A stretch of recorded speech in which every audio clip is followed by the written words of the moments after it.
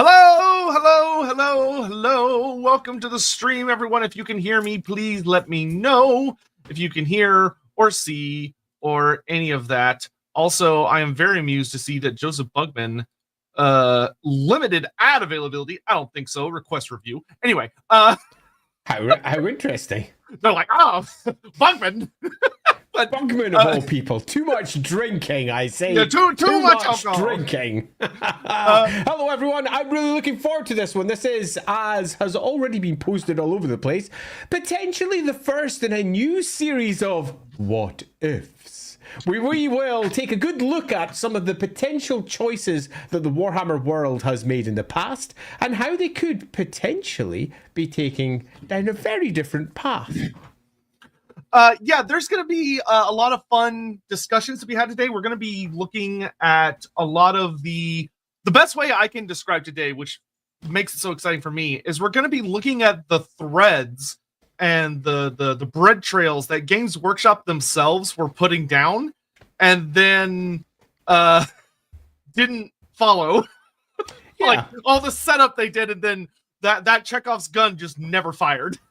Yeah, totally. This is a particularly interesting one because, as you will find out as we head in towards our introduction, this is a topic that we haven't just spun out of the air because we thought it would be cool.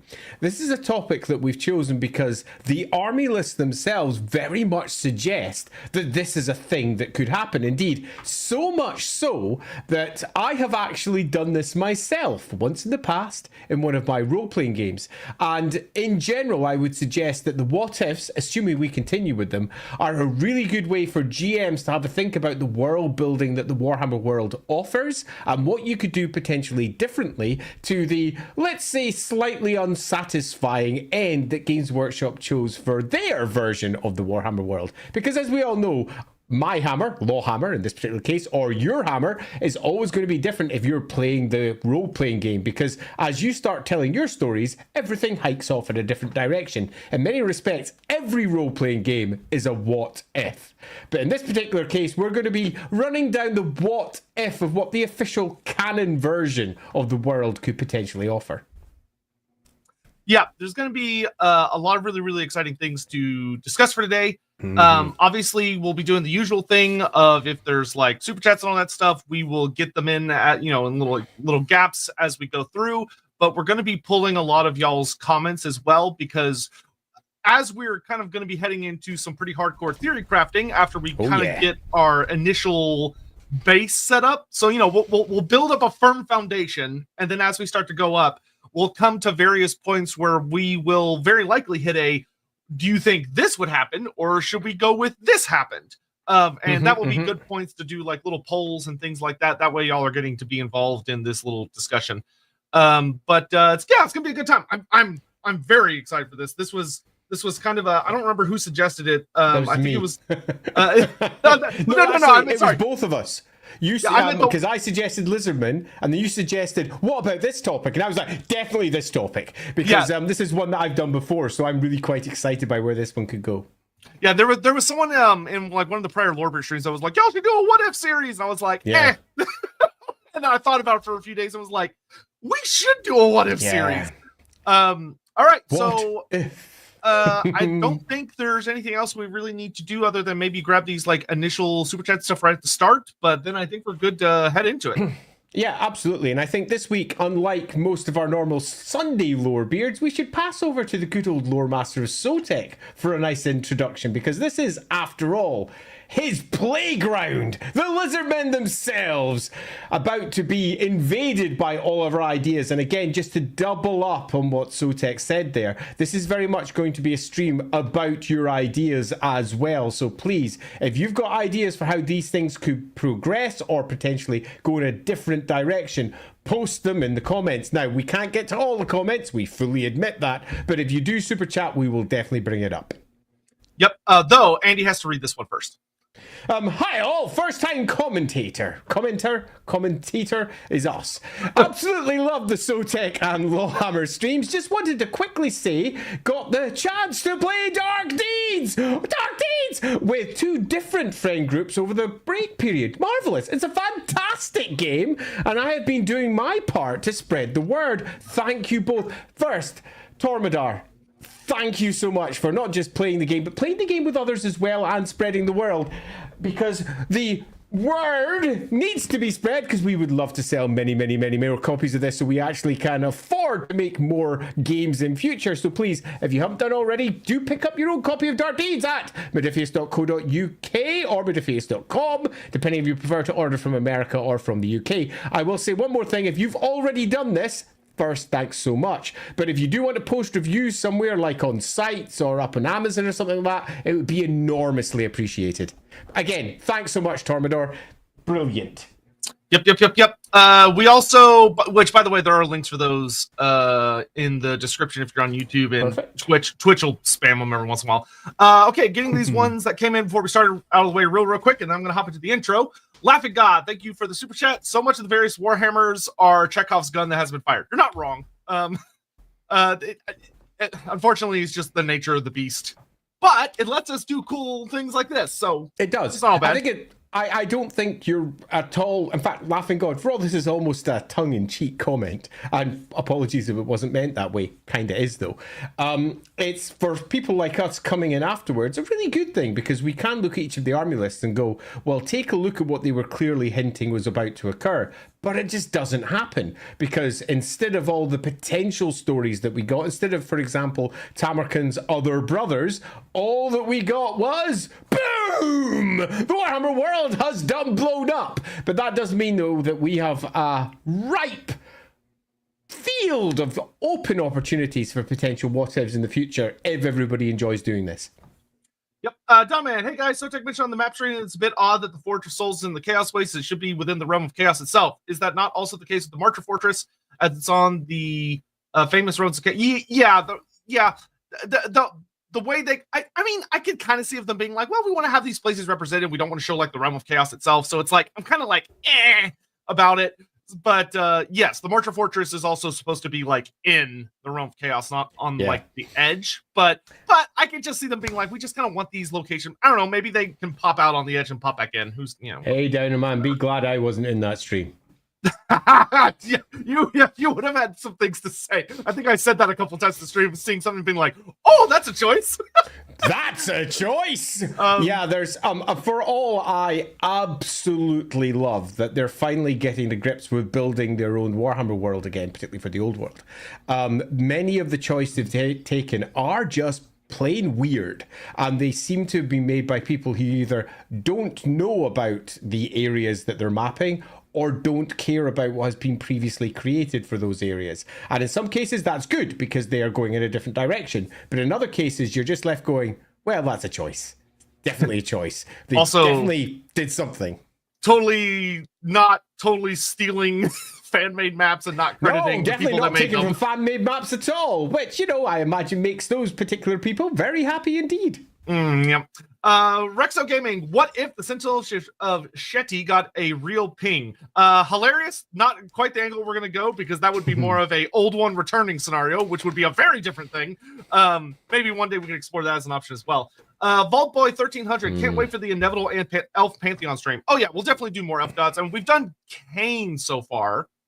I think that's the only one we've done so far, but we'll definitely do more in the future. So let's get into this.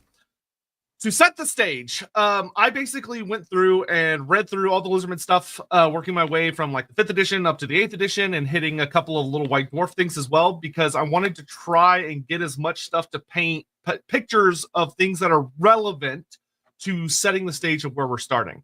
And for that, I'm also going to be using what I think is the best method to approach Warhammer, which is to try and incorporate as many different things as possible, even when they weren't necessarily used by Games Workshop in the end. So, for instance, I'm going to include the Albion Crisis in this discussion because it's really important and makes a lot of sense, even though it got abandoned later, though it's also coming back in like the newer stuff.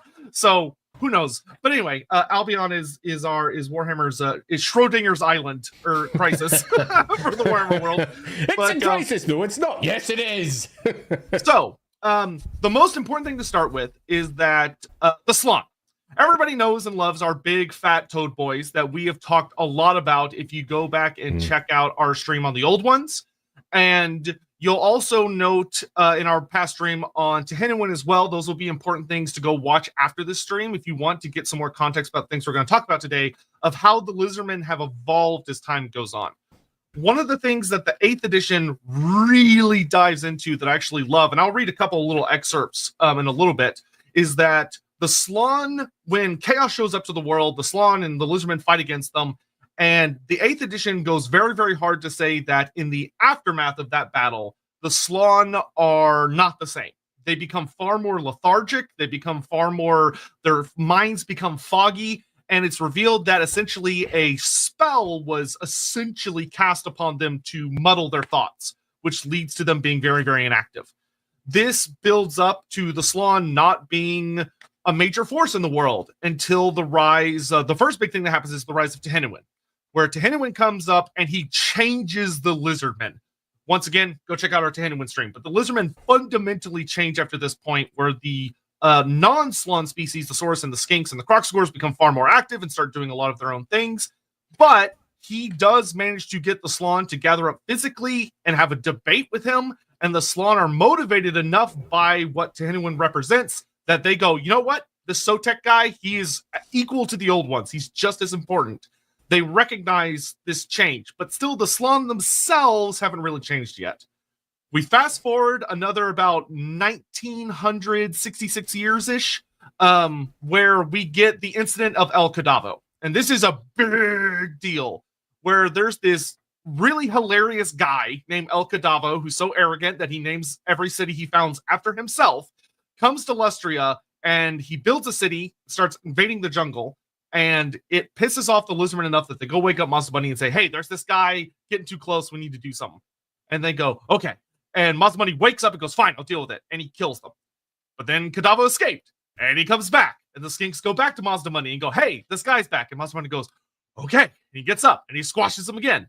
And then El Cadavo escapes, and he comes back again for the third time. And at this point, Mazdamundi genuinely loses his shit.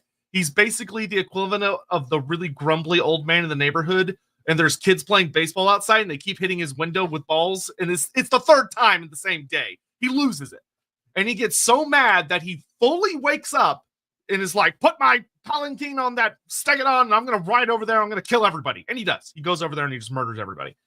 But he got so angry, so much, that very Sotek-like wrath really fired him up so much that it knows that he's never able to rest like he used to. He had essentially sort of thrown off the spell that was keeping him very befuddled and confused. Then we fast forward a bit more, and we get to essentially where I'm going to focus, though we'll talk about some other events later, but the big thing is the Albion crisis, where the Mists of Albion collapse. Be'lakor is revealed to be doing shenanigans and threatening the world. The Lizardmen, credit to themselves, notice and go, that's not good. And in about, I think like 2519-ish or something like that, they send an invasion force led by Kroq-Gar using the paths of the old ones. So Kroq-Gar and all of his buddies go into the path of the old ones, which is kind of like just walking into a particular hallway in the realm of chaos. They pop out in Albion, they kick ass, chew bubblegum, and Be'lakor's defeated, hooray. And the Lizardmen claim the interior of the island. They don't claim the whole island, but they claim the interior. And they build a new temple city for the first time in thousands of years called Conquata. And Mazdamundi uses his magic to start terraforming Albion into a jungle, which I'm sure won't have any terrible ramifications for the people that were already there. But then alarm bells start going off because in 2520, the mists are restored, but while Mazdamundi is distracted with some sacred plaques that are found on the Turtle Isles by Tinsladi, who is the Oracle of Lord Croak, Mazdamundi gets these sacred plaques that have never been seen before and goes, oh, these look like a really big deal. And he goes basically on a retreat so that he can just contemplate these in the most significantly resonant place possible to really enhance his thoughts, because the Slann are really good about going to specific locations to try and enhance their various abilities and contemplation and thoughts. And while Mazdamundi's away, Krokar's fighting in Albion, Hexwaddle gets attacked by a really, really nasty piece of work named Vashnar the Tormentor, who's this big, terrifying Slaanesh champion on a Chaos Dragon, whose goal is to kill a Slann so he can offer its heart to Slaanesh and hopefully send to demonhood. And he's also vaguely implied to be one of like the ever-chosen contenders, because Archaon's about to get the crown. And this all builds up to the Siege of Hexwaddle, which lasts for like 2 months. Mazdamundi and Krokar show up at the same time, coming back home. They kick the shit out of Vashnar, and then we get the big moment, which is that after defeating Vashnar and mopping the floor with the forces of chaos in 25-21, Mazdamundi, in the aftermath of the battle, psychically reaches out to all the Slann, and he gives a proclamation, which is that Mazdamundi says that he has finished deciphering these new sacred plaques that have been discovered from the Turtle Isles, and they have left him 100% sure that there is only one path forward, and that is that up until this point, they have failed the Great Plan. Because the first stage to get the Great Plan back on track is 2 main goals must be accomplished. The first is that all of the races that were not intended by the old ones and introduced by chaos need to be exterminated. And the second is that all of the races created by the old ones need to essentially be restored to their spawning point. Go home! Yeah, all of the elves must go back to Ulthuan. All of humanity must go back to the old world, and all of the dwarfs must go back to the mountains. And you would imagine that presumably there would be things like the ogres need to go back to somewhere near where the maw is and things like that. But that is his big declaration. And he tells everybody, we're done playing defensive. We're done doing all this dawdling around. The time has come for action. All of the battles that have happened over the last 8,000 years will be mere skirmishes to what we're going to unleash now. It is time for us to strike. And then the end times happens, and the Lizardmen do absolutely nothing and wait for the Skaven to attack them and then die. Oh, no, you didn't need to say that bit. It's a what if? The question is, what if the end times didn't occur in quite the way they did? Or perhaps they were even seen off by what Lord Mazdamundi decides to do instead?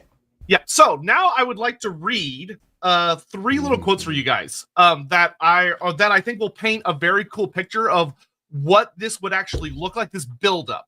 And these all functionally revolve around Mazdamundi and kind of do a good job of showcasing what the spell was that was affecting them and how this would occur. Because the big thing is that in order to have a Lizardman getting active and invade plot, you need to have, why would the Slann wait until now? Why not do it in the last 9,000 years? And here's your answer. So the first one, which the first 2 of these come from 8th edition.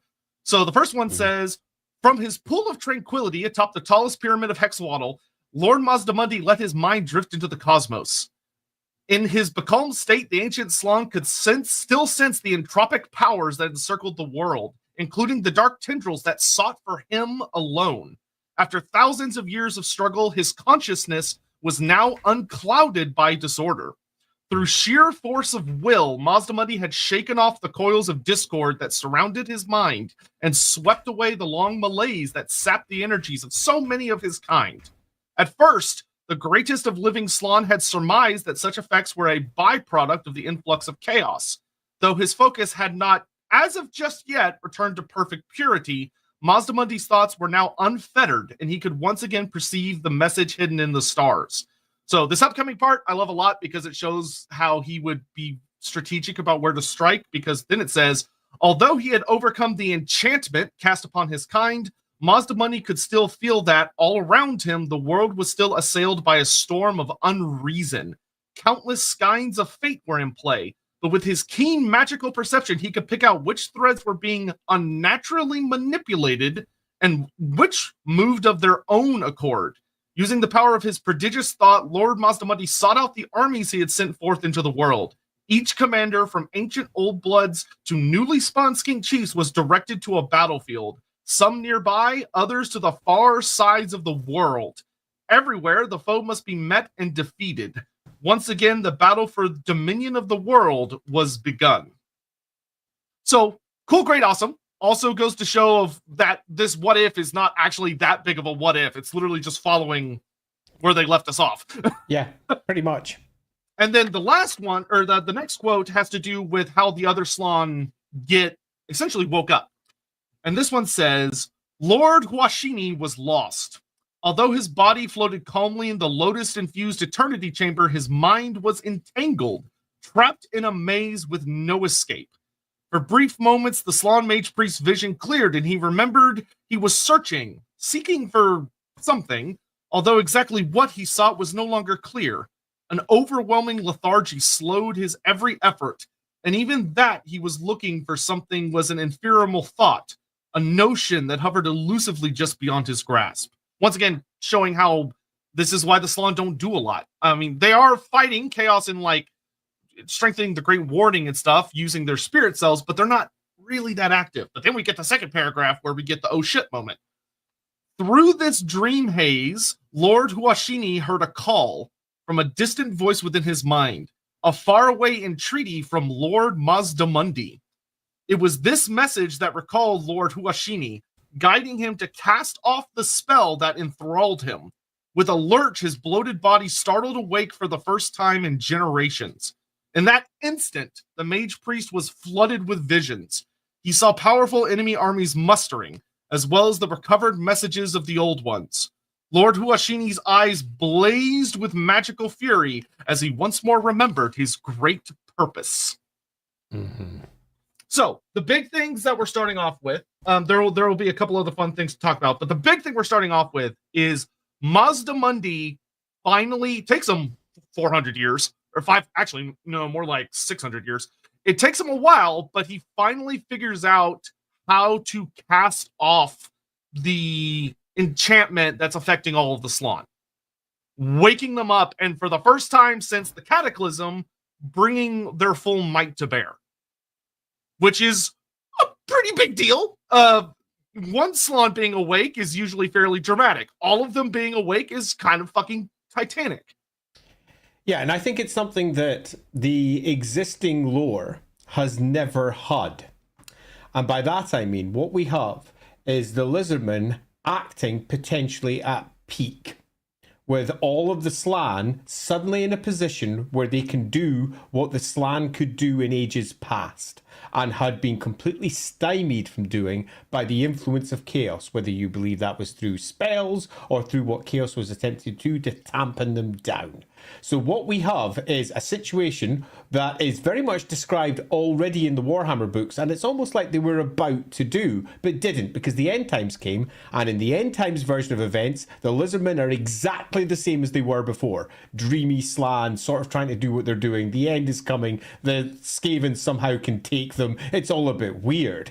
But the version that we have here is all of the Slan suddenly moving into a position of capability, awareness, and ultimately control and authority over them lies with Mazdamundi himself, the oldest of them, and let's be as blunt as we can be, arguably the most powerful magic user in the world, who is now combined with a bunch of other toad sorcerers who, in combination, and yes, they can combine their powers. It's discussed many times in the past. That's what they did during the Cataclysm many, many eons ago. They could combine their powers to enhance them even further. And these entities are now, in our version, awake. And they are ready to act according to Mazdamundi's will. And Mazdamundi's will is, I am taking control of the Great Plan. And the Great Plan says, down with all the things that weren't part of the plan, and everything that was should go back to its original starting point. And if you disagree with me, well, you're gonna die. Yep. Hence his -10 diplomacy with everyone until the war. This is where I think we're gonna do our first little poll for y'all to decide of which of the three major goals that Mazdamundi would likely need to do right at the start you'd prefer to see first. So, as far as I see them, the big major goals that Mazdamundi would need to take after awakening the Slan, Lustrious, preparing for wars, he has three major goals right at the beginning, and we'll sort of explore each of these avenues. The first is reestablishing contact with the Southlands. That's going to be a major deal for him because that is the other major enclave of the Lizardmen that are still around. And for the record, depending on which version y'all vote for, I have more fun little stories for y'all about things that are going on in those parts of the world. The second option would be that he will immediately turn his attention to trying to get the younger races to return to some of their homes. So interacting with elves, humans, and dwarfs to try and get them back to where they are. And if they don't go along with it, then he's going to attack them. And the third being focusing on kickstarting the extermination of the undesired races, being your Skaven, your Beastmen, and all sorts of those kinds of creatures. So we're going to be doing some branching narratives here. I do have plans for all of these branching narratives, so it should be a lot of fun. And then while y'all are voting on this, that will give us the opportunity to get caught up with like super chats and stuff, as well as just kind of discuss some other random things that come up. So, Andy, I don't know if you would want to pull up the next super chat while I get the polls started, but we were on... Well, while you're doing that, I shall quickly run back up here. What was the last one we had? Was it the Elf Pantheon stream? Actually, we missed the Joe Miller one. I don't know how I missed that one, but... okay, then let's pull up Joe Miller. Oh, we'll both pull up Joe Miller at the same time. I definitely imagine Maz would push to unite and clear Lustria of Skaven first before any other planned shenanigans or planigans, if you will. I don't think that's a bad point at all. After all, you consolidate your base and then you move onwards. But we are in a position where we have Lord Mazdamundi in a slightly more supreme position, i.e. can communicate with the other Slan and can orchestrate plans not just in Lustria but across the world wherever the Lizardmen may be. So whilst I agree with this, I think in general, I think that the actual overall story is probably a bit bigger than just this alone. If we were looking at it in a very consolidated step by step plan, then absolutely. But we've got to think a little bit more 3D chess here. We've got to think a little bit more like the Slan. And the Slan don't just simply think of, I will take this process, I will do this, I will do this. They look at the bigger picture. And they look at how everything is connected. And through all of those somewhat more holistic view connections, they might realize that some things need to be taken first. Albion, for example. Or perhaps there's some lost Lizardman city that they need to get hold of first because there's a plaque there that they must gain access to. So you'll find that whilst I agree here, I think it may be a little bit broader. Anything you want to add to that?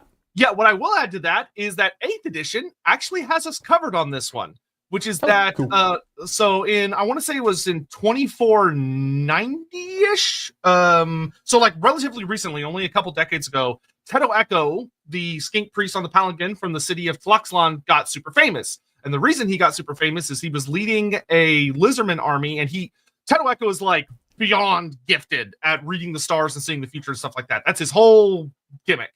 And he's this 100-year-old skink. He's this little old man skink that I love very, very dearly because he's adorable. And he led a Lizardman army near the city, the defiled city of Quetzal.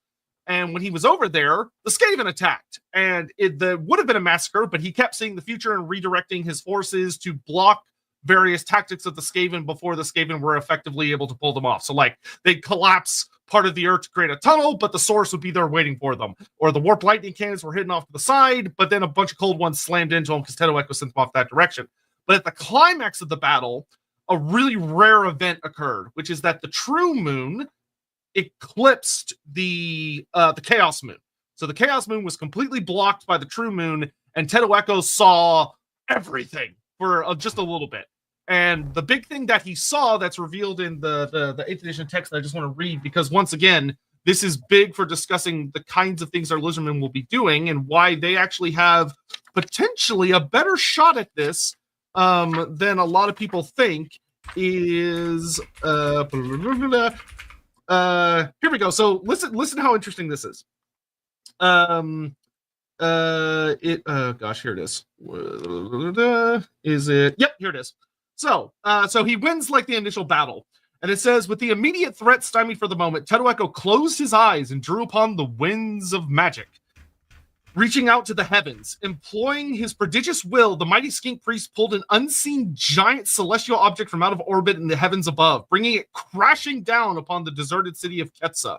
With a thunderous impact, the comet fell to Earth, collapsing the tunnels underneath the city and stemming the endless tide of Skaven reinforcements. The remaining Ratmen, a cowardly lot, sprayed their musk and fled, only to be cut down by the pursuing Saurus or preyed upon by the many hungry creatures awaiting them in the surrounding jungle.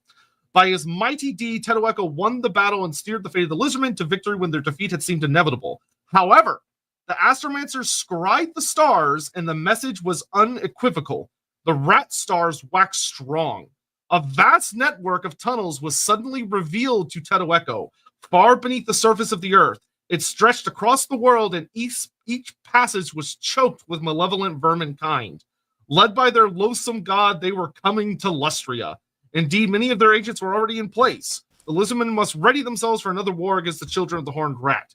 The thing that I really love about this is, for the first time, I think in the entire setting, outside of like crazy demons and stuff, we get a character that sees the Under Empire. Mm-hmm. He sees how big it is and goes, oh, that needs to be dealt with. Once again, the storyline didn't go anywhere, but he destroys the Undercity of Ketso by dropping a big comment on it. And this is actually one of the things I like about the Lustria book for 4th edition Wolfrup, is one of the big sections is about Ketsa and the Skaven trying to reclaim it, because it's just a horrible ruin. Because Tetueco just basically dropped a nuke on it. So the Skaven presence in Lustria at this time is actually quite weak. In the end times, they end up just dumping out all of their forces from the Southlands to invade Lustria under Lord Skrolk, but there's actually not a great significant presence of Skaven there right now because they're still reeling from that defeat. Alrighty, so that's a good one. Moving over, Worthington Crescent, where do the gnomes fit into the Great Plan? They are a part of the Great Plan. Originally, there was 444 clans of gnomes made by the old ones, and each one of them had a purpose, something they were supposed to do. Come the last era, there's very few of these clans left remaining. For example, there's 8 of them left in Glimdwaro, and if we move to any of the other major gnome settlements across the old world, there's probably in total something in the region of around about 30 clans. All in all. So, are they part of the Great Plan? Yes. Do the gnome clans know this? Well, according to them, their gods gave them a purpose, something that they had to do effectively come the end times. And this purpose was handed down from mother to daughter, from mother to daughter, from mother to daughter, since time immemorial, because they have a matriarchal line that way, because you can never be certain of certain lines when you go down the male side. So, yes, is the answer to that. Diamond, to be frank, as someone from real life Albion, being in crisis but kind of not is accurate to real life. Yeah, well, yes. I feel like there's a lot of that going around. Warrington Crescent, if Mazdamundi remembers the Great Plan in its entirety, is that total recall? It would. Yeah, sure. Yeah, he doesn't, but yeah, sure, you could call it that. Sign of the Emperor. What if Bellacor's Archaon Gambit had succeeded, possessing 13? Yeah, that'd be a good what if for a future stream as well. Yeah, certainly would be a good what if. 10,000 ants. Which Slaawn would look the oiled up twerking? You know, I don't want to crash on your parade. I don't want to yuck your yum. So I'm not gonna go too far with that. Okay, 10,000 ants. Whatever makes you happy. Donovan, so big potential question. Are we sticking with the lore that all the humans need to go to the old world? Or are we sticking with the lore that humanity had multiple spawn points, like the one in Cathay, the South? So the old world as a term is bigger than you probably think it is. But is this going to cause some potential conflict with Cathay? Yeah, I'd say this is going to cause Cathayan conflict. I think the humans in like the Southlands up to through Araby, up through like the Empire and Bretonnian stuff, I think that's the Slaawn would be like, yeah, that's fine. But the Far East, Yeah, I think we need to make a call on that. It's not just, is it fine? Is it not? I think that's fine. I think we make a call that humanity are an old world species because that's what they are described as in multiple sources. But the old world can easily be defined as Southlands up to the modern day old world. So all of that works fine. But that does mean that we will have a massive conflict with Cathay, Nippon, Koresh, and all the rest as areas where, according to this version, the people spread out after the cataclysm.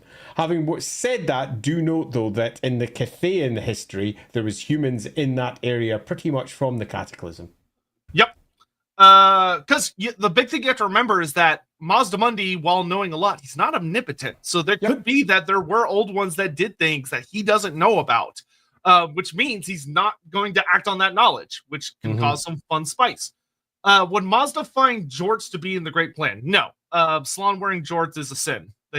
No pants. Just they're fine. Rexo Gaming, wouldn't Lord Croak intervene if Mazdamundi was wrong? That's a great question. The answer is probably not. Lord Croak doesn't really get involved until the only time we ever see him get involved is when its shit has gone so far beyond the point of salvation that he's like, okay, time to basically get set up for AOS. Here I come.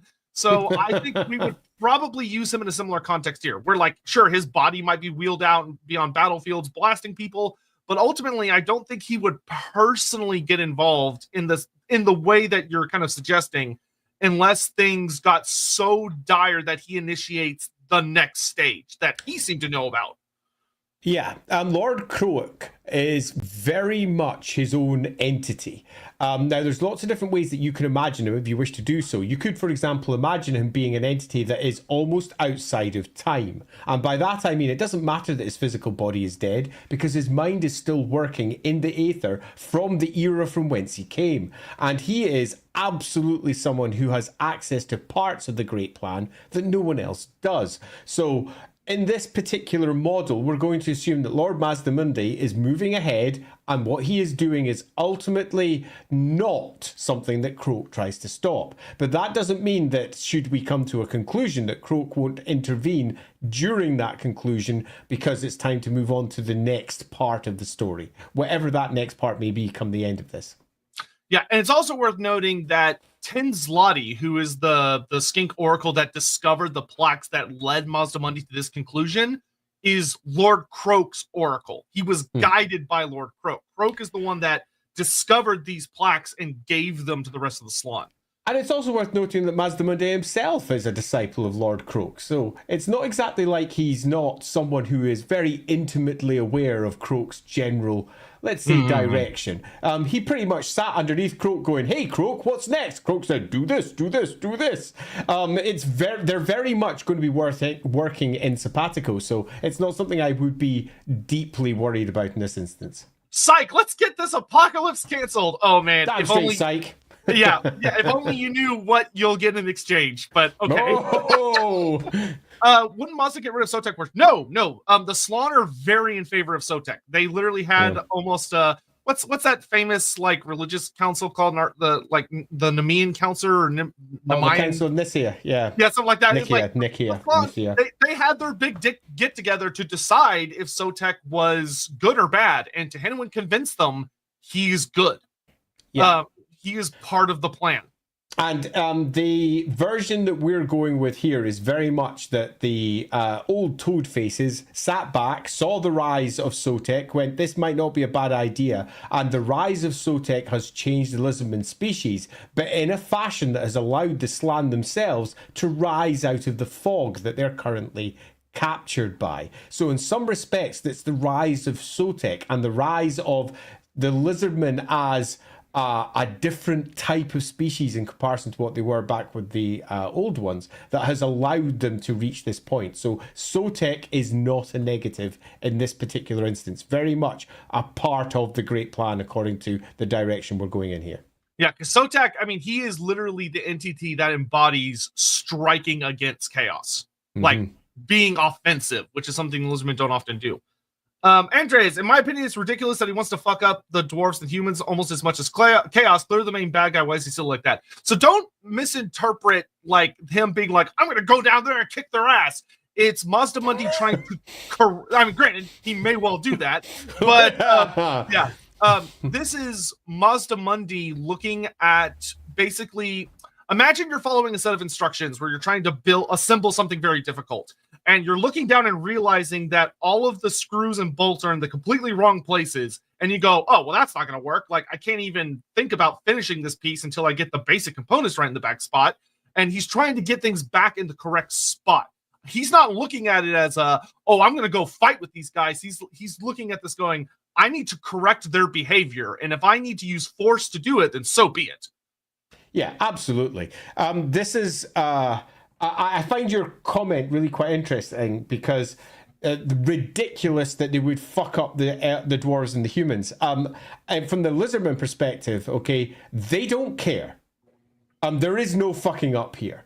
The lizardmen are cool and they are calculating, and the humans and the dwarves are not in the place where they should be, which means that they should be moved. Same with the elves. Fuck the dark elves. Fuck the Lorelorn. Fuck Athel-Loren. None of that matters. The elves should be in Ulthuan, because the great manual that I have here from IKEA says quite clearly that when I'm screwing in part A to part B, it needs these screws in these places. And currently they're all over the place. And worse, because we have other species and other craziness involved, there's all manner of other parts that we don't need. I don't need myself a gigantic jackhammer, which is apparently strewn across my lovely piece of IKEA furniture. So we're going to throw that jackhammer away, put that in the bin, even though everyone loves a gigantic jackhammer, and we're going to stick with this very small little twisty-turny screw thing, which is used to put those humans back where they should be. So loosely speaking, I think this is a beautiful analogy presented by Sotek here, which is that he's going back to the instructions of his IKEA furniture for the Warhammer world. And if you don't like that, fuck you. I am going to murderalize the lot of you to clear out that area to ensure what should be in that place now is in that place, because that's the only way we can be certain that we're returning to the great plan. Yeah, think of it this way. Mazdamundi goes, I don't need a... Fuck your power drill. They provided me with an Allen wrench, and I'm going to use it. That's all. 2021. Saw the Corn Brothers stream the other day. Would have been interesting to see all the new units and lore, not just for Corn, but also Tomb Kings and Lizardmen, Croxagors with hand cannons and pirate hats. Sure, why not? Sure. At this point, yeah, we were truly in lands of creation at that point. Why not?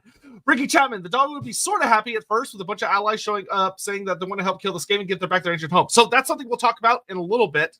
That I think y'all may be surprised how, and we'll discuss it when we talk about talking to the younger races. There are some interesting threads that I think some races might not respond how y'all may initially think they would. Yeah. This should be fun. Yeah. Chapter Grim, a surgical strike won against Skaven Blight ASAP with as much magical might as they could muster. The elves, gnomes, Southland, lizardmen, etc. The Skaven represent the single biggest threat to the strategizing. I mean, do they? Yeah. They're big, but yeah. There's a funny thing to be said about the Skaven, and this is something the lizardmen actually do if you go read the Thanquil trilogy, which is that the Slaanesh have a rather amusing and profound understanding of the truth of the Skaven, which is that the Skaven's worst enemy is other Skaven. And if you try to attack them too early with too much of a sudden push, the Skaven will unite and make an actually terrifying, near unstoppable force. There's kind of you have to take a unique approach to the Skaven when it comes to dealing with them, because if you come on too strong, to put it very bluntly, you're going to lose. I think an alpha strike against Skaven Blight would actually be the wrong choice. But we'll talk about that more when we get into like the extermination discussion. And how they deal with each thing. Yeah, indeed. Yeah. I have opinions. Yeah, this is going to be fun. Solter, would the Lizardmen help the Dawi retake all the fallen holds? I see zero argument happening from them retake the realm. We'll get into this in a bit, but I'm going to say... get into that. I'm going to say Dino Man, are dragons part of the Great Plan? They weren't made by them, but they weren't killed by the Saurus. Now, whether they'll just left alone or the genocide was unsuccessful is unknown as far as I'm aware. So we will we'll discuss that when we get into the younger races. Yeah, we're going to have to discuss how each of the different factions of the Warhammer world are dealt with, and that is absolutely going to include dragons, because dragons clearly had a place in the Great Plan, because take a look at, for example, where the dragons ended up with Ulthuan. Take a look at how, even when we're talking before the Cataclysm, the dragons were at least a core component of the peace that was eventually arrived at after they basically genocided the world. So there's discussions to be had here, but are they part of the Great Plan according to Mazdamundi? Now that is a question.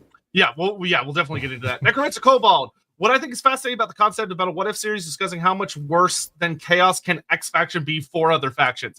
Yeah, I think that'll be the big thing, is showing the awesomeness of all the factions while also showing kind of in many ways the worst aspect of all the factions, because in the classic story of like Athel Loren, it may be possible to defeat chaos, but what you may have to become to do so may be worse, or at least just as bad. Yeah, and it's worth noting here as well that if you are looking for the great big bad of the world, it is chaos in this particular what if. What chaos is going to be the hardest part of it all by some enormous stretch. Having to deal with, say, for example, everything that Cathay represents is going to be small beans in comparison to what effectively amounts to closing the Chaos Gates and banishing the 4 great gods of chaos. Good luck with that. Yep. Hendrik, Mazdamundi, assuming direct control. Yeah. Too much Mass Effect going on. Damn straight. Yeah, Mazdamundi is sitting up in his gamer chair. It's true. Yes. Luigi Super, why did that one slong kill the Prophet of Sotek? Oh, so from the Thankwell series, the best way I could just... So that happens in a bit of a... so that entity, this like other, it's not Tehennawin, but it's a Tehennawin adjacent character. Because back then they had the thing that Tehennawin died of old age, but there would be like a new prophet that would rise up every once in a while, and then he later got changed to be immortal. But that doesn't necessarily mean he's the only one as well. But essentially, he doesn't directly kill him. It's more that the Slann observes a series of events, and when a human takes the choice to try and kill the Prophet of Sotek, the Slann basically takes these kind of loose threads of destiny and he pulls them tight. And when he does that, that human's choice has consequences. The consequence being that it kills the Prophet of Sotek. Now, why exactly the Slann decided to reinforce that is kept deliberately rather vague, but it's basically the Slann seeing a series of choices that destiny will follow. And when he sees which one is about to happen, he reinforces the decision that human character makes, which is super interesting. But that's kind of a more of a chat, I think, for a future time about like we'll have to do a stream at some point about the nature of destiny in Warhammer, because it is very interesting. The Pygmies role in the Great Plan is to strongly pretend not to exist and be hurriedly shooed out of sight when anyone mentions them. Yeah, you're not wrong. Unfortunately, yes. Korenshima, why Kroak is built different? Why is there no other first generation lingering out after death? There is. They're just not talked about. The relic priests are an established concept. Kroak is not the only one. He's just the first. Yep. He's the special character. It'd be a little bit like looking at the Empire, for example, and going, hey, we've got some Electrocounts here. That's all the Electrocounts. No, it's not. We've got other ones who are mentioned in a variety of places. It's just they've not been given their special characters or stats or models or an equivalent. And underneath those, there's thousands of dukes and counts and all the rest. Similarly, there's a whole host of characters that the Lizardmen have put at their fingertips, but just aren't detailed by the game. Jack Ruby, close the door on the gate, step 1. No. I mean, closing the gate is a core component of bringing the plan back into, well, the Great Plan. I think trying to do that at step the start. 1? Wow. That's probably step last, because if you do that, they're going to need some help. Sign of the Emperor, who would be the most difficult for the Lizardmen to deal with? I feel like Chaos Dwarves, Ogres, Cathay. We'll talk about that when we get into like the extermination and stuff like that. It's gonna get grim, by the way. It is. It's gonna get grim. I know you may get to it, but will Mazdamundi still try and destroy the Great Maw / Scallion's graveyard? I think he Yes. I think he would try and unbind it. Yeah, which would it be. It has to be undone. Yeah, which is going to get interesting. But, we'll get into that. Address theory's fine, but how can he not see that he doesn't have the manpower and should think practically by the time? So we'll talk about this because the situation's more complicated than it appears at first. And the doesn't have the manpower may not be true. Entirely true, yeah. Yeah, what we've got to realize is that we are not dealing with the broken, fractured, uncertain lizardmen that we have in the army list. We have moved past that to the what if position, which is all of the Slan have been lifted out of their dream. They are all working in concert. All of the Lizardman cities can now act as they should, and most importantly, they have absolute and direct control of the past of the old ones, which will be very quickly consolidated, meaning that no matter where you are in the world, they can drop hundreds of thousands of Lizardmen. There is no wall that can save you. There is no portal that you can hide behind. They can be anywhere. It is frankly terrifying from the perspective of what it represents. And there is only really two forces in the entirety of the Warhammer world that are prepared to deal with that. One is Chaos, because they've done it before. The old demons have faced this back in the Cataclysm, because the Lizardmen could do it back then.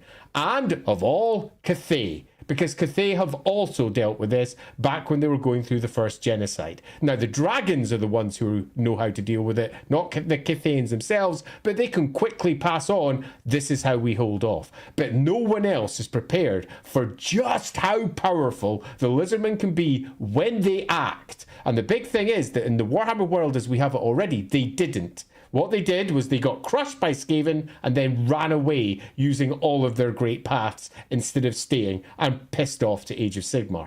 So in this particular instance, I think you might be surprised at just how capable they can be. Yeah, because one of the things we'll be talking about this stream as well is A, how strong the Slan actually are, and B, what kind of weapons they have that they don't just use. Because in this scenario, and like the fulfillment of certain prophecies that were once again laid down. Baron von Besser, then he's on there active as Mazdamundi. As active? No, not even close. He is the most active. There are some that are getting close to his level, and in this scenario, they're all going to be close to his level. Oh, yeah. But none are as active as him. Lord Mazdamundi burned them all. Skinks, Dragon, Confetti. But Ricky Chapman, Sloan looks at Ulthuan. You broke my donut! Sloan, like, looking at Ulthuan for the first time. I could have sworn that place was bigger last time I looked at it. Chapter Grim, curious how the Nomai clans fit in the plan. They do fit in it. So how the Nomai fits in is very much up to individual interpretation. I left it when I wrote that particular sections purposefully vague so that it could be picked up by later writers and taken in whatever direction they preferred. Okay. So I'm going to leave us off there so that we can go ahead and go into y'all's first vote, and then we'll check back with super chats at the next kind of pause. So sounds good. Everyone on both chats voted overwhelmingly for reestablished contact with the Southlands is Mazdamundi's first objective.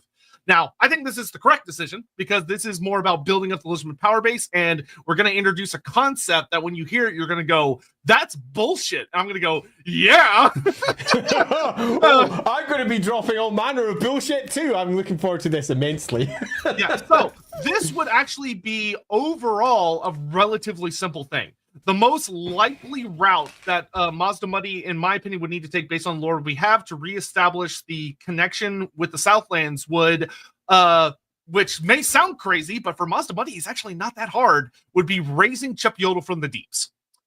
Chup Yodel was the connection point between Lustra and the Southlands. And when it fell off a continental shelf, totally not due to Fishman ritual magics, go watch our Fishman Lorebeards stream from a year or so back. Chup Yodel sank to the bottom of a big trench, and because of that, it severed the warding between, or the geometric web between the Southlands and Lustria, which not only weakened both of them, but cut off communication. So Mazdamundi, you may go, well, that sounds really hard. For Mazdamundi, when he wants to, no. He raised an entire mountain range that is colossal, known as the Great Guardians, horrifically fast. And not only is it a big scary mountain range, it's also sentient, which, don't ask me how that works, it's terrifying. Yeah, Mazdamundi is quite clearly marked. I mean, even in his various iterations in the Warhammer game, is having spells that can literally bring down cities.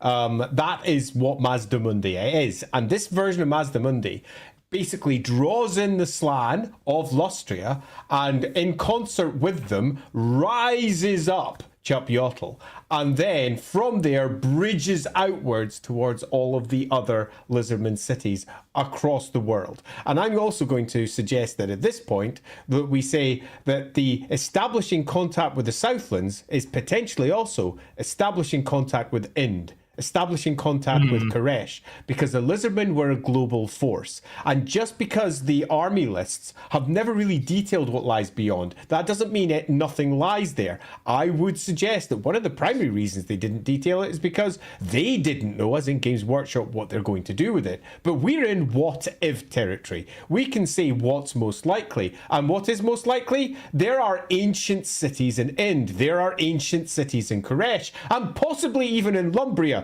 Choke, it's just Lustria.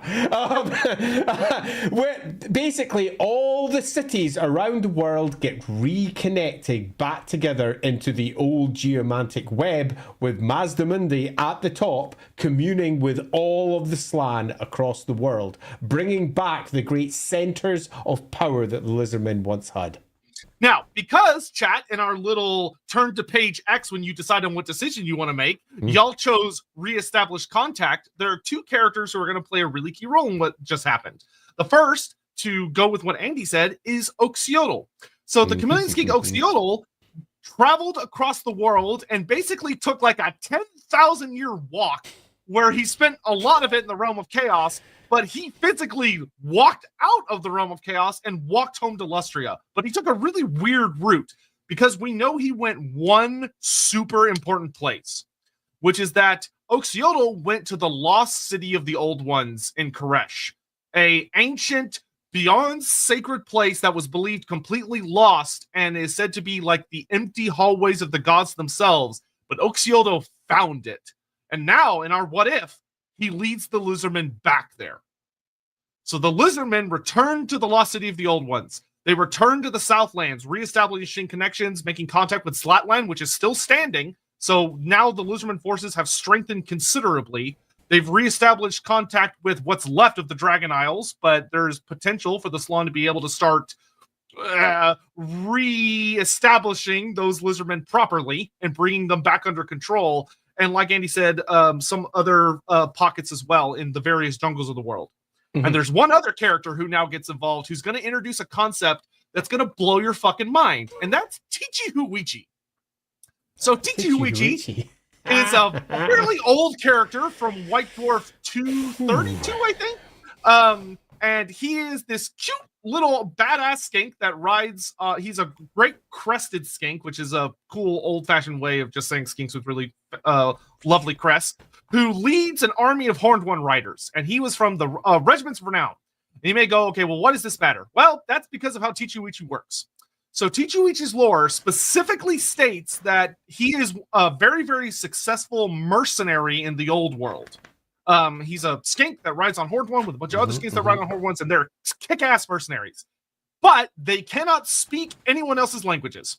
They don't speak human, elf, Reichspiel, Kozilid, any of those other languages. The way they work is that they show up on a battlefield, and they meet someone, and that person has had strange dreams of late.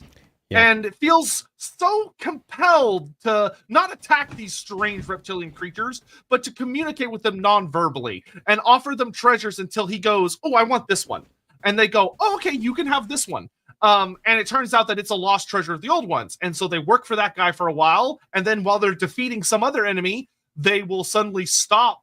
And that enemy will go, I had a strange dream about this. And it's revealed in Tichi story that there is a Slan somewhere in Zlatland who's not named, but there is some likely second generation Slan who is psychically influencing people in the old world who have Old One treasures and appearing and manipulating their minds, likely using some scary fucking Olgu magic to basically work with Tichi and hire him on, and then when he eventually moves on and leaves them, not to like try and pursue him or kill him or anything. And to put into perspective how insanely scary this is, it's not just like, oh, they're just like influenced, but in a really weird way that someone would find suspicious. There's mention of there's a great dwarf lord of so King Grundedrak of Barak Var has a dream where his ancestors come to him. And his ancestors speak to him and tell him that he needs to hire this skink because it will result in great victories and the return of some relics and treasures. So there's a goblin shaman that has a vivid dream of Gork and Mork talking to him, telling him, you gotta hire this skink, you gotta get these little green reptiles with us. And he hires the skinks. The skinks canonically work for a tomb king who is stirred to consciousness from his eternal rest by strange dreams. The goblin shaman, the king of Barakvar, and also some Arabians and also some humans. So like they get around, and it's this Slan just mind manipulating people, saying you should do what I tell you, but in a way that's culturally relevant to them, which is terrifying. That is so strong. Yeah, and this is, I think, how we're going to be tackling many of how do the other factions cope when the great Mazdamundi plan is forced upon them? And the answer is, for some of them, they don't have a great deal of choice because their own gods tell them to do it. But for others, they're going to react very differently. But we'll get there when we move through each of these factions and discuss them. But in terms of the expansion outwards, we are dealing with, in this particular instance, peak lizardmen, and we're assuming that they are working together in a fashion that they simply generally don't do inside the Warhammer books. We're not looking at the Warhammer books and saying this is what they are. We're looking at the Warhammer books and saying what do the books suggest they could be, and we are taking those and saying the lizardmen have access to, once they network together, not just an enormous chunk of lizardmen across the world, but also as they connect through to the Southlands and the other cities elsewhere, access to the ancient weapons of mass destruction that the planet used to be defended by and they use to go to war with the world. So we are looking at a species that, as we have discussed more than once in our end times discussion, should have had a massive impact in the end times, but didn't. But in this what if, they absolutely will. And they are in a position where they can very much get what they want until they hit someone that says no. Yeah. So thanks to y'all's choice, we now have a Lizardman empire that stretches from Lustria to the Southlands to the Dragon Isles up to Albion on the Isle of Conquata, or the Temple City of Conquata, which is now a forward base into the old world and into the Lost City of the Old Ones, which means we're going to have more Old One tech. Reinforcing the Lizardman Legion. So y'all have picked a very strong initial path. So yeah, I'm going to add one other little thing before we start moving into our super chats, and that's also that this is enormous in terms of what is being done. We're making that quite clear. They're rising cities from depths. They are bringing back to life arcane technologies and magics that have been lost for 10,000 years. This is not small beans, but it's also not what you might necessarily think in terms of time. Because the time aspect of this, if the Slan are moving quickly, have two big changes that you might not immediately notice. Number one, they can move swiftly. For all the big toads tend not to, they can. So it may be a matter of weeks to months to do this, but they also have one other massive advantage, and that's that each and every last one of the Slan are masters of the winds of magic.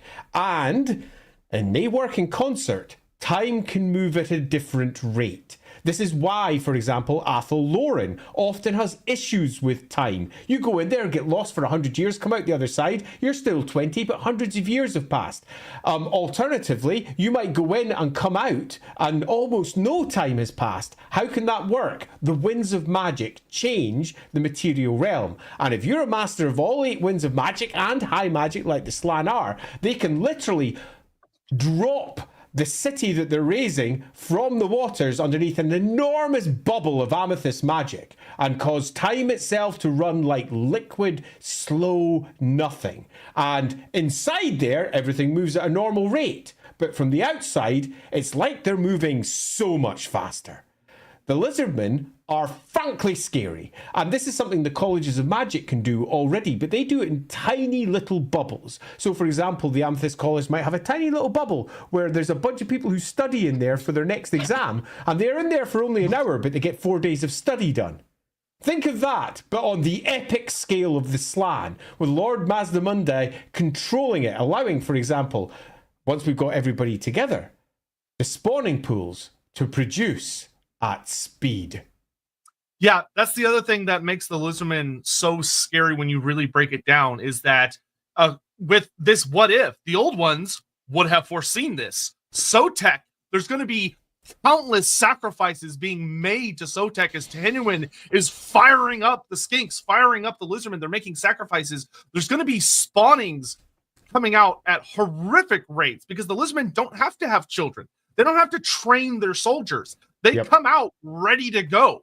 They're one of the scariest fucking things as far as a legion goes, because they don't, a lot of the logistics that go into a mass mobilization, the Lizardmen just totally ignore.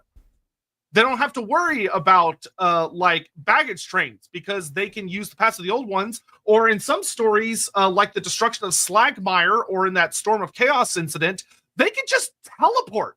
Like, Tehinuan and an entire army of Lizardmen are just teleported to the Skaven city of Slagmire to destroy it over the course of a 3-year war. Slagmire's in the middle of, like, the fucking Grey Mountains. Like, or the Black Mountains or something. But, like, they just get ported there through a magical portal. Which is... I'm loving the fact that we started with gigantic empire, let's go! Yeah.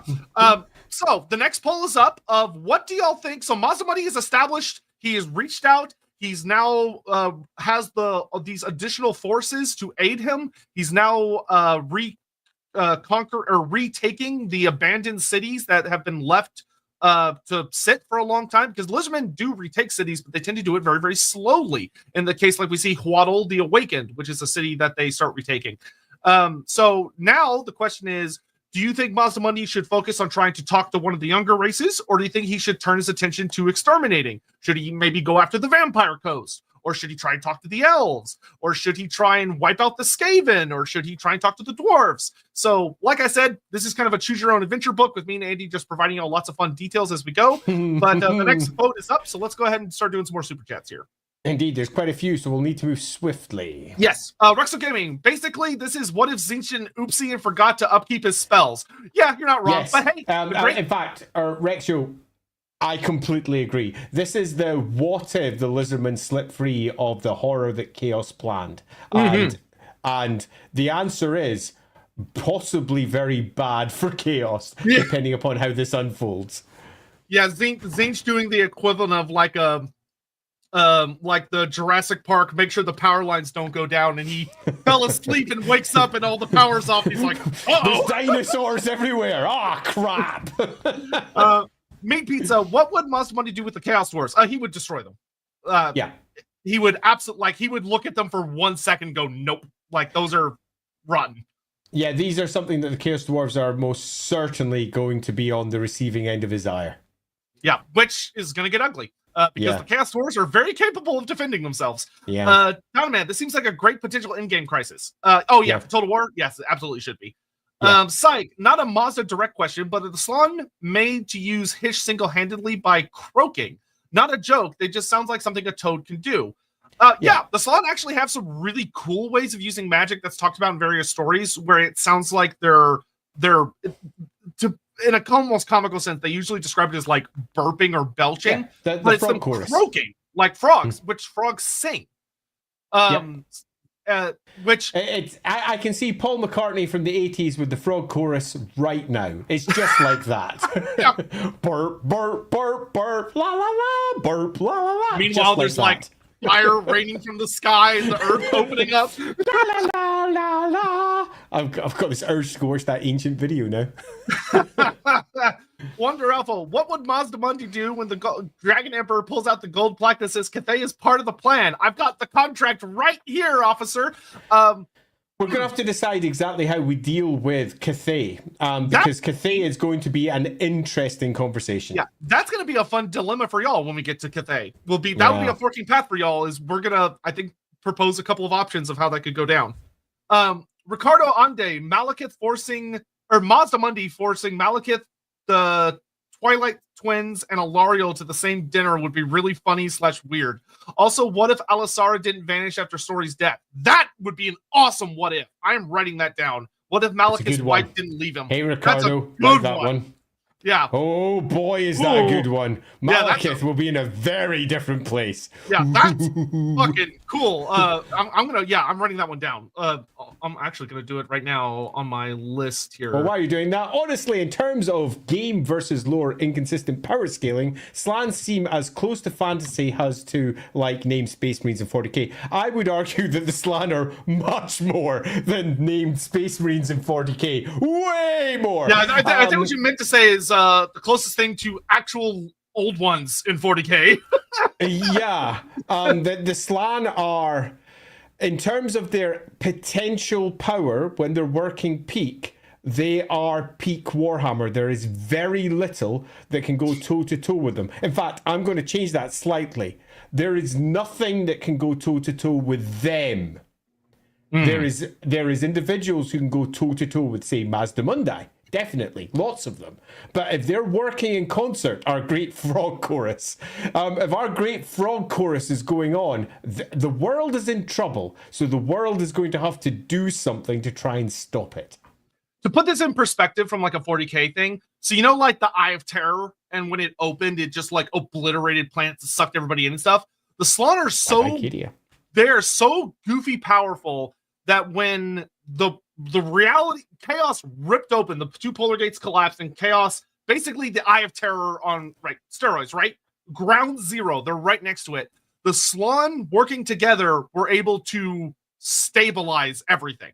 They were able to put all the planets back in their orbits, prevent the realm of chaos from like going out and eating the solar system and from destroying the planet. They wrapped it in place around the planet and prevented the planet from being destroyed all within an instant.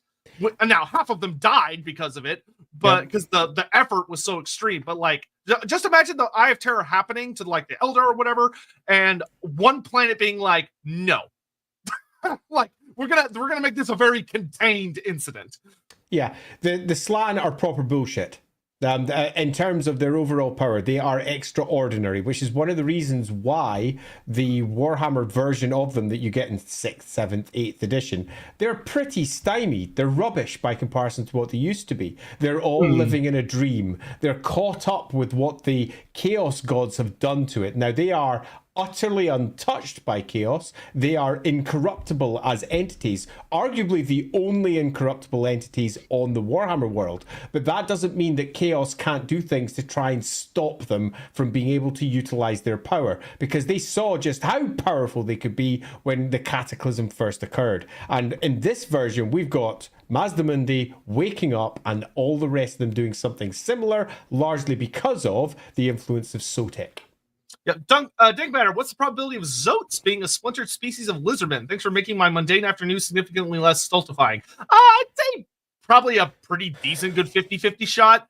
I'd probably say no, because they are six-limbed, unlike most of the lizardman species. They've got a different grounding. They've got the same grounding as, say, dragons. Dragons have also got 6 limbs, the 4 they use plus their 2 wings. So I would suggest that Zotes probably either predate or alternatively are external. If you go with the wider Games Workshop lore, you could even claim that they are a proof that Tyranids have made contact with the Warhammer world.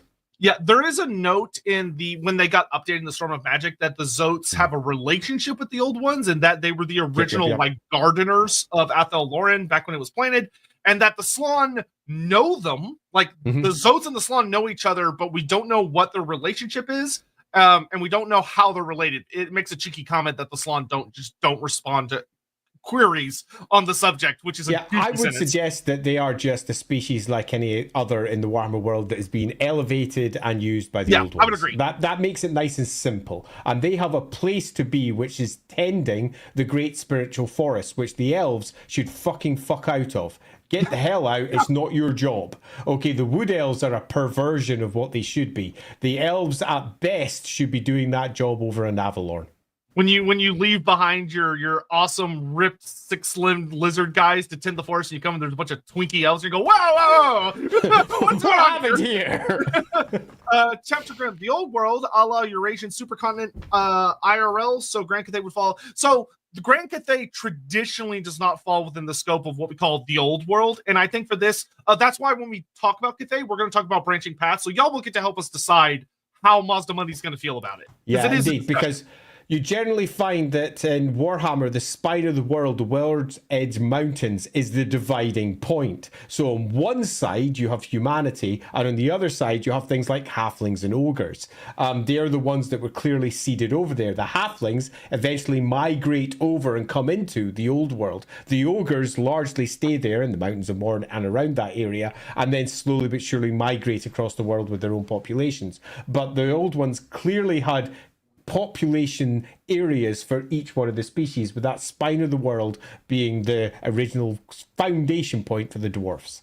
Confusion, off topic a bit, but what if the elves weren't assholes? Also, you guys are awesome. Good luck. As a what if series, that's so funny. What if the elves just weren't dicks? Aaron Stewart, hello, my glorious long beards. Join the discussion. Maybe for your next one, you could do what if Snorri Whitebeard went with Malekith to rout out the cults? Or what if the dwarves went to Ulthuan? That would be an interesting one as well. Yeah, there's, I think, a lot of really good what ifs around Snorri, Malekith, and that whole story. Malekith is like the what if character. I mean, as much as we're focusing on one of the strongest what if cards as Mazdamundi, I would argue that possibly one of the most important beyond that, Malekith, and beyond that, I mean, Nagash. Is there any who are as big?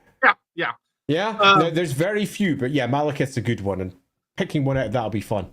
Necromancer Cobalt. The second thing I think I'll like about the series is here's this weirdo you haven't heard of since the 80s and the odd bullshit they could do. That's our job, isn't it?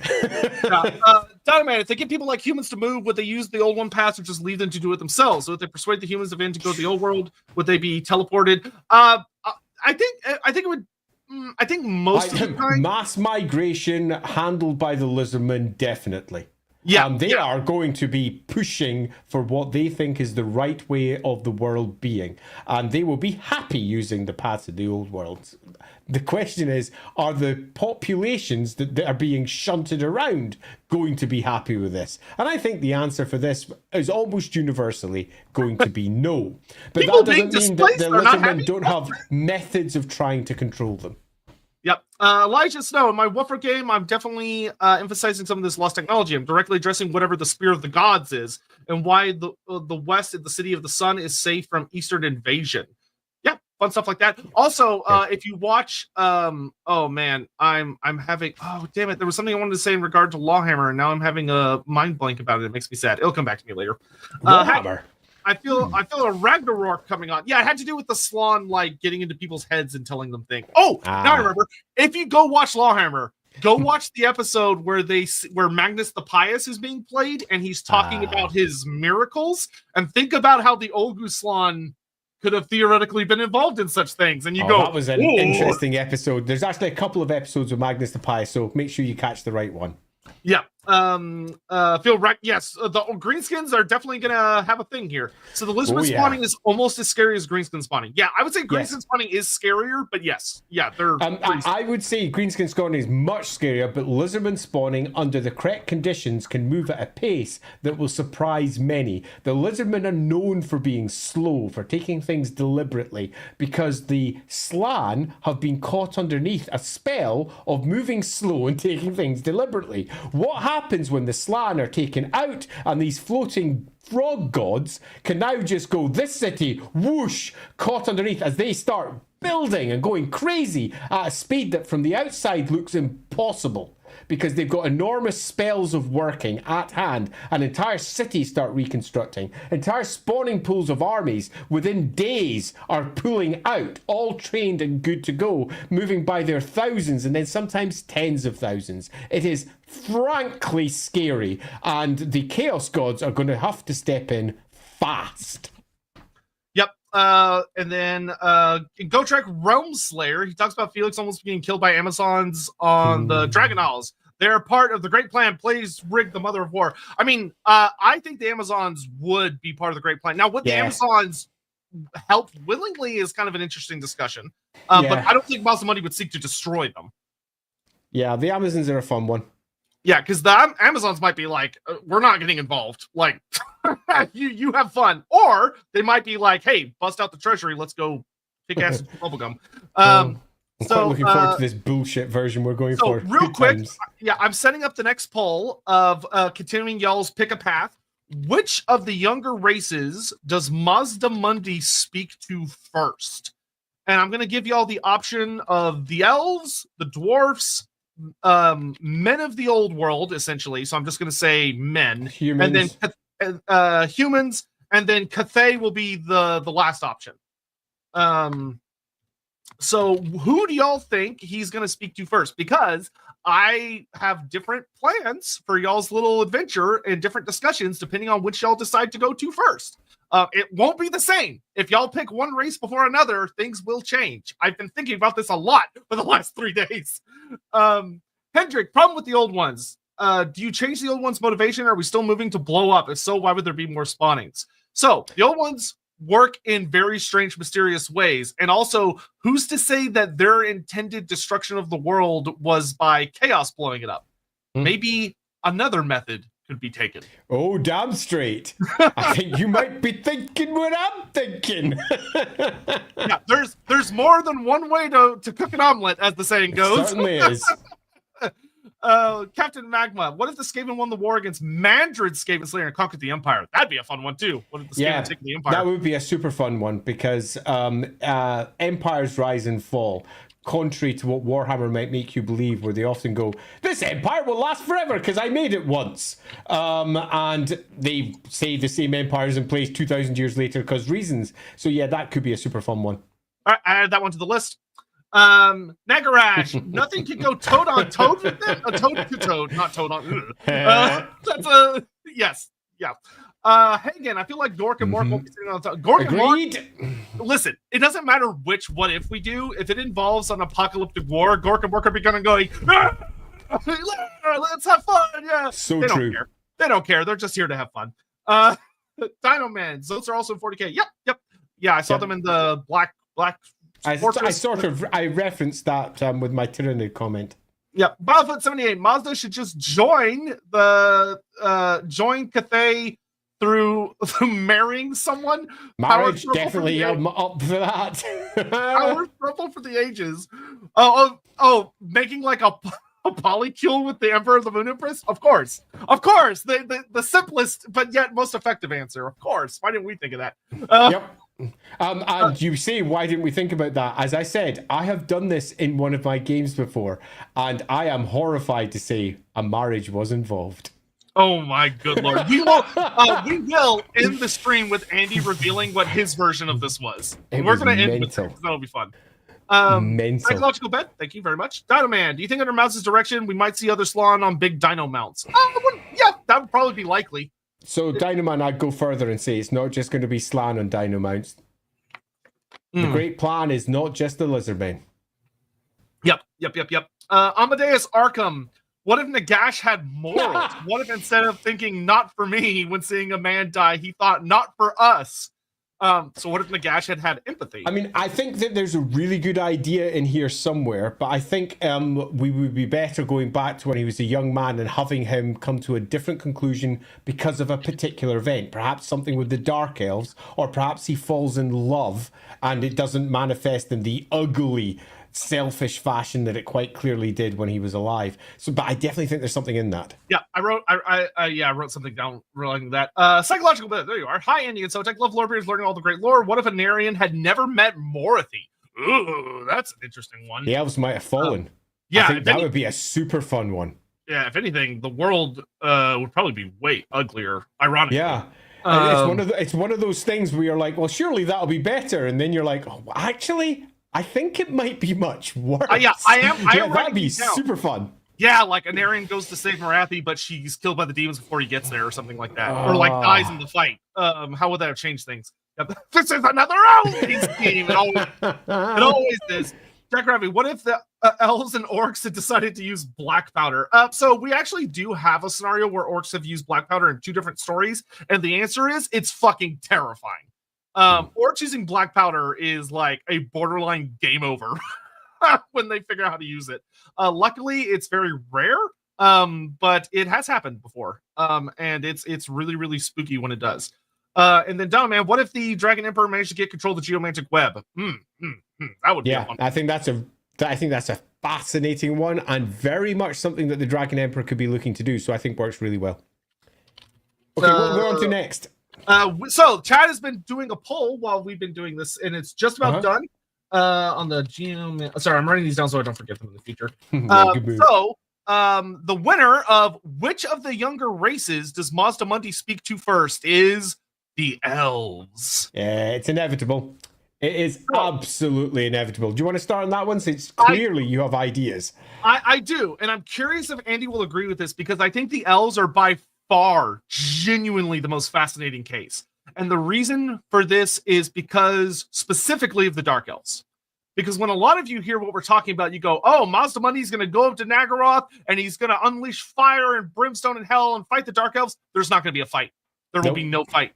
He's going to go, the Lizardmen will send messengers, Mazdamundi will arrive, marching up on Slack through some great portal before the Dark Elves, and he will say, you must go back to Ulthuan. And I think the Dark Elves would look at that and go, of course. I don't think so.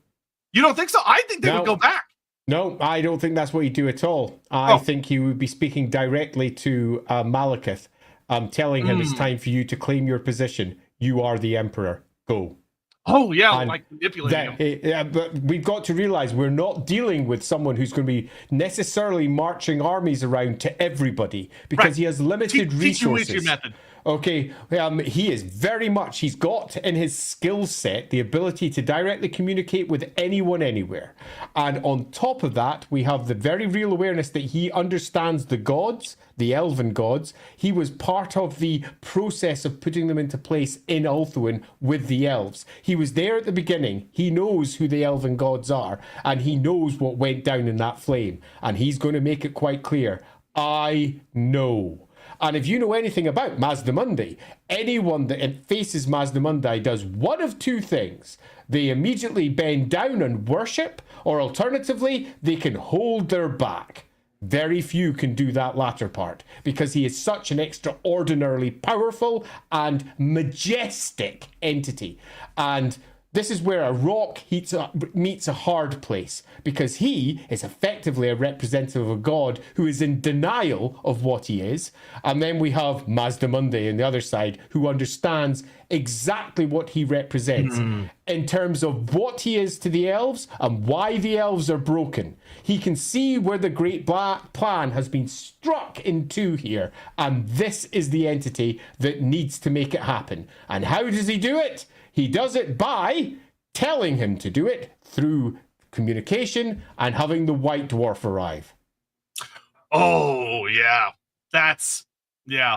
Man, because I think because he knows. Yeah, I think this actually ties back to the quote I read earlier from the 8th edition book, where it says Mazdamundi can see like the skeins of fate, those that are being manipulated, and those going to their natural conclusion. Yes. And he goes, I'm going to pluck this one. And this, because Malekith has been manipulated pretty much from the beginning, right from the outset. And this is a thread through the skeins of fate that he has to cut.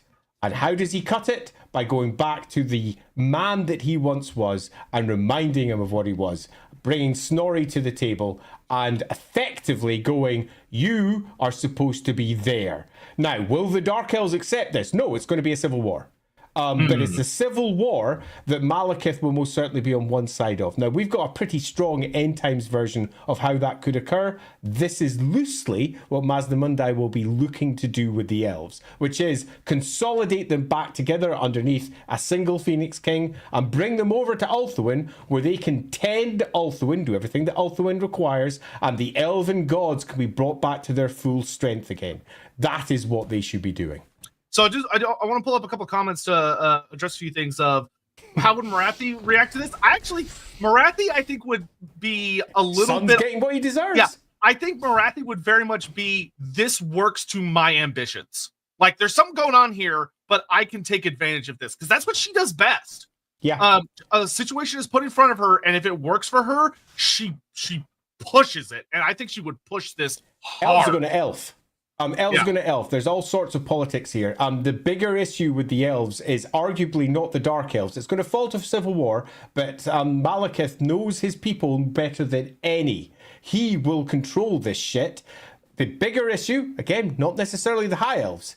It's the Wood Elves. Yeah, the Wood Elves are ugly. Problematic. Massively so. But in some respects, perhaps less problematic than many believe, because they are so strongly influenced by their gods that Mazdamundi, in this enlightened position, understands. He can speak directly to the gods as they exist. He can speak potentially not necessarily through them, but in sympathy with them.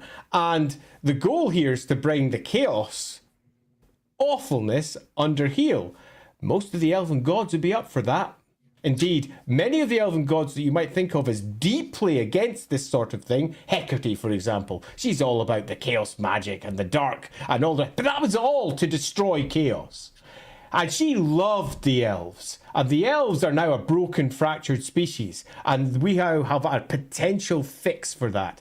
I think that for all the elves look like they would be an absolutely broken, never be able to be pulled together group, with the help of the gods, suddenly it becomes a bit more uncertain. But I will say that the Wood Elves are going to be deeply problematic because so many of them are so caught up in their dream of the forest, in their dream of the spirits, of the way the cycle of life cycles through their entire existence. And removing them from that is to almost no longer make them Wood Elves. Many, many, many will resist. There will be conflict.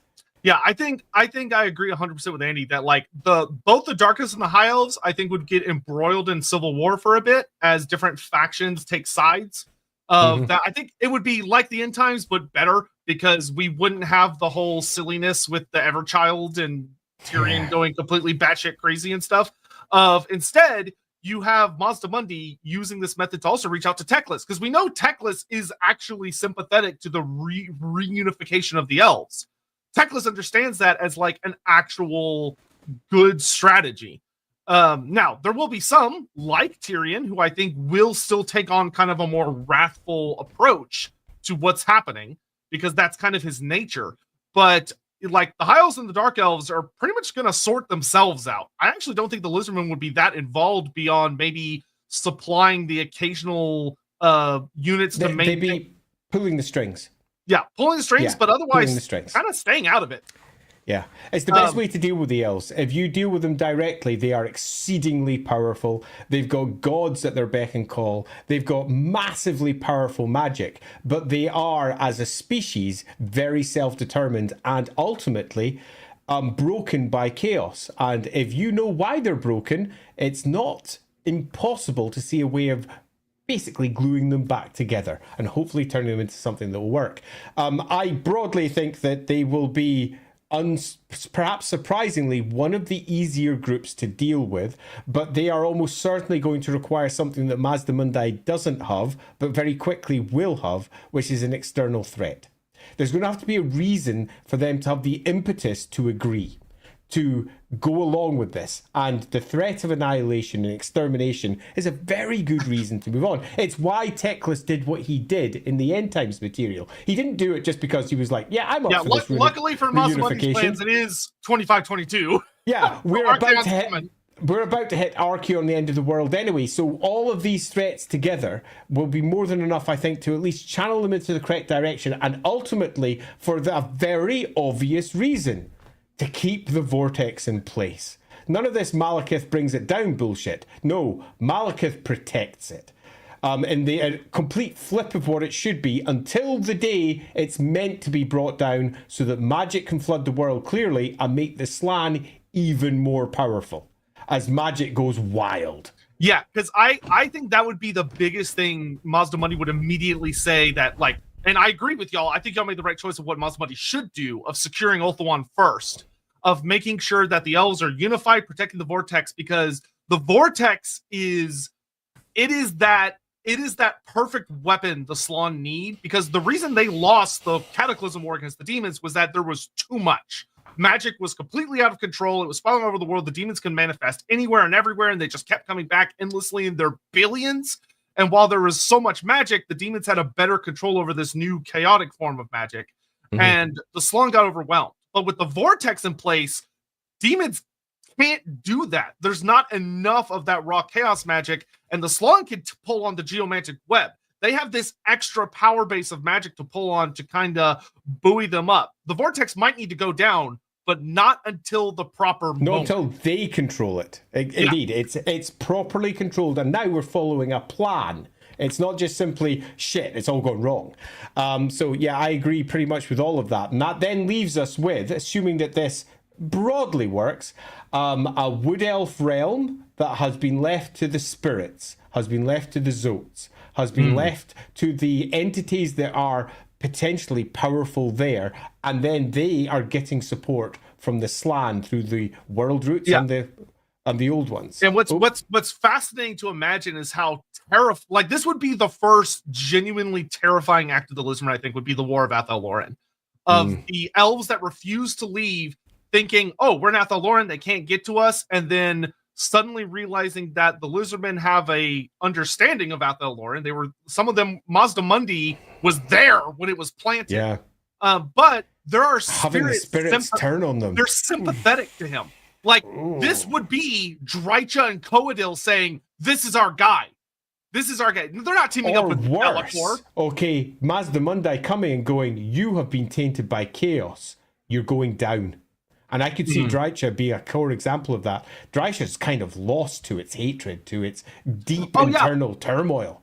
So I could see some of them doing exactly that and others not. It would be a horrible war. Yeah, because what I think is that when the Lizardmen start that attack, and like some of the elves, very few of them, but some of them and certainly some of the spirits, especially with probably the support of the Zotes, I would imagine, are fighting against the elves to push them out and say, you must return to Avalorn, you must go back. You must go back. But Drycha and her cohorts break free of the Wild One, are taking advantage of this chaos to kill as many elves as they possibly can. So the elves are being attacked by a third party. The Lizardmen are not sympathetic to that party and will probably kill them later. Like you can imagine that moment where like the crazy elves, like the elves are holding, and all of a sudden the trees like the elves. I think it's quite possible you might not actually require any Lizardmen at all here. I think it could just be elves versus elves. And spirits versus elves. That's honestly the scariest thing to realize about a lot of this, is how much Mazdamundi, especially like when we talked about with the Tichuichi and stuff, that the Slann are in a really good position against a lot of these races to just pull a particular string. Yeah, the Lizardmen are going to be needed to deal with Chaos, Orcs, Greenskins, those that are unruly and will never, ever pay that much attention to the external threats when they have their own gods who will step in and stop them. So when it comes to the elves, I think most of it will be dealt with by the elves, and it will, after unfortunately a significant amount of bloodshed, end up with probably Malekith ruling from Ulthuan, and probably from Nagarythe in the north as the capital shifts, as the old big black arcs return and new cities are established in the north. It would be an enclosed and then quickly fortified area for the great chaos assault that's likely to come. Yeah, so thanks to y'all's vote, chat, we have a fairly brief, probably 3 to 5-ish year civil war among the elves, and a massacre in Athel Loren. The Loren elves might have been a little easier to shift, but there probably still would be some ugly violence there as well. of the Wood Elves are very heavily decimated, but what's left of them is finally forced out. The spiritual that pact that was made by Durthu is destroyed or sundered, which may have consequences, as we'll see. So the Athaloran is now ruled by the spirits, though those that are chaos corrupted have been killed. Coadil is dead. Drycha is dead. Now, what would be scary would be whether or not Durthu died. Because if Durthu survives, then I think he might end up being King of the Wood.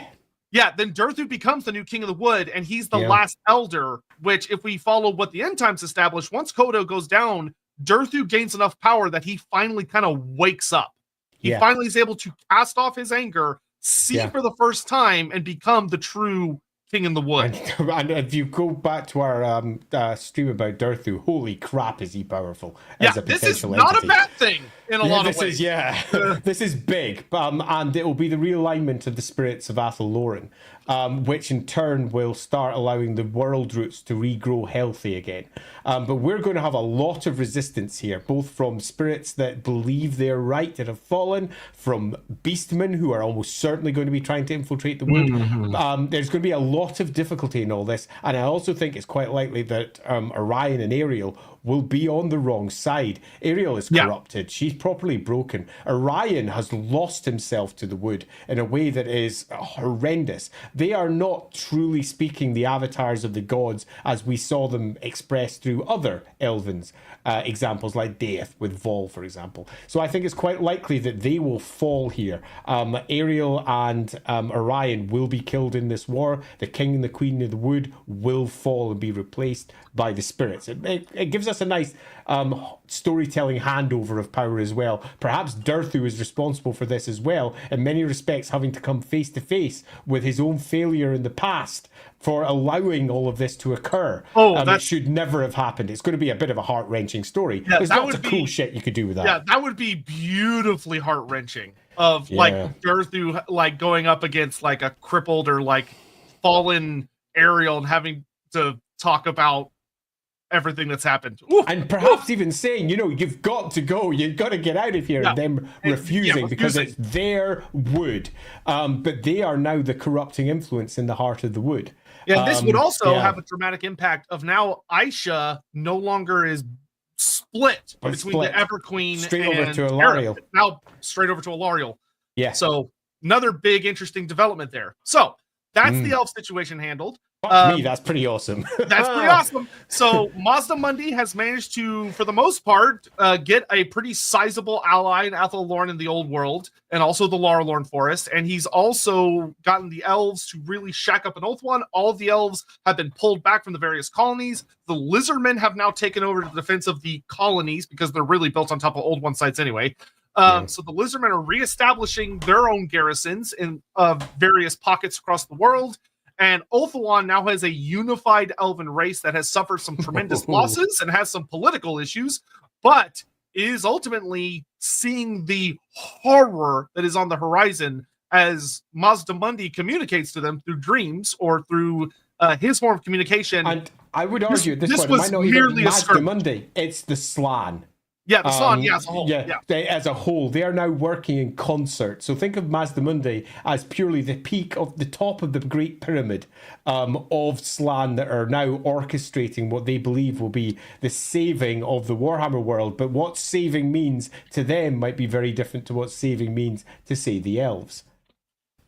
Yep. Okay. I'm working. I'm getting another poll up about whether y'all want to have Mazdamundi continue to talk to another race, or whether he begins the first phase of an extermination plan.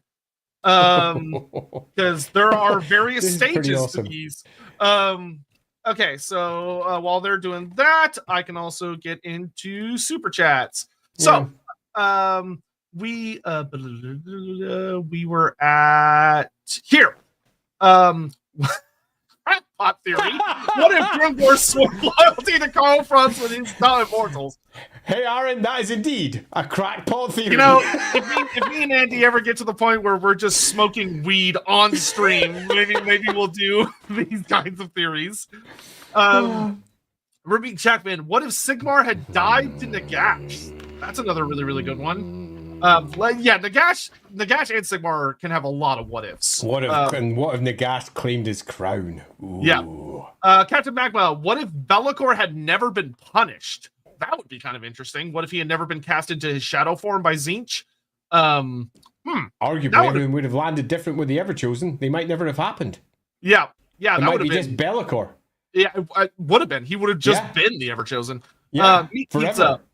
What if Sigmar had not? Oh, what if Sigmar had not abdicated his throne, but had simply died of old age? Yeah, that would have been interesting. That would have changed some big things about his story. Yeah. Andres, Lizardman Druki Alliance versus Chaos is my hopium. It's actually a lot more likely than a lot of people think because it's such a classic fight.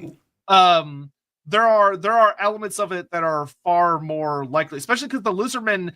The thing that would be interesting about Mazdamundi is I actually agree a lot with Andy of that he probably would not commit forces and get involved if he didn't need to. Yeah. And in the Elven case, he wouldn't need to. So there's not really this issue.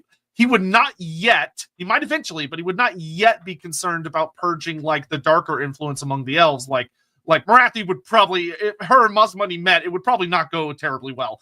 But it depends on which version of Marathi you go for. If you go for the one where she is tainted and lost, then she's dead.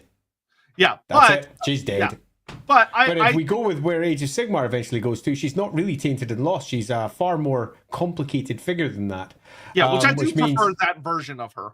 Which, if that's the case, then she's not dead. She's an elf doing what elves are supposed to do, which is manipulating the spiritual. Yeah, actually, for the most part, I think the elves would really be fine because they'd still be stuck with their pantheon. There wouldn't be these chaos elves outside of, like, there are chaos elves, but they would be elsewhere. And those ones would get, but to be frank, Malekith hates them anyway. Malekith would be very on board, I think, with a lot of what Mazdamundi would want. Yep, I think that the elves, perhaps surprisingly, are not going to come out of this in necessarily the worst shape, but there's going to be some terrible civil issues. Just think of just Malekith being an Ulthuan to begin with, but it can work, and a lot of people are going to work in a variety of ways. It's going to be difficult. Yeah, there's going to be a lot of death. And as surprising as this may sound, the number of dark elves, wood elves, and high elves lost to this because they are corrupt would probably be relatively equal. There'd be as many high elves being lost as wood elves and dark elves. Now, you might go, well, does that mean they've all fallen to chaos? No, they're corrupt. So, for example, the wood elves, we know that many of them have corrupted because they've used dark magics. They've done a variety of things that have twisted their souls and twisted how they work with the local spirits. They're no longer what elves should be as far as Mazdamundi is concerned. And that's what I mean by corrupt. Elves who aren't following the great plan. And they would be, broadly speaking, wiped out. Yeah, there would be a lot of interesting special characters would die. Like a Lithanar, he would have to die. Yeah, absolutely. In this scenario. Orion and Ariel, they would both have to die.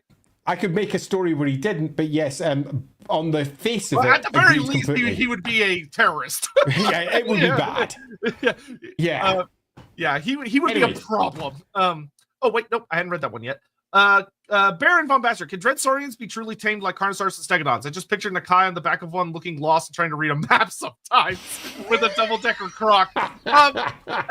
They seem to be, because the Lizardmen are able to mount haudas and put artifacts and stuff on them. Dread Saurians would be unleashed in this scenario. There would be Dread Saurians marching on battlefields. So yeah, I would say yeah. Though it is very funny to imagine Nakai being lost and trying to consult the map. Donovan, Lizardmen convinced and help all the Dark Elves move back to Ulthuan in mass. Potentially there could be conflict with the Lizardmen or helping the Dark Elves move back to Ulthuan, or from the Usurp perspective, potentially being invaded. So kind of like we said, I don't think the Lizardmen would actually go to Ulthuan. I think they would allow the elves to handle their own affairs so long as they're there. What happens there isn't really Mazdamundi's concern as long as like chaos isn't allowed to thrive.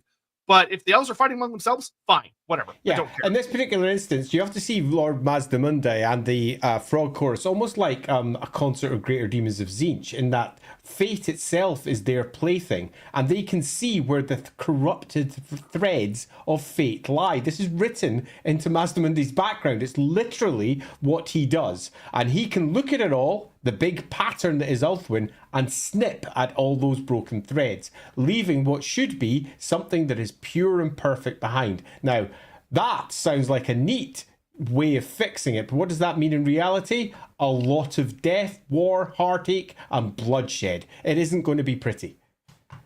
Oh yeah, there would be a lot of places where the impact would be horrific. Like it would be very ugly. There'd be a lot of suffering. And I mean, but Mazdamundi would be very much, this is for the greater good. Okay, so chat has decided that no, Mazdamundi is not yet ready to launch his war of extermination. He desires to speak with another of the younger races. So who will he talk to next, chat? You've taken the elf situation out of the equation, so we still have the dwarfs, humans, and Grand Cathay as being priorities on his list. I would also add ogres / halflings. Okay, yep, we can go ahead and add ogres / halflings. Because now we have another open slot. We have a slot. Yeah. Ogres are a tough shout. Yeah, ogres. Ooh, they're tough. You imagine the ogres being like, you have to go home. The ogres being like, that's home now. Mazdamundi looking, being like, oh, that's not right. that yeah, wasn't they're a there tough last shout. time I looked. Yeah. Holy crap! How'd you deal with those? I'm putting my feet up over here as I have a wee think about them. Okay, so those polls are up as we continue through some super chats.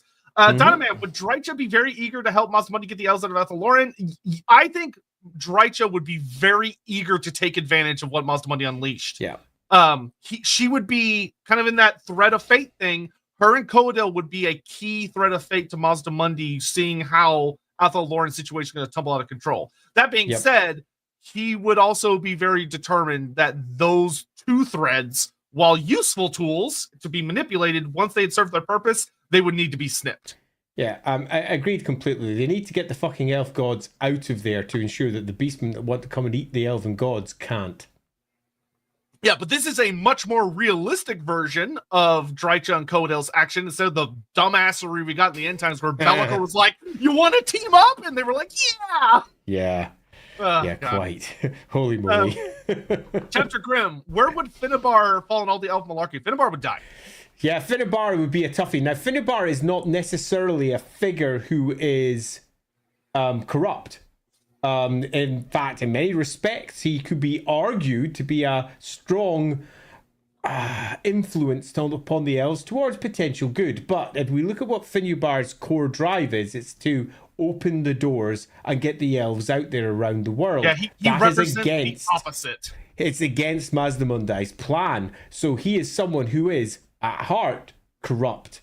And that means that he is very likely to die in this particular conflict. Now, I'm sure there are methods that we could bring him in. Lots of really cool stories that would allow that to occur. But ultimately, we're looking at some sort of cool story for both Malekith, Marathi, the twins. Exactly how does the Phoenix King work with all of that? I think the ultimate answer is he's not going to be Phoenix King any longer. It doesn't actually matter what the story is that resolves it. He's most likely going to die. Yeah, I think there would be a really fun tragedy to have Finnebar be that very empathetic character who looks at it from a very moral perspective of saying, we're being manipulated. Like, I could see him being the character that says, we're being manipulated by something. This is wrong.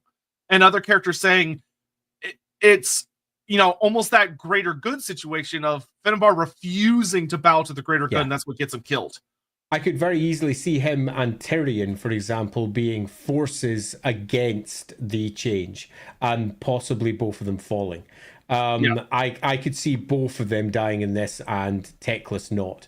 I could see Teclis being in a very strong position with his, ultimate uncle, I suppose. Yep, and that would be super tragic. And unlike the end times, we wouldn't do the stupid shit of bringing Tyrion back to life once he dies. We'd let it serve as a terrible tragedy. Yeah, it would be awful. And it would be something that would prey upon Teclis as well and give Teclis some deep heartache, which would be super fun. Yeah, plus we could still have that heartbreaking family dynamic of the Everqueen and Tyrion's daughter being like, oh my god, we could finally reunify the elves. We can restore Ulthuan, we can heal so much damage, and Tyrion being like, no, I can't forgive all this stuff these people have done. I have to fight them. Yeah, I think Tyrion is always someone who is pure of heart to the point of being bad. He goes too far. Way too far. He is, in terms of the way we're depicting it here, corrupt because he's no longer working towards the great plan. His pride gets in the way. His own need to do the right thing. Where Teclis has always been more calculating, has always been much more of the I'll do what needs to be done individual rather than I'll do what I want to do. Yep. Ricky Chapman, Durthu gets Lizardman mandated therapy.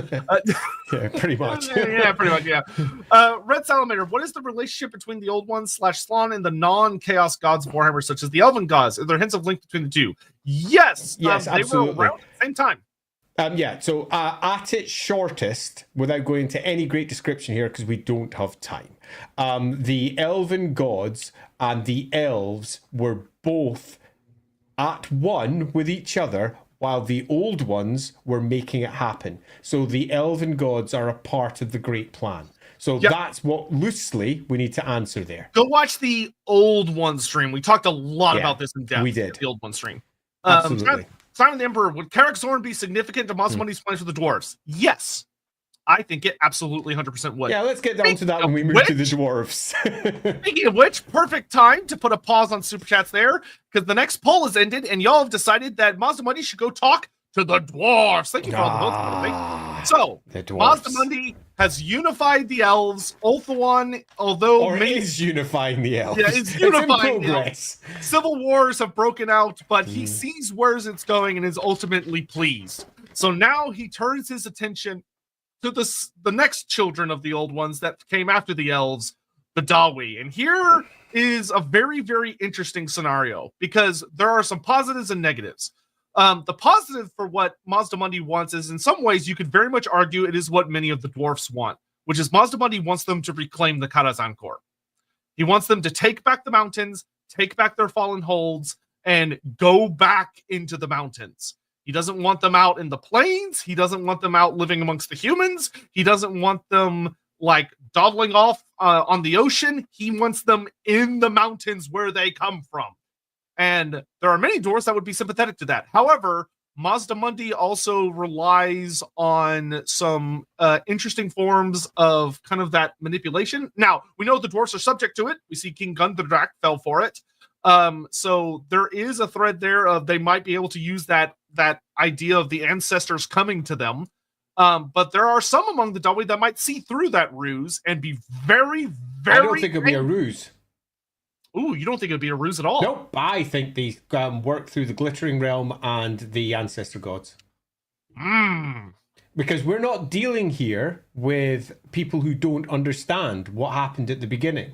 We are dealing with Mazdamundi, who was there at the beginning.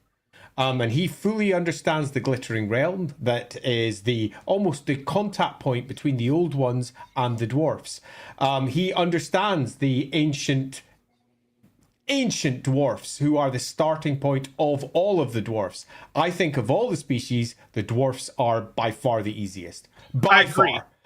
Because they go through the Glittering Realm, they say, hey, we're back. The ancestor gods, most of whom still exist in some fashion or another, go, oh shit, fuck, we're off, let's go. And they're all extracted and pushed, and they, in turn, like emissaries of the old ones themselves, return to their people and say, let's get our shit together.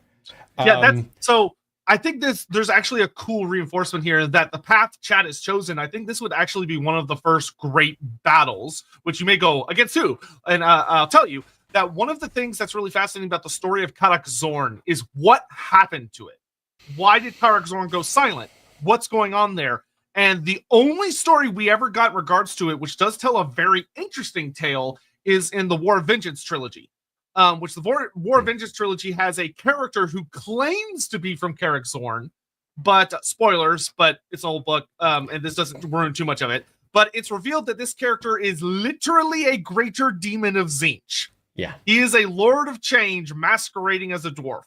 And he reveals what happens to Carrick Zorn. But he's also probably a liar. Yeah. In that he blames it on a strange species of lizard creatures that attacked the hold. but it's far more likely that Tzeentch removed a major player from the game, which if you believe, if you know the history of the Ancestor Gods in the Glittering Realm, Tzeentch cut off the dwarfs from the Ancestor Gods. So it is quite likely, I think what would happen is Mazdamundi would lead an army to Karak Zorn, where Tzeentch has to reclaim that place under his fist. And we would have our first great battle of this age, which is the Lizardmen reclaiming Karak Zorn for the dwarfs. And the return of the Ancestor Gods. Yeah, which would combine the two. It would be epic. It would be huge. Of the Glittering Realm finally bursting open and the gods themselves, Grugni, returning. Yeah. Valea returning. In fact, Smednir, the lot, returning. Yeah, everyone basically except with only Grimnir. One not returning, because one of them is obviously doing the Slayer oath elsewhere. He's busy. being a mentalist, holding off an entire Chaos Gate by himself. And I think that's a little note of what we should expect from these entities. In the same way that the elven gods are coming back to the elves, the dwarven gods are coming back to the dwarfs, because they are all part of the great plan. And we know that the old ones in particular were manipulating, using, somehow coercing or controlling, whatever particular word you want to use to say that they were very much shaping the dwarfs using the Ancestor Gods. The Ancestor Gods through the Glittering Realm were being given information, how the dwarfs should develop themselves. They were given tools so that they could better understand runes. The Ancestor Gods themselves were handed information by the old ones, and in turn, that almost certainly means the old ones were using their mortal, let's say, agents on the world, the Slann. The Slann are the ones who can do this. So we have a lovely first step in, and potentially, yes, I think,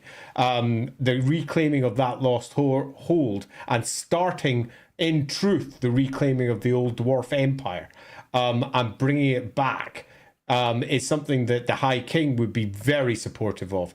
Not just because that is pretty much his goal too, but because his ancestors are coming back and saying, this is what we're doing. It's too awesome. Yeah, this would literally give Thorgrim what the 8th edition storyline had been setting up, what he'd been waiting for, which is to initiate the Age of Reclamation, the Age of Reckoning. Yeah. Totally. And they've got help of that. There is a particular enemy that the Lizardmen, in this case, would actually be invested in dealing with. Being, of course, some Skaven stuff. But it's time for the next vote, which is started now, about what happens next. Make sure you are voting, because y'all are helping us weave this narrative. This is happening in this chronological order. So if y'all decide extermination, we're going to talk about fighting one of the bad guy races, or one of the not part of the Great Plan races. I shouldn't say bad guy, because some of these races that are going to get caught up in this is going to be genuinely tragic. But, or does he speak again to someone else? He's gotten a lot of ducks in a row, but maybe it's time for him to drop the hammer on someone. Cool. Let's slam through some super chats. Yes. Aaron Strever, what if it turned out Magnus the Pious was really a mage and his miracles was just using spells strictly to the Lush Counts? You know what? I'm going to suggest to you that if you what if that, you get the same result. Yeah, pretty much. Literally nothing would change. It's a really good one, Aaron. And yeah, watch Lawhammer. Scratch.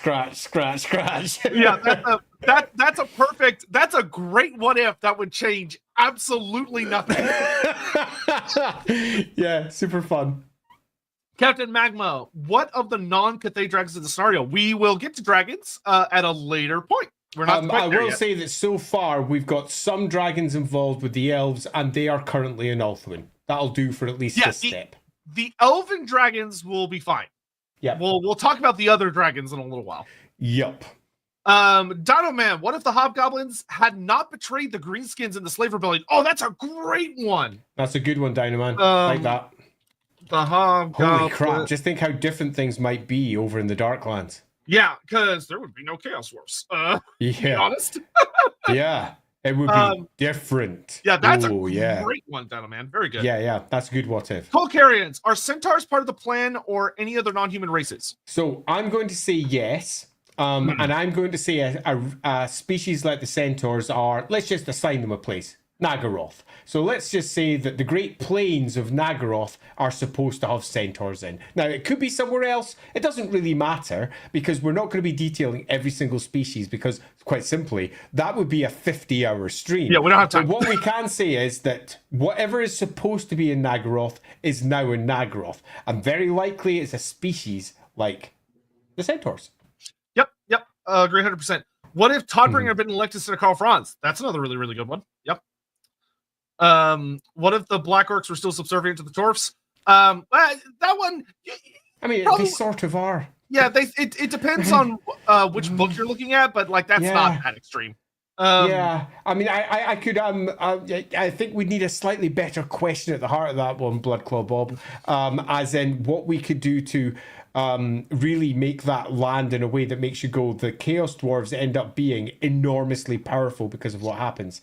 And they sort of have a good chunk of that already, depending on the version of the background you go with. Also, chat, make sure y'all vote if you haven't voted, because the vote is really close. Y'all are neck and neck.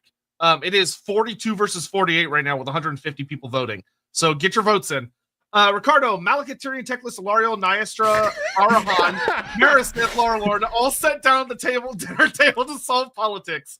Wow. And it's a family dinner, 100%. Yeah. And this is one of the things. Oh, yeah, they're all related. That's actually very funny. They are literally all related. I did a bloodline for the Everqueens, and you will be horrified by how much incest there is with the elves.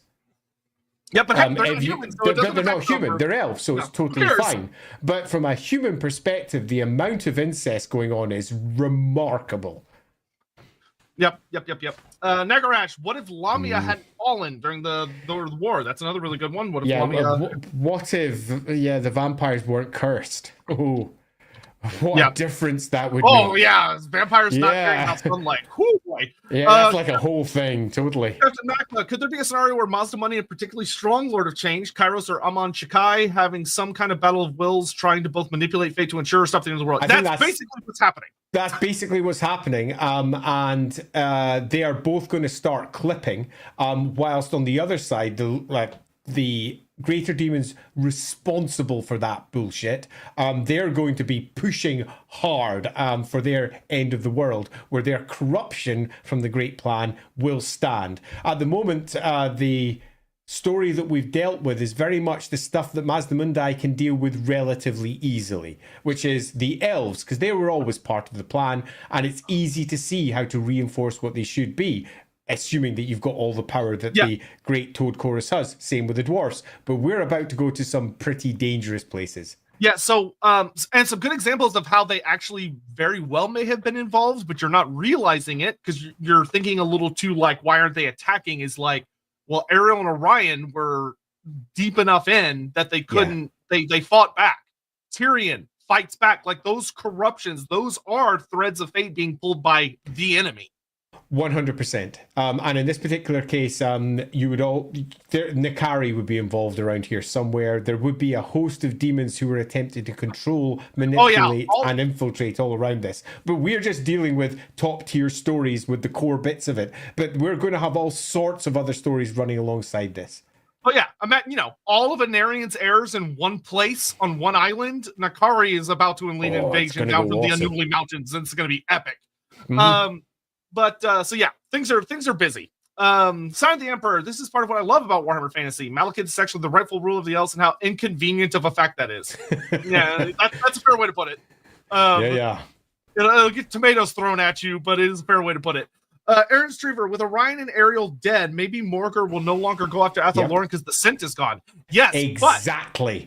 But he's going to go other places, which makes him still very dangerous. Holy shit, yes. He's a dangerous entity, but where does he go next? And I think that's a super fascinating question. By the way, need to be solved.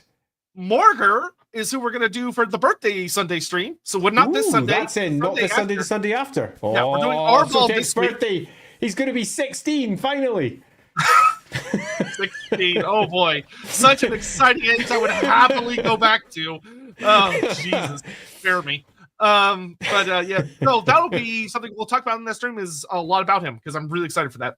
Andrew Holmes, it'll be fun to see what if the dwarves got their shit together and actually went out to go strike out every grudge, find slash start. And this would be something I think that would start causing problems because the grudge-based system that they have is going to get in the way of doing what Mazdamundi wants. And this is where civil issues will go. In many respects, the grudges that lie at the heart of the dwarves are a corruption from the Great Plan because they force dwarves to do things that are not in their best interests. They force dwarves to chase down things or refuse to do things that they absolutely should do. So this is where the big civil issues are going to rise from the dwarf side.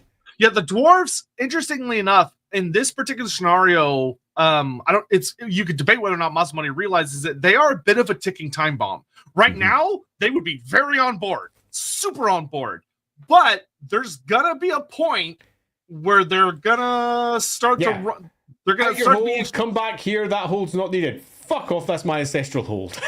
Yeah, dwarves are stubborn, and they ain't going to be turning back anytime soon. Whoa. What about Kaldor and the Dragon? So, Kaldor Dragon Tamer are still in the vortex for the moment.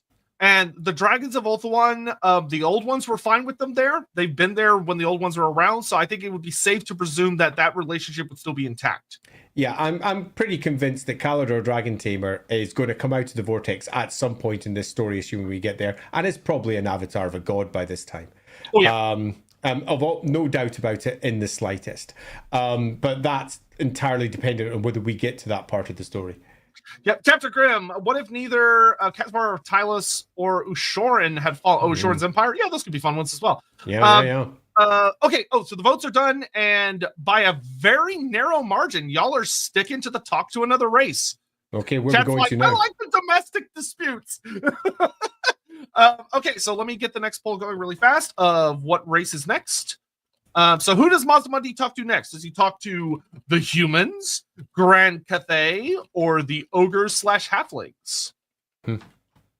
So I almost feel like it would be humans / halflings rather than ogres / halflings. No, ogres halflings, because the ogres and the halflings are part of the Great Plan together. Yeah, that's true. Okay. The halflings shouldn't be in the old world. The halflings should be in the east. That's very true. What race is next? Total diplomacy. Warhammer fans not voting for war. What is this? Although we have had our first potentially large scale battle as the dwarves are reclaiming their ancient heritage and holds and removing the almost certain influence of Skaven and possibly chaos at its heart. I do think I'm going to pull my first trap on y'all here in a second. But we'll get to that when we get to that. Okay, that vote has started, so go ahead and get on that real fast. Next up we have, so you know how you've talked about your alternate end time scenario. Honestly, this sounds kind of like a version of that, at least the first part, except I feel the end times version would be more with Chaos trying to subvert this plan. I could see Mazdamundi versus Kairos on behalf of Tzeentch as big manipulators in this great scheme. Oh yeah. Yeah, agreed. And just because we've started off with what appears to be relative successes doesn't mean we're about to. Well, it doesn't mean we're not about to hit a lot of significant potential failures. Yep. Ricky Chapman, they tell Valet to wake up and get back to work. Get back to work, yeah, pretty much. Where you been, woman?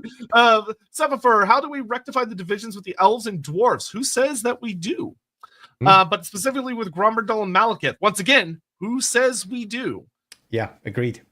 Our reconciliation is not a required part of the Great Plan. What is required in the Great Plan is they do their frickin' job, which means that the elves are tending Ulthuan and the dwarves are tending the spine of the world. Yeah, if anything, the lizardmen probably just wouldn't want them interacting. Yeah. Because the lizardmen in this are not good guys. Yeah, no. They are responsible for the death at this point already. We're talking potentially months in as we're moving to the first few years of this supposed campaign, but they're going to be responsible for the death of millions of what many people would view as good guys.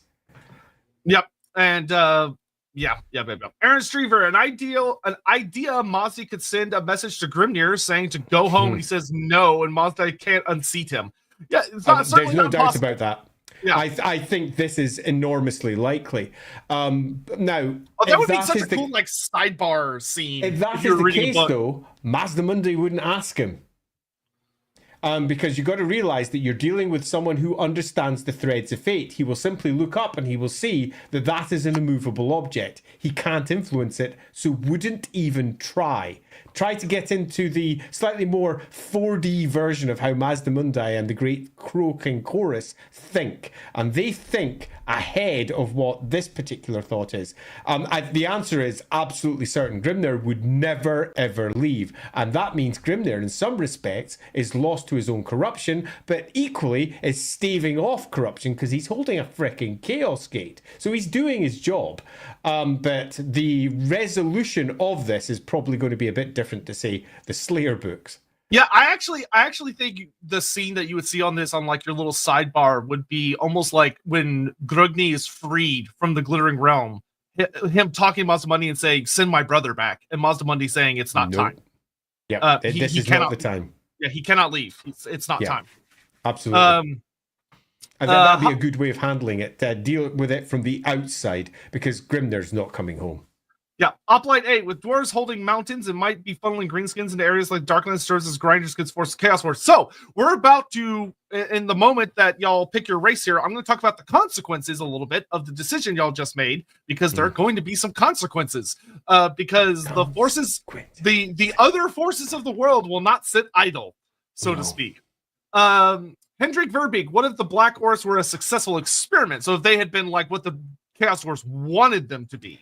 Yeah, I think that's really quite close to the question we were discussing earlier in the other super chat. And yeah, I think he's trying to replace it. Yeah, that's almost it. Because they are wholly successful in many respects, too successful.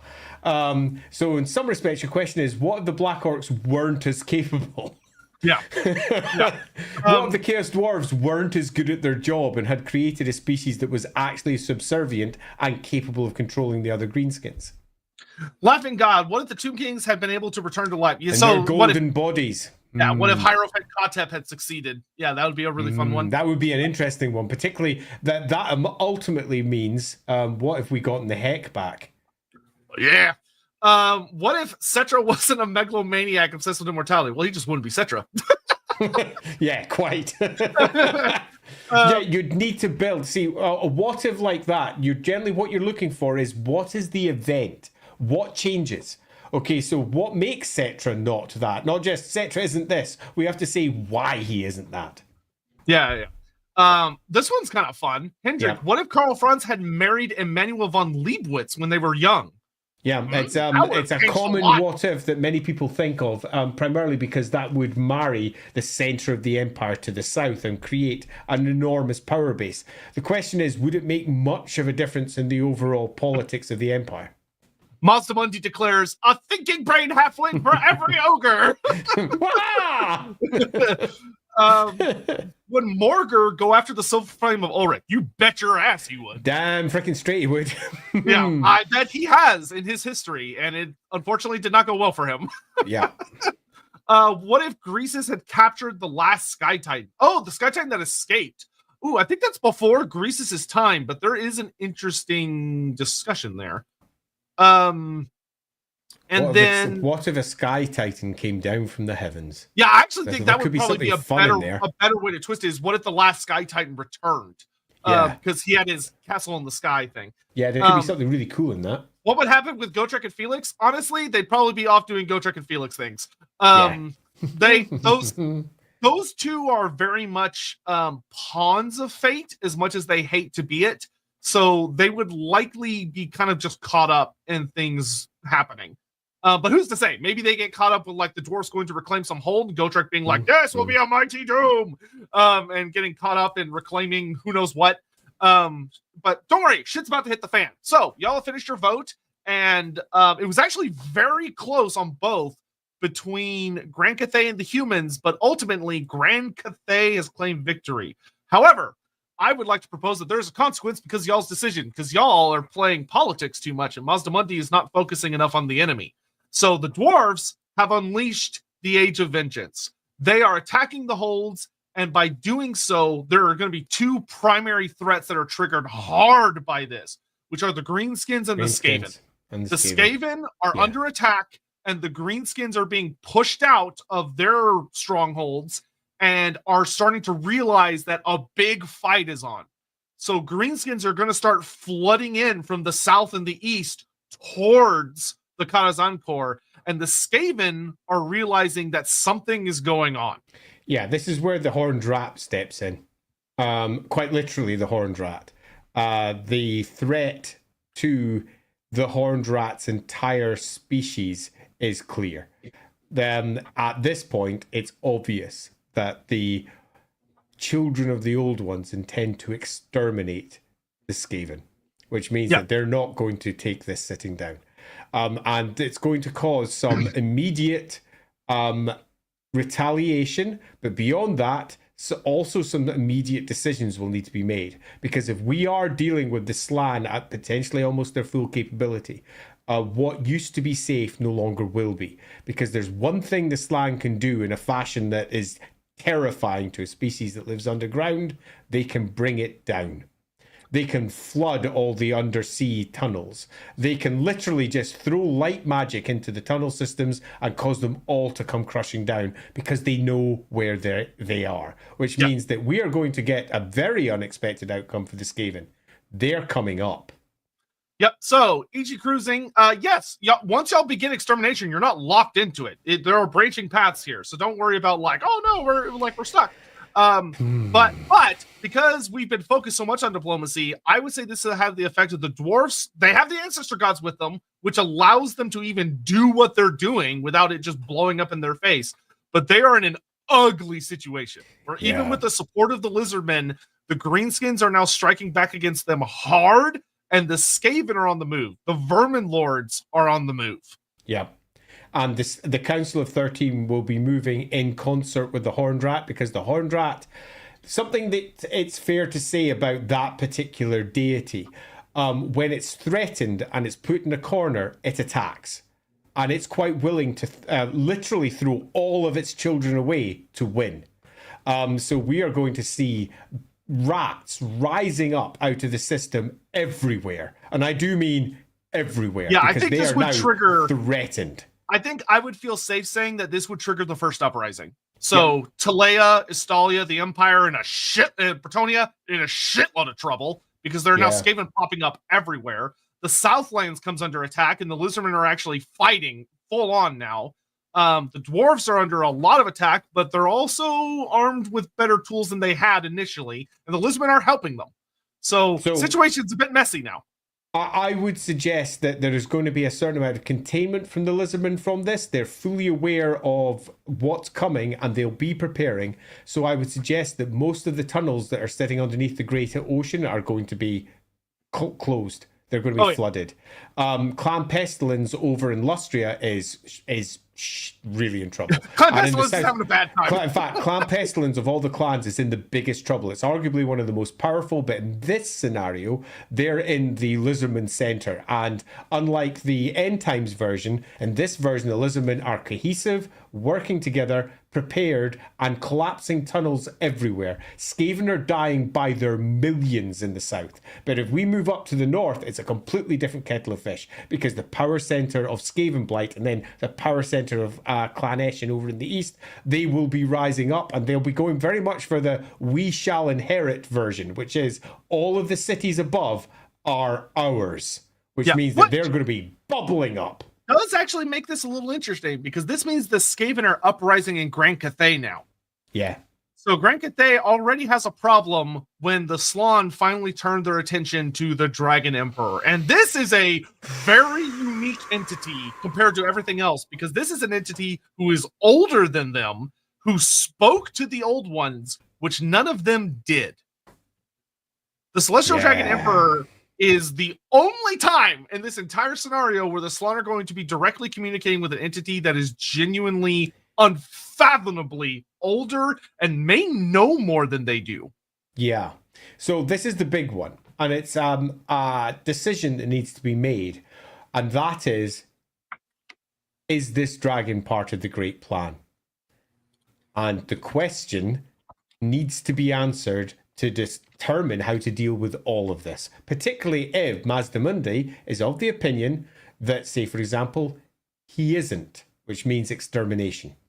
Or the flip side, yes, he is. The old ones had already come to accept them and what they did, and Grand Cathay as a whole is a part of the Great Plan as they now perceive it. We have a very clear one side or the other decision here, and both of them take very different stories as we move towards the end. On one side, we have all-out war. On the other side, we have something else. And that all-out war doesn't necessarily mean the Lizardmen go to war with Cathay. It could be the Lizardmen drive the Greenskins into Cathay. It could be Chaos is funneled into Cathay so that they deal with that while the Lizardmen consolidate other borders. Remember, they're dealing with all of the threads of fate at once, so they can play at it. So that's is that a decision we should leave to everyone else? Yep, I already put it up. Is the Dragon Emperor and his plans and what's going on in Grand Cathay part of the Great Plan?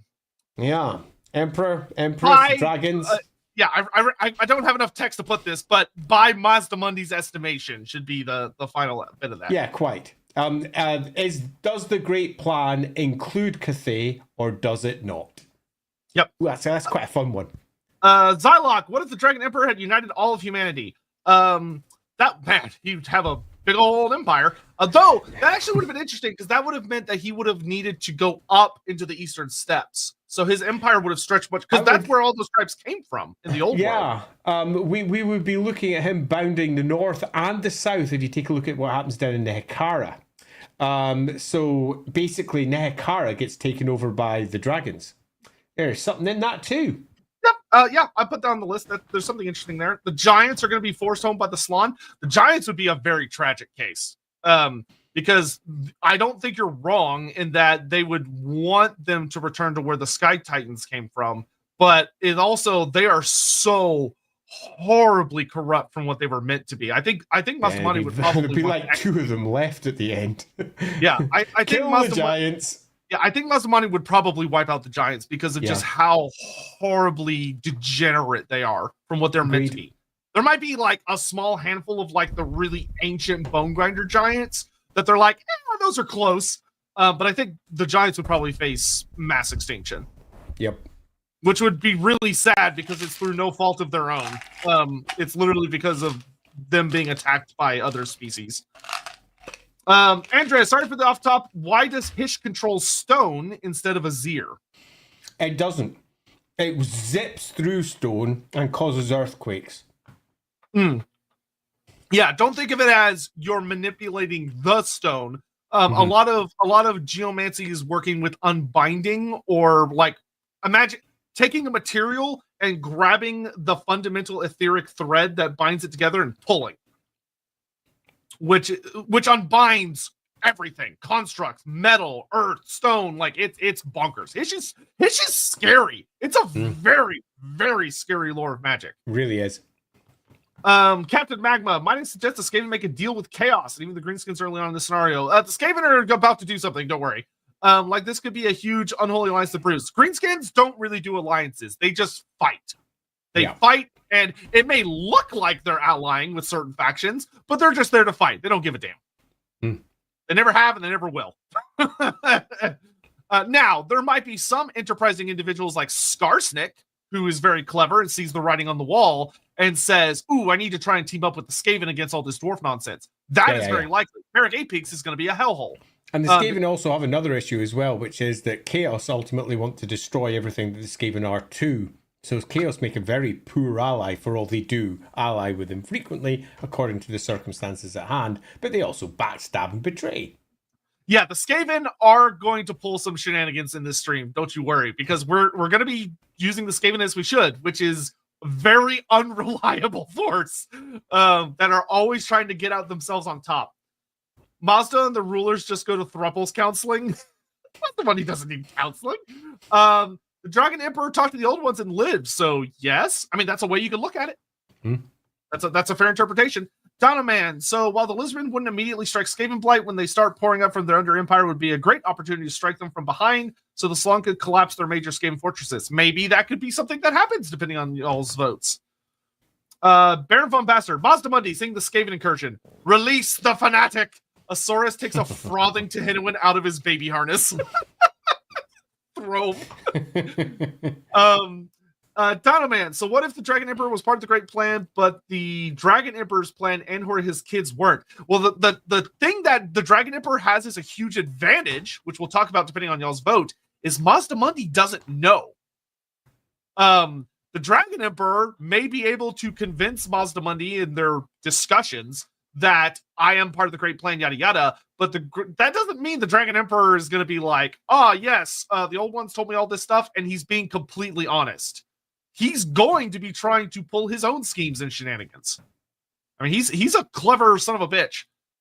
Speaking of which, we have reached the end of this poll, and the chat has voted pretty strongly. About 66% yes. So, yes, Mazdamundi declares the Dragon Emperor is part of the Great Plan. Right, then, so he doesn't need to do anything. Yep, he literally just leaves them alone. Yep.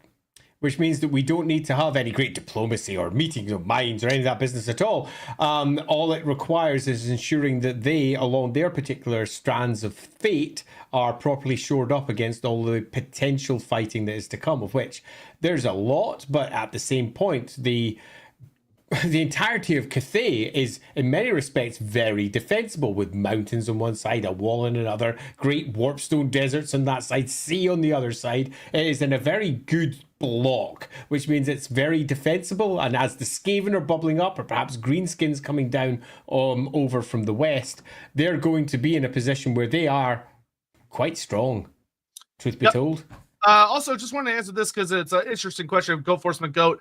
What about the Moon Empress? Surely she could not be part of the plan. She's an off-world. The Great Plan encompasses the solar system, not all just of the it. planet. All of the planets in the solar system were put in place by the old ones into their current orbit. So, yeah, all of it is part of the Great Plan. It's not just is part of the Great Plan. It's a very big plan. Yeah, totally. It is great. I have no issue with her being a part of the Great Plan.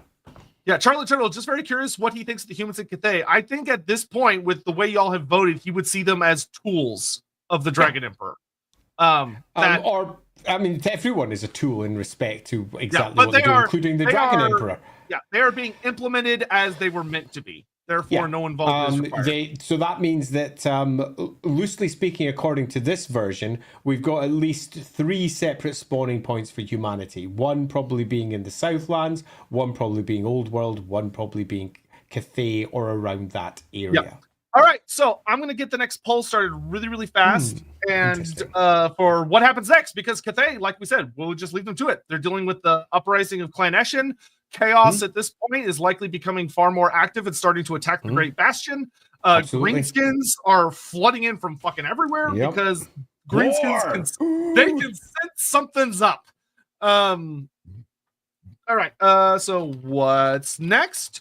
Do we begin extermination? Do we halflings? Or we still have humans to do as well. So talk humans to another race. Yes, oh yeah.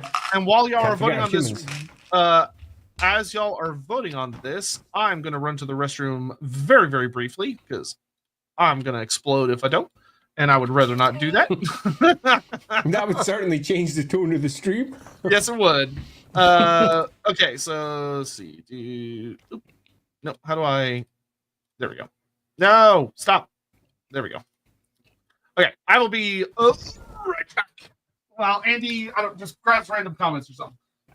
I'm just going to sit here dancing in my pink headphones. Do we have any more comment? We got one there from Syke. Hey, Syke. The Skaven and Greenskins are good tools for Mazda in the Great Resetting. While a lot of people will die, empires will fall. But in the end, it would be easier to deal with the Skaven Greenskins being in a single place. The problem with that reasoning is that the Skaven and Greenskins don't care. And yes to all of that. In general, the Skaven and the Greenskins are not part of the plan, but they can be used to help reset the plan. As in, if there is a great uprising of Skaven in one area, it can be used to drive people back to where they should be, according to Mazdamundi's view of the overall plan's outcome. So yeah, I completely agree. And I also agree that they are deeply, deeply unpredictable. The Skaven, for very obvious reasons. Both unpredictable in terms of what they will do, and the god that they're tied to, but also unpredictable because they might just blow up and kill themselves. The Greenskins equally are almost the opposite, very predictable. They're going to fight, and they're going to fight wherever you find them.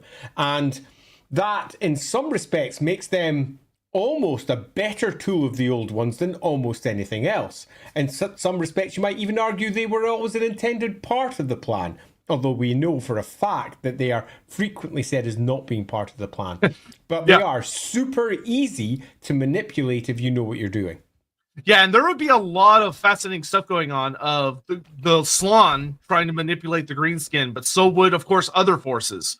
A lot of people trying to honestly probably avoid fighting them, but wielding them against their enemies, and them being a very unreliable tool.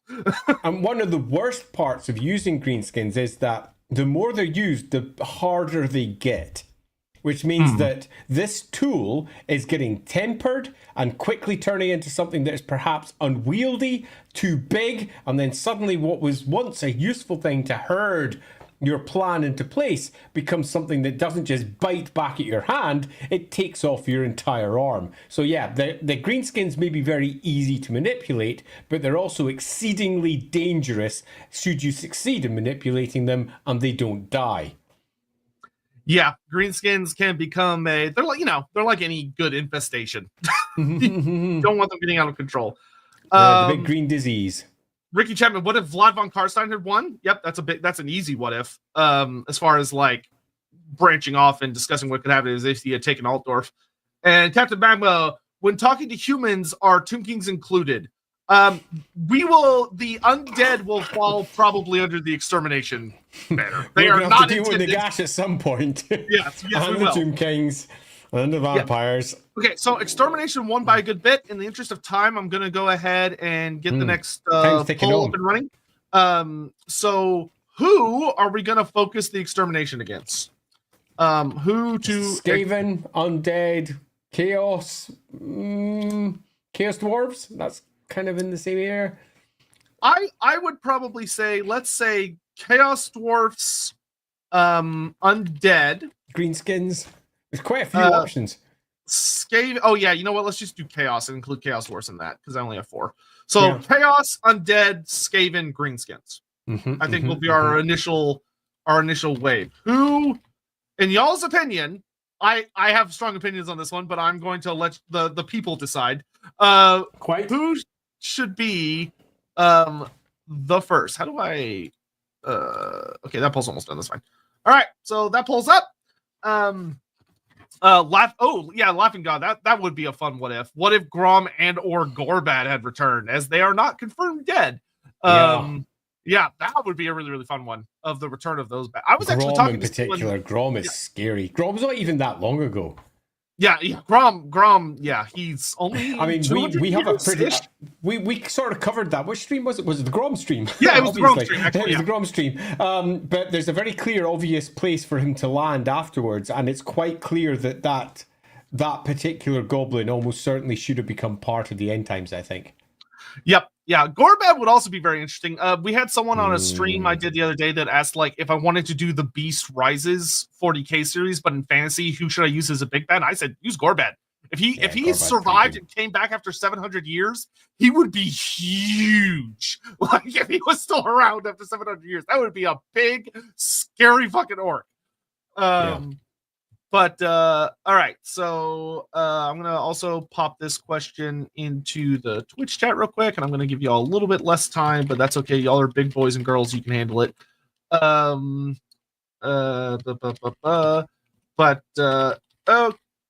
Okay, we got that going here. Okay, go vote. The Astro Compass and Geomantic Web integrated. I don't think the Slum would care that much about the compass. The whooshing compass.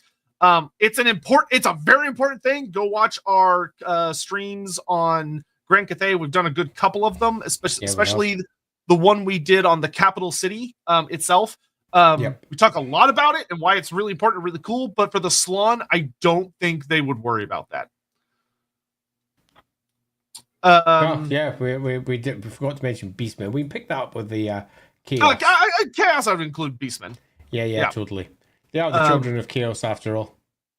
Yes, indeedy. Dino Man, what if Grom's Law and Tarmogon's invasion happened at the same time? Bad. It would be bad. I mean, if they're quite distant from each other in time, like by about 100 years, but still. Yeah.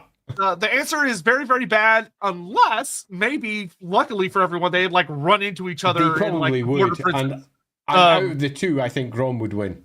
Yeah, I agree. It would have been by some significant measure. Yeah, and it still would have been really bad because then you would have had greenskins that got hardened up in a war against Chaos coming into the Empire, which would have been even worse. It would be bad. Yeah, it would be bad. Chapter Graham, what is gnomes in this scenario? What if the gnomes in this scenario end up being Mazdamundi's diplomats, spies, saboteurs, and assassins? Sneaky Olgu malarkey. Yeah, almost certainly the case. The ogres. Oh yeah, because I mean, who knows? Maybe this was their purpose that the gods gave to them. And they're like, the time has come. And everything that you're discussing there, Chapter Grim, is largely what the different clans do anyway. Some of them are magical guards, some are magical assassins, some of them are traders and diplomats going from place to place to place. The Grey Wind very much infuses them and gives them that wanderlust to go from one area to the next. But also, like Grey Wizards, it does bring a certain level of wisdom. So yes, I think that is a very good way of resolving that. Votes are in, and by overwhelming majority, the Lizardmen have decided to... Mazdamundi says the time for the first stage of extermination has come, and we must strike the children of the horned rat. Yeah, it's the obvious one. Yeah, not a surprise. Definitely given that the Skaven are rising up across the world, they shall inherit, and part of that rise up is because of the terror of what is to come, because their underground passageways are already beginning to collapse, be flooded. It's causing issues. We already know that Clan Pestilence in this scenario is in bad shape, although Clan Eshin, arguably a better one, and then Skaven Blight itself to the north is massively fortifying itself for the potential worst that's about to come. Yeah, and we do have, we can use the fun parts of the end time stuff where we have the Vermin Lords are now showing up in unprecedented numbers. Clan Mulder and Clan Skarier have finished their masterpiece being the Storm Fiends. So a new level of technological achievement has arrived. So the Skaven are very scary. But to take us into this next segment, I have another quote that I want to read that's super duper fun about how could the Lizardmen initiate this war in a way that is stupidly over the top to go along with this stream. And the answer is that in the timeline of 8th edition, in 2502 of the Imperial calendar, a mere 20 years ago, we get the quote, "It is foreseen that a device being built by the Skaven in their lair of Slagmire must not be completed. Tehenwin is chosen to lead the assault, and the Slaawn use magic to transport the Prophet of Sotek and his army into the Skaven den. A 3-year battle breaks out, which leads to the eventual defeat of the Skaven and the destruction of their rocket invention." Which you may note, this is literally the Slaawn foreseeing the Skaven plot to blow up the moon and stopping it. Yep. That's exactly what it is. I was always a little bit disappointed with some of the end times steps that were taken, because many of the things that the Skaven were doing had already been loosely hinted at in other books and stopped. Because the Lizardmen are the Lizardmen. It's what they do. They are defenders of the entire planet. And the pulling the moon down from the heavens, if it could potentially be successful, would have been, broadly speaking, stopped already. And I think that we're in a position where we have ourselves very obvious seers who are capable of perceiving the worst that the Skaven are capable of doing. But we also have Skaven who are very good at hiding what they do. And we are in a position where the Skaven have been effectively working a shadow war for the last 20 years leading up to Mazdamundi's great purge. And the last 20 years, they have been trying to do a whole host of crazy stuff, and lizardmen have been attacking here and there Tehenowen, a 3-year war in one of the key places all over the world. It's not just this one place, this other place. It's happening everywhere. And as the Skaven are rising up, we now have to decide how exactly do the lizardmen cope with this. Do they deal with it directly? Do they work with all of their ally species?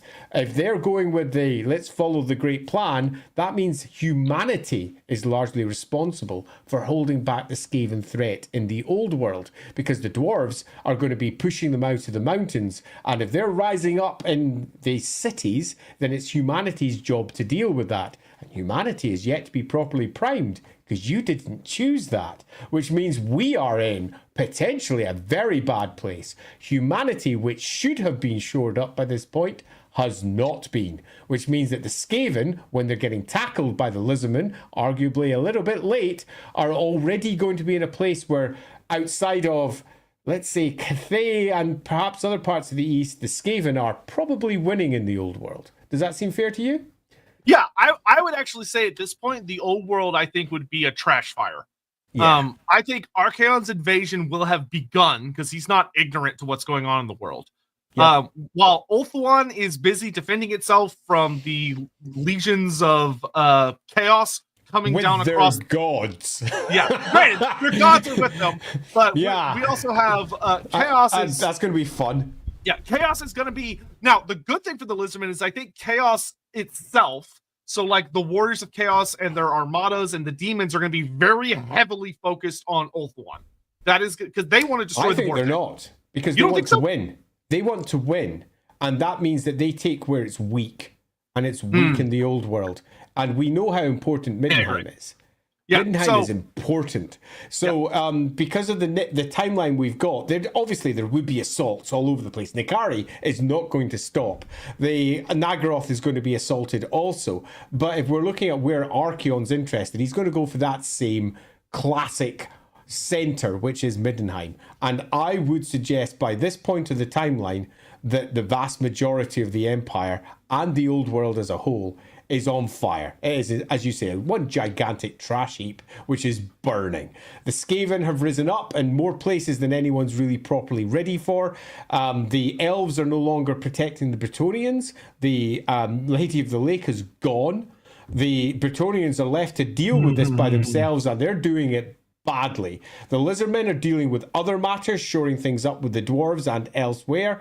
The Cathayans are perhaps holding off relatively well. They have a giant wall. There is no giant wall on the other side. Kislev is largely sacked, perhaps only Kislev city itself standing strong with spirits and I would say Prague's definitely gone by now. Yeah, Prague's gone, Erengrad's gone. We might have a few parts of the Empire still half standing, but I would suggest that maybe even Middenheim, possibly only Middenheim, is the any real population centre that's still standing in the Empire, which is a bad place.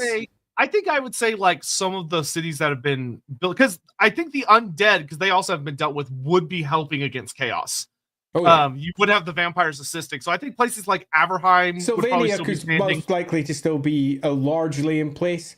Skaven have never had much of an undermining there, which means... Typical vampires coming in for the save against the Skaven. Yeah, totally. So it wouldn't surprise me if the vampires are holding a lot. The Empire would be a very different place. There's going to be howling and screaming and peasants being fed upon and chaos coming in from the north and the vampires holding off against it, raising up all the dead of the Empire from underneath the Skaven's feet to turn into their own servants to push forward. Yeah, there's a bit of a mess in the Empire, I think. Yes. So the question is, how are the Skaven dealt with? And this is where, of course, everybody's favorite genocidal maniac, Tehenowen, I think, really comes into play. Of that, the War of the Serpent and the Rat reaches its zenith. Because Tehenowen's a very unique character in that he doesn't really care as much about like the full focus of the Great Plan, but has this really obsessive, detailed focus with the Great Horned Rat being devoured by Sotek to be digested for 10,000 years, whatever the hell it is. And I think we would see the culmination of that war, of Tehenowen fully leading a significant chunk of the armies of the Lizardmen and their most dangerous weapons against the Skaven. likely striking into Skaven Blight itself, and probably being one of the most titanic. Like, if you were going to have your big 2-page spread battle scene for this part of the storyline, this would be your big 2-page spread battle of the fight of Skaven Blight. Which, of course, the big thing is that because this is Mazdamundi and the Slum being fully unleashed, there is one big fucking problem the Skaven have, and that's Mazdamundi unleashing the ruination of cities and cutting off the tunnels. Yeah, it's why they have to come up. And the Horned Rat will be ready for this. So the Horned Rat has sent them up already. And it is a move of desperation, because we all know the Skaven, for all they've got these great myths of one day inheriting the earth and being the ones who are in control, it's not their natural place. So coming up is never going to be their first choice. But Skaven Blight is above ground. Huge chunks of it are above ground. So this is going to be a proper epic battle. And I think our first real battle where the outcome of whether there is going to be a success for Mazdamundi or not is going to be determined. And in this particular case, given that we've got a Mazdamundi who is heading towards being able to take out potentially the invading Chaos Horde, then I would say the Skaven are going to have to be a road bump, or he's going to fail. Yep, and I'm going to let chat decide that, because so we get what would probably be known as either the Siege of Skaven Blight or the Great Battle of the Blighted Marshes. Which, granted, to the Lizardman's credit, or to Henwin especially, he is going to probably fare a bit better in a very soggy aquatic environment of the marshes, but it's also nasty. The Blighted Marshes suck. It is.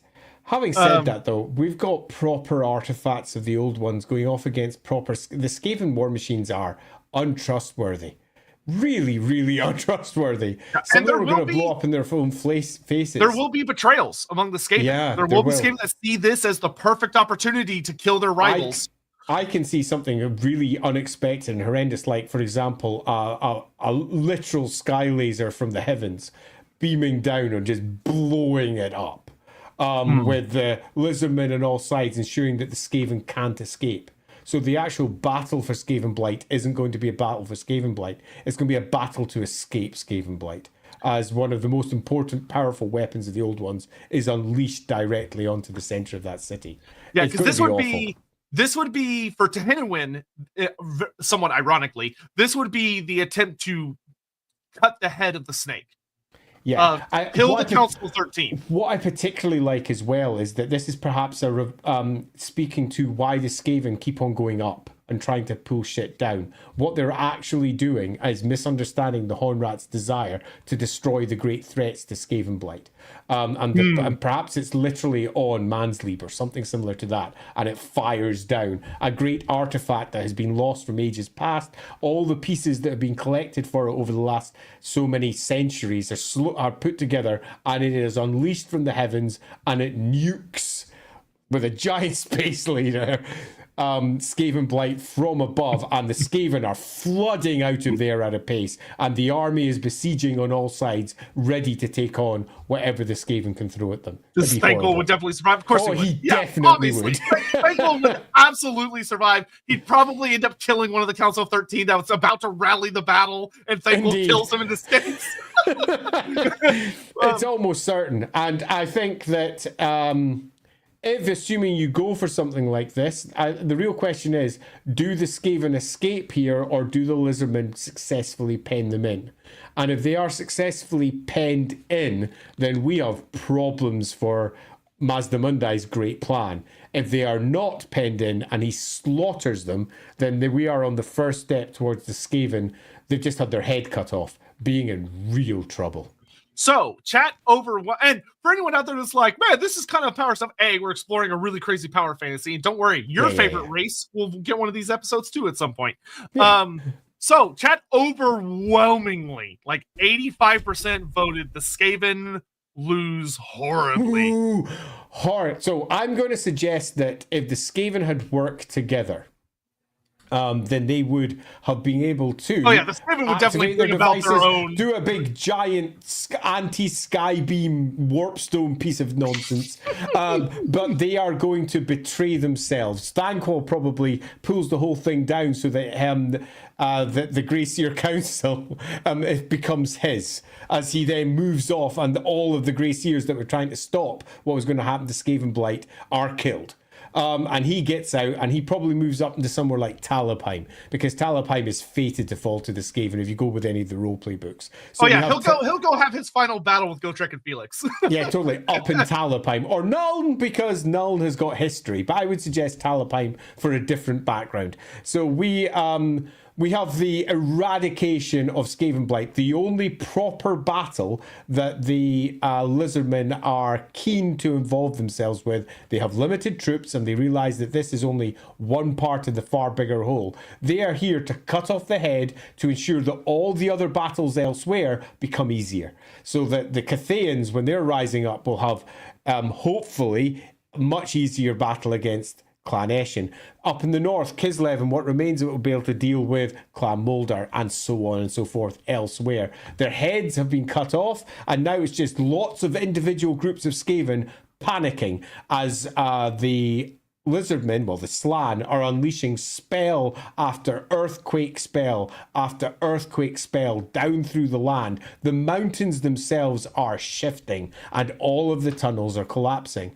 And by this point, the Skaven are screwed. They have been losing their numbers in their, now this might sound ridiculous, but billions, because there are so many Skaven beneath the earth. Quote the end times, 1 billion times 1 billion. Yeah, quite. It is quite, the number of Skaven dying in this assault is enormous. Skaven Blight is the heart of it, but in truth, the real battle is the Slann Mage Priest Chorus, who are flooding the mountains, much as they did more than once in the past, flooding the mountains with all of their Heish magic in particular, and high magic, and sinking all of those tunnels. It's the tunnels they're after, and it's why the Karakan Corps can't stand as it did. It's why the dwarves have to withdraw down to the only safe space they can be with their ancestor gods. Many of them have, some of them have stubbornly stayed, and they are massacred as the holes collapse. Yeah, this would be the death of pretty much, I think, all of the dwarf holds in the non-World's Edge mountain ranges. So like the Black Mountains, the Vaults, the Grey Mountains, because unfortunately, as we all know, there are literally Skaven under all of these places. There are Skaven all around them, and the Slann would be indiscriminate. Yeah, absolutely. They would say, oh no, we're not going to mess with the World's Edge because those dwarves are winning the fight. They've got their ancestor gods with them. They're doing what they're supposed to do. But the rest of these guys, dead. Indiscriminate and also surgical. They're going to bring it all down, but it's going to be very tightly controlled because they understand, as we said right at the beginning of the stream, where all the Under Empire is. They know. And they are going to be basically sending a gigantic magic scalpel through all of it to crash it down and to flood it. It's going to be awful. Yeah, so absolutely awful. We have the Skaven quite thoroughly ultimately crushed. That's actually a good point. Yeah, there would be a couple of human cities that would suffer badly, like Altdorf. If Altdorf was still standing, Altdorf would fall, because Altdorf is the biggest undercity. And the Skaven have been coming up from beneath these cities, and many of them are getting crushed as some of these cities begin to fall. This is not a good time to be out and about anywhere where the Skaven have undermined. Yeah, congrats, chat. You may have just finished off the old world. The old world is in trouble. By this point. And it's going to be very good for the Chaos forces that are making their way down towards this area. Yeah. So with that, we're on to the next stage. As Holy we crap, try this is bad. Keep things moving. I love it. Yeah, some places in the world are looking pretty okay, but a lot of your most famous locations are not so much. Wow. Yeah, more extermination. What's interesting is that whole scenario is actually not that crazy lore-wise if they use the Slann to their full potential. Like the Slann, totally. They literally let Thanquol go in the Thanquol series, and we get to see the Slann's eternal thoughts. If he just looks at Thanquol's destiny and says he's going to do more damage to the Skaven than I ever could, and lets him go. Of that, the extermination of Skaven Blight would literally be, and the surgical strikes would be ignoring specific Skaven or specific clans that are just going to cause more problems with the Skaven. Like the Skaven Under Empire is going to get the Slaughter, one of the absolute best gear to deal with the Skaven. Yeah, I would suggest this is the point when the Horned Rat withdraws the Skaven from the Warhammer world. Yeah, picks up his followers and pulls them into the realm of ruin. And pulls them down into the equivalent of their Under Empire and the Aether, so that the Skaven survive. And whichever ones are left there, of which there will be countless millions, even after so many billions have died, they're just going to be left to their own devices. The Horned Rat and all of the Vermin Lords have gone. They're moving on to the next place. Yep, and we would have had plenty of gigantic, ridiculous, epic battles. All sorts of fun things of like good old like Vermin Lords and some of the characters would have had there would have been horrific death. I mean, you would have had Tehinuin out there fighting alongside the likes of like Krokgar and Gorok and stuff, facing off against the Council of 13, and the Lords of Decay they would have a horrible kill count before they're brought down. The Lords of Decay are not a fucking joke. It's not going to be a nice battle. Yeah, a lot of lizardmen would die. This would probably be the costliest fight we've had in our scenario Massively so. Yes, definitely. And lizardmen will have been teleported from around the world to support this one because it's a massive, massive area that they need to ring, which means we're talking potentially hundreds of thousands of lizardmen here, staving off against millions of Skaven that are pushing out. It's a big thing. Yeah, and it's interesting of like Tehinuin in many ways fulfilling his purpose. Though granted, Sotek is not just against the Skaven; he's against chaos as well. I can always imagine the Sotek ringing around the place like an eternal snake. Yeah, it just looks in fact, it wouldn't surprise me if they'd call it the Ring of Sotek. Okay, that they've managed to spread all around it with the snake eating its own tail to keep the Skaven on the inside. Oh yeah, well, and you could almost imagine if you had looked from above, Tehinuin's tactics would have looked like certain formations of the Lizardman army striking like a snake's head at part of the Skaven army. Yeah. And who knows? Maybe the battle would have ended like the OG crazy one did, where you have the big epic finale of Screech Vermin King, and a manifestation of Sotek shows up and eats him, just for funsies. There can be all manner of crazy bullshit going on. Love it. All right. Chat has voted for. We want to. Okay. This is the first time YouTube and Twitch was divided, but YouTube had a much heavier lean. So we're talking to another younger race. All right. The only options left are ogres and humanity. Okay, yeah. Let's do a quick vote on that. Which, interestingly, both of them, the ogres would be doing better than humanity, but ogres would still be it'd be busy. Well, they're having a time. Yeah, they're having a time. Going down, the ogres going to have themselves a time. Because they're going to be dealing with a lot of chaos, a lot of greenskins. The chaos dwarfs are going to be getting active because they're probably being attacked by greenskins and other things.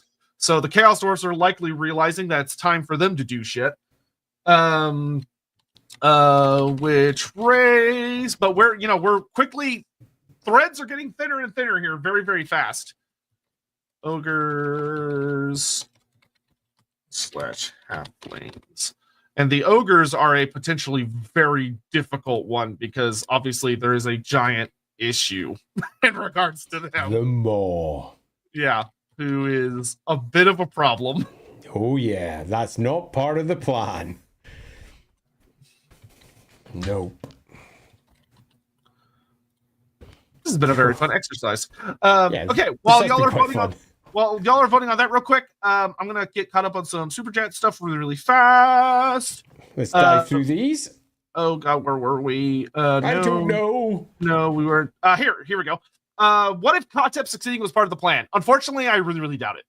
I doubt the Tomb Kings dying and being brought back as immortal gods would be part of the great plan as far as the Slum are concerned. Chapter Grim, Nomai Assassin Slaughter. Chapter Grim, I appreciate you're really on that Nomai binge, and I appreciate that. And you know what? I think it's quite likely that Nomai would be involved in this, very much so. Yeah, defo. Yeah, because I mean, Tunnel Warfare, Gnomes. S tier at Tunnel Warfare. They're gonna be great at that. Baron von Bester, Tehinuin finding the Uberstrike 5 and declaring them his new best friends and champions of Sotek. I like these humans. Nagash stirs. Nagash is definitely, there's a lot of death going on in the world, isn't there? Yes, there is. Sign of the Emperor, what if the War of Vengeance never happened? That would be a fun one, if it had been averted somehow.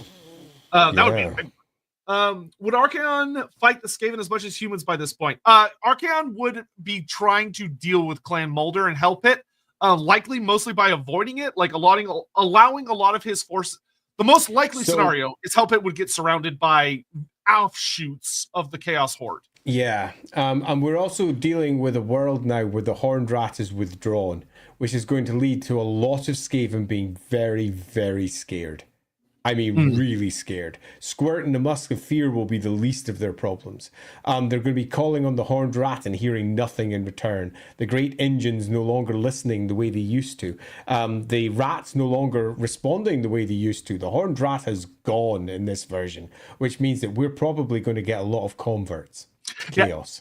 Yeah. Interestingly, initially, the Hellpit might have actually been one of the few saving graces for the old world of... It would have slowed chaos down a lot. Yeah, agreed. I think in this version, it's possibly going to fall to Nurgle. Despair. Yeah, but now with the great monstrosities coming out of it. Oh yeah, I agree. Oh yeah. No. So, I can see that falling to Nurgle. Like I imagine, cities falling to the Skaven forces weakened for battle. Yeah, so yeah, there'd be a lot of mess, especially in the old world. Captain Magma, I think rooting for the Skaven as a whole is folly and not possible without blowing the planet up, same for Greenskins. I technically disagree, but on a very thin technical level. I think 95% of the time you're correct. Greenskins will be everywhere. It's a mess. Yeah. Sign of the Emperor, what if Durthu had never saved the children of the Everqueen? Ooh, that would have been It changed a lot. Yeah, the elves whole world would be completely different. Yeah, the elves would be totally different. Yep. And Athel Lauren would also be totally different. Amadeus Arkham, I fear Mazdamundi not dealing head-on with Tzeentch for all this time is a fatal mistake. After all, Tzeentch is the Greater Demon, the only entity could have foreseen and prepared for the Slaane's return. I respectfully disagree of that. I think if he had gone for Tzeentch too early, Tzeentch would have outplayed them. And it also depends what the plan's outcome is supposed to be.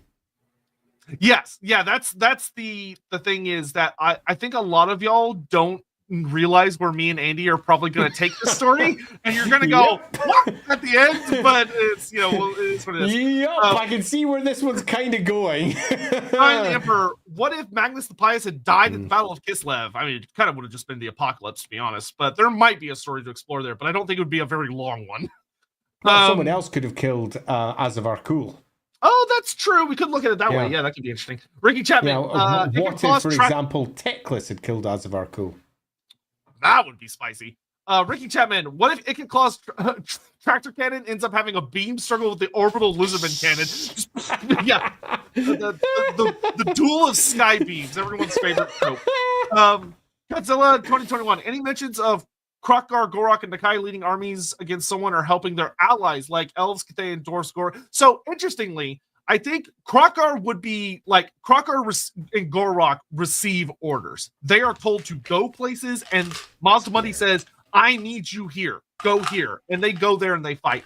Nakai is a very unique situation where Nakai has some sort of weird sense where he knows where he needs to be. So Nakai would actually probably be your really fun version of like the elves fighting something or the dwarves fighting something, and Nakai just shows up and ends up helping because it's part of the plan.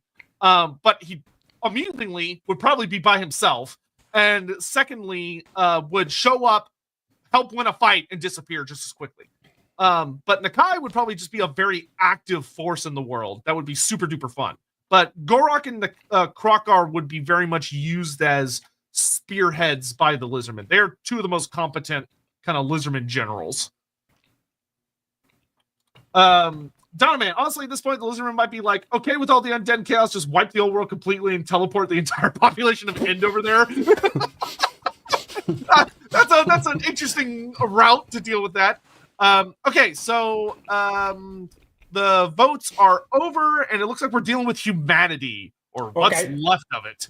There's not a lot left of it in the old world, but there's a shed load of them across the actual world as a whole. Yeah, y'all played 4D chess on accident by saving the humans of Cathay, perhaps. Indeed. So we all know that the old world is absolutely screwed in terms of mutation, corruption, and horror. Allowing them to fall is just the first step in their plan. The next step is teleporting over all the rest of the humans into a place that the Chaos Forces did not necessarily expect large numbers of humans and lizardmen to be arriving in. So we're going to have to deal with our Nipponese, our people who may be in Koresh, people who are down in Ind, people who are in any of those other places where humans may reside.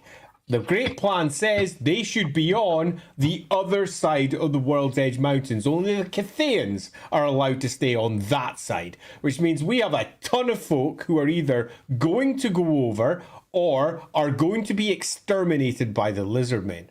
Yeah, so this... Oh, go ahead. I was just going to say one other thing.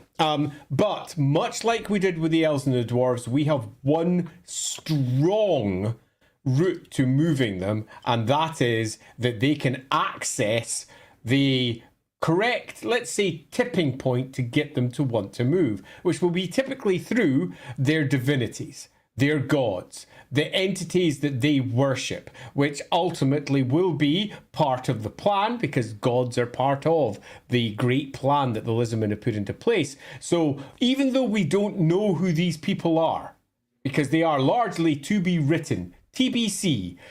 These are all the other entities. We do know that they definitely have cultures, religions, and ultimately all of those span back. Some cases, super ancient cultures and religions span back to the old ones. So they are ultimately as manipulatable, I suppose, as the dwarves and the elves in their own way. And it would suggest that the old world is a mess, because they allowed it to be, to bring in an external force. This was afterwards. always part of the plan. Yeah, so to put it kind of into perspective of the situation you all have created, just for kind of little funsies, there are some horrific aspects of the scenario. The peoples of the old world are basically gone. They are corrupted or dead or lost. And that's awful. Those that will be found will likely be purged, because they'll be too far gone at this point. So as far as you understand it, the Empire, Bretonia, Astalia, and Talea have basically been massacred. And anyone that had the ability to survive is likely also going to be massacred by what they think are their saviors. And then the people from these other lands have the Lizardmen approach them, and although there will be many that will willingly do this due to what Andy spoke about a bit ago, there will also be many that won't want to make the journey because of stubbornness or because they've put down such strong roots. I mean, we're going to be getting the south of the Warhammer world being attacked by Chaos also. So we're going to be having all manner of horrors coming up to the south of Ind and pushing their way north. It's not just pressure from the north, there's pressure from the south as well. If we just run with, say, the End Times version, we're going to have Arbal the Undefeated running around down there doing Arbal the Undefeated things for reasons. We have to put him somewhere, let's put him down there. And they're going to be swooping up from the south doing all manner of horror. And that, in some respects, is a method of helping control these humans for the old ones, the Slan, because they can say, we have a place for you to go. This devastated land on the other side of the world. It's a bit of a fix me up, but, it'll get there. So the thing that's quite fascinating to think about with that is imagining being these people in, like, the Southlands who have actually probably by this point been dealing with the actual Lizardmen a fair bit, the Southlands tribes, but they also live close to the Lizardmen of the Southlands, so they might already kind of have that relationship. It's just grown. But like the people of End and stuff, imagining you're saved by this species that shows up, they've saved you, and they say, okay, you have to go to this new land now. You're gods. Yeah, I would argue that you could, in the same way that we've got the elven gods and the dwarven gods coming up, it could be the literal 1,000 gods of Ind, are transporting them to a new place where they can hopefully put down roots and survive. It's just heartbreaking. I intentionally want it to be, but I love the idea of the heartbreak of some people being like, this is my home, I can't leave. Oh, yeah. And then there's just this merciless Saurus just, boom, you're dead. Then why not do both? Have those who have been led off towards the better place, and then those who refuse, and the Saurus going, nope, it's extermination or out, and they're coming in afterwards. You're either going or you're not. Yeah. And love that because you have the forces of chaos. Because the Lizardmen would show up to help fight chaos in those places because those humans are important. They need to be kept alive. So we have humanity is now rerouted to the old world, but these are strange new armies that fight very differently, but they have the support of the Lizardmen. The Lizardmen are now in the old world as well, here to help with this big stage of the war, because this is the big stage. Yeah, so very loosely, and in the interest of ensuring that we don't run too over in time, humanity of the Warhammer world is siphoned over to all of the old world as and where they're needed. So we have them from the Southlands in the south all the way up to Norska. That entire place is being repopulated, redefended, and what appeared to be something that was falling no longer has quite the same feel as it did before. But we have some real issues here as well, because we have one big unanswered question, Nagash et al., and exactly where they're going to fit into this, because they are not a part of the Great Plan. And dealing with Nagash is a core component of Mazdamundi winning his preferred outcome. But we also have Chaos, who are rampaging across Skaven, many of whom have converted to once or others of which have just fallen into communities that are terrified. We still have the Chaos Dwarves undealt with over on the other side as well. And Greenskins by this point will be rampaging everywhere, which means in many respects down the Southlands it's quite likely that the humanity that comes over will be reinforcing Lizardman cities and the existing cities of humanity that are there. It's going to be an interesting mess.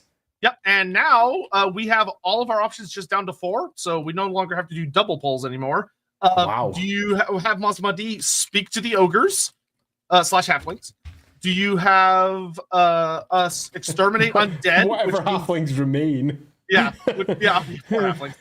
Which means dealing with Nagash and the Tomb Kings and the vampires. Mm-hmm. Do you have us exterminate chaos? So dealing with what chaos forces are around and active, or do you exterminate the greenskins and try and get the greenskin problem under control?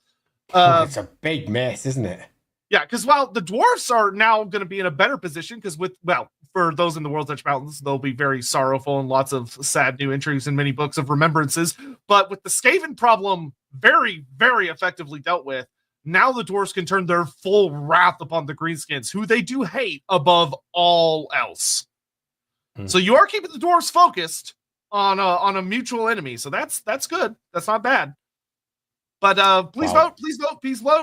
We're getting close to the end of the story here, so make sure to keep those votes up. Make sure your opinion's going, because y'all are making things happen.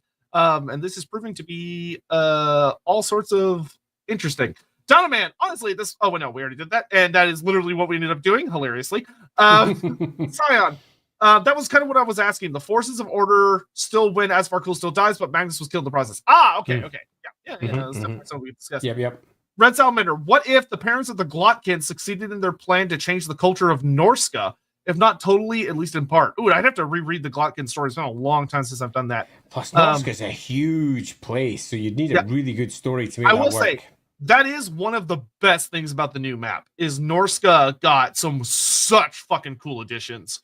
The fact that Norska now includes the people north of the Sea of Chaos, along that shoreline of the Chaos Waste, those are officially Norscan people now. Makes Norska so much bigger. Like, they have so many more people, which is really cool. Donoman, I just imagine Arkham besieging Middenheim, then turning around to see the end war elephants, like a weird version of Theoden in the Moonkill. Yeah, that'd be pretty freaking cool. So good. He hears the horns and he's like, who the hell? Particularly if we've got, tiger men and possibly elephant people. Not just elephants, but elephant people. Who knows what you're going to get from there? Like Ganesh style end folk popping in from the south. That'd be awesome. A super fun idea. Like, they're charging alongside the Lizardmen. The people of Middenheim are like, whose side are those guys on? Are they on our side, or are they part of Team Chaos? What's happening? Captain Magma, what about good beastmen like the Tiger of End of the Monkey King's domain? They're going to be part of, I think, this. I don't know. I mean, I think they're probably part of the old one's plan, and they're the ones who are probably staying with all of humanity moved out. Yeah, that is actually probably a good way to look at it. Yeah, I would agree. I think the Slum would say, you are meant for this place. These lands were meant for you. You must stay. but the humans must go. Yeah, that seems to be likely. Hoplite, old ones create Saurus. They destroy Saurus. Old ones create man. Man destroys old ones. Man creates Saurus. Saurus eat man. Gnomes inherit the earth. Ah, yes, as all things are intended. Captain Magma, undead would be very scary with all those dead Skaven. Yeah, y'all have made an interesting world for the Lord of Undeath. It's also worth noting, though, that when you take a look at how undeath works, at least in the earlier forms of the Warhammer world, it seems to be a very human magic. All of the undead Skaven might not actually be very compatible with their necromancy because they are so unalike of the core spells and the core skeletons that they generally summon. So you might not think it might not be quite as beneficial for them as you might first think. Yeah, true. It does tend to very much be. It's very, very rare to see a non-human species be more advanced than like a zombie, because the necromantic, the corpse geometries seem to struggle with non-human corpses a bit. Lichlord Chris, how much of a mess would Kraken Rock bling, or did they already get started? Oh, don't worry, Kraken Rock's about, but y'all haven't decided we haven't dealt with chaos yet. Yeah. Sarmelian Bloodweavers, sailors flee the old world to end in Cathay and then got ported right back. Shame. Oh, we're home.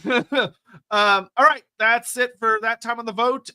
Interesting. I did not think y'all were going to go this way. So chat says Mazdamundi should wrap it up and talk to the ogres.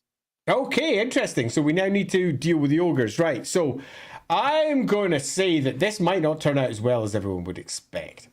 Yeah. He's been doing pretty well. In terms of his overall plan, and our Frog Chorus has been orchestrating events from across the world and doing broadly very well, attempting to rebuild the great plan from the mess that Chaos is attempting to bring in their great 13th ever chosen.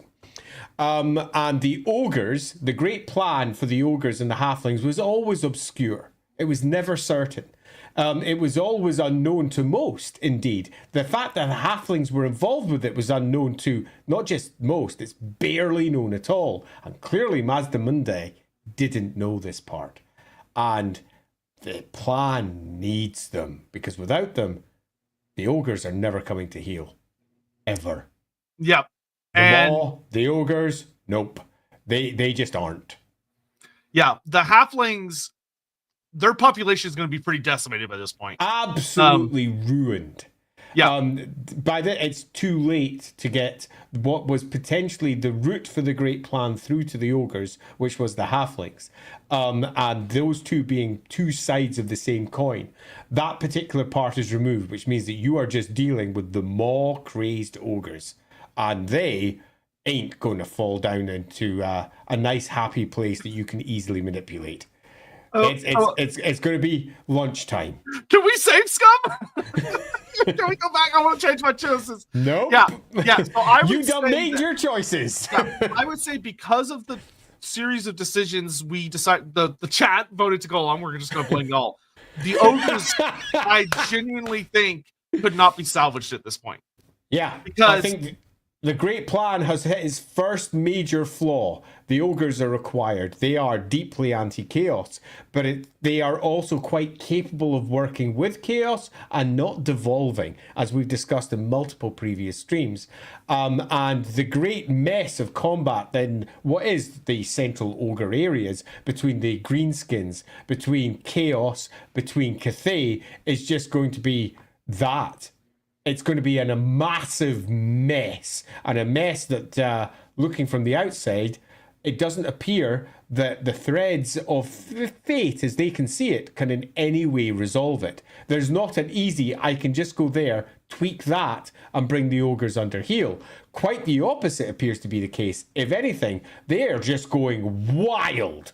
And that means, sadly, possibly our ogres are now bad guys. I would say, to make matters worse, by this point, Fire Mountain would have absolutely erupted. And when Fire Mountain erupts, the ogres go to war. They are marching west, and they are killing and eating everything in their way. So they're going to be a massive problem for Cathay, for the Greenskins too. Yeah, the only upside is that they're going to be slamming into Greenskins, Chaos Dwarfs, or Nagrin's going to have a big problem, and Grand Cathay. Now, Cathay is in a pretty okay way to handle this. Granted, the Great Bastion by this point is going to be grotesquely under attack. Maybe parts of it have broken, and under a lot of pressure. And having attacks coming out from the Western Mountains is not going to help. But at least the Skaven aren't going to be as big of an issue at this point. That being said, I think Mazdamundi, I do not think would ultimately choose to deal with the ogres directly, of letting them slam into the Greenskins and slam into Zarnagrand and let they flounder.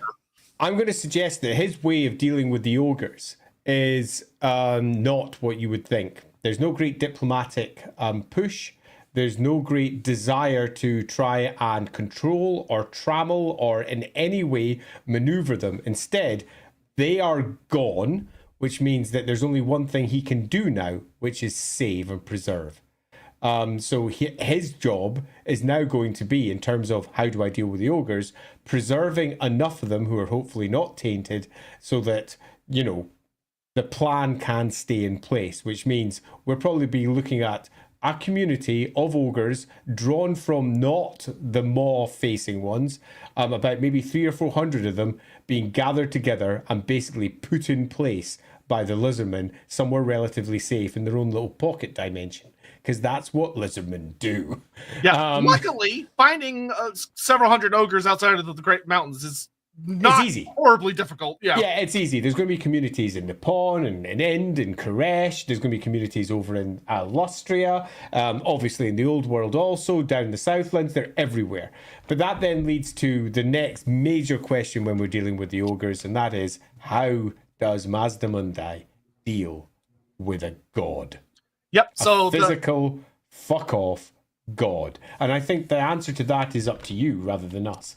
Yep. So I am putting a poll in chat right now of, do y'all think, I mean, think about Mazdamundi's position that he's in. Chaos is growing in a lot of strength. The Greenskins are causing a lot of turmoil and preventing a lot of the Eastern and Western forces from meeting each other, but at least they're kind of holding off the ogres for now. He has, and time is very much on a razor's edge now. Like Middenheim at this point is either destroyed utterly by mixture of spells and stuff, but Archaon's plan to destroy the world the way he wants to do it is not off the table. Yep, agreed. And Archaon's getting close. So, but the Great Maw is also very, very emphatically not part of the Great Plan. Yep. So does Mazdamundi stick to the plan and try to destroy the Great Maw, a god that is taken on a physical manifestation, which would also allow him to, in tandem, potentially deal with the vortex in the ocean? Or does he ignore it and focus on chaos? Okay, so more chaos. Your choices. More chaos. So that is your choice. So does he destroy the Maw, yes or no? Or try to destroy the Maw, I should say. Vote now. This one is already seeing a pretty interesting split. So if you haven't yet, please go vote. Here's a fun question. Could he destroy it without destroying the world? I don't know. The answer is find out by saying destroy. Yeah, find out. If you're like, oh no, he's going to destroy the world, then you better say no. If you're saying no, or yes, saying, your choice. If you're saying no, he can handle it, then you can say yes. Decisions. While we're waiting there, I'm just going to quickly pull up Juniper's question. Yes, Juniper, yes. Yeah, ogres have a very, very little sexual dimorphism. They've got a pretty egalitarian society, contrary to what many would expect. Let's see. Dynaman, off topic, an idea for a conversation between a Norscan and someone from the far north Chaos Waste. The Chaos Waste warrior complains about it just being cold, and the Norscan asks, how can it be too cold? You're further south, and he says not too cold, just cold. Where I'm from, it's never just one temperature. It's hot, cold, everything in between, and it just being cold is weird. Dynamite, I like that, but there's one major issue. These are people from a society who don't understand that it should be cold in the north. It just is what it is in the north, and in the north it's proper broken. But they don't think that there should be a polar cap north and south because that is not their norm. Further, they don't have mass education in the way that we do. So loosely, I don't think they would have quite the difficulty there that you might initially suspect. Chat, make sure you go vote. I'd really like to be at 150 votes for this. So if you haven't, grab your phone or take a moment from playing your game or whatever it is you're up to and vote real quick. Super appreciated. Thank you. Let's start, Chris. Mazdamundi, I'm going to toss another rock at the ogres. What could possibly go wrong? It'll be fine. Mazdamundi's like, we have to deal with the ogres. Celestial Dragon Emperor's like, hey, I know a trick. That totally doesn't make things worse. Diamond Man, could the Salon try and massively amplify the call of the Maw, which would draw the ogres to their original homeland of the Maw itself? Unfortunately, yeah, that's an interesting idea. Could the Salon manipulate the Maw, which would be, I would say, probably not. Yeah, the Maw is pretty freaking. It's wow. There's actually a perfect example of this. There's a story where the Salon failed to control a thunder lizard psychically because it's too animalistic and it's too pent up because it's fighting a Leviathan. I would say this would be a similar situation. It's so animalistic and so massive they wouldn't be able to properly manipulate it. Our frog chorus has definitely hit a hard place here. The ogres are real cocky for someone in moon laser range. That's not to assume it wasn't a one-off.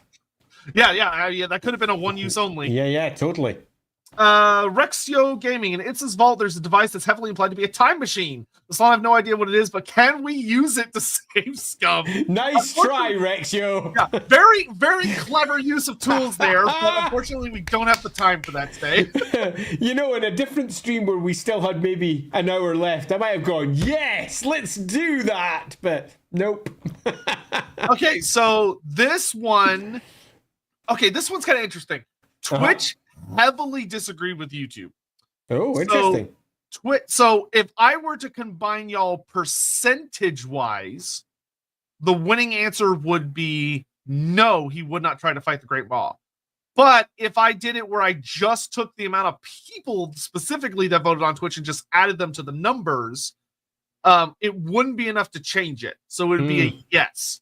So the question is, should we do it based on percentage or should we do it based on just pure people? So, looking at the overall story that we're building, clearly the ultimate bad guy at the end is Chaos. So, whichever way we deal with this is going to be pretty much us heading towards the end. So, if we say he deals with the Maw first, we're probably going Maw, then heading towards Chaos as the end. But if we say Chaos is next, we're heading towards the end right now. How about a coin flip?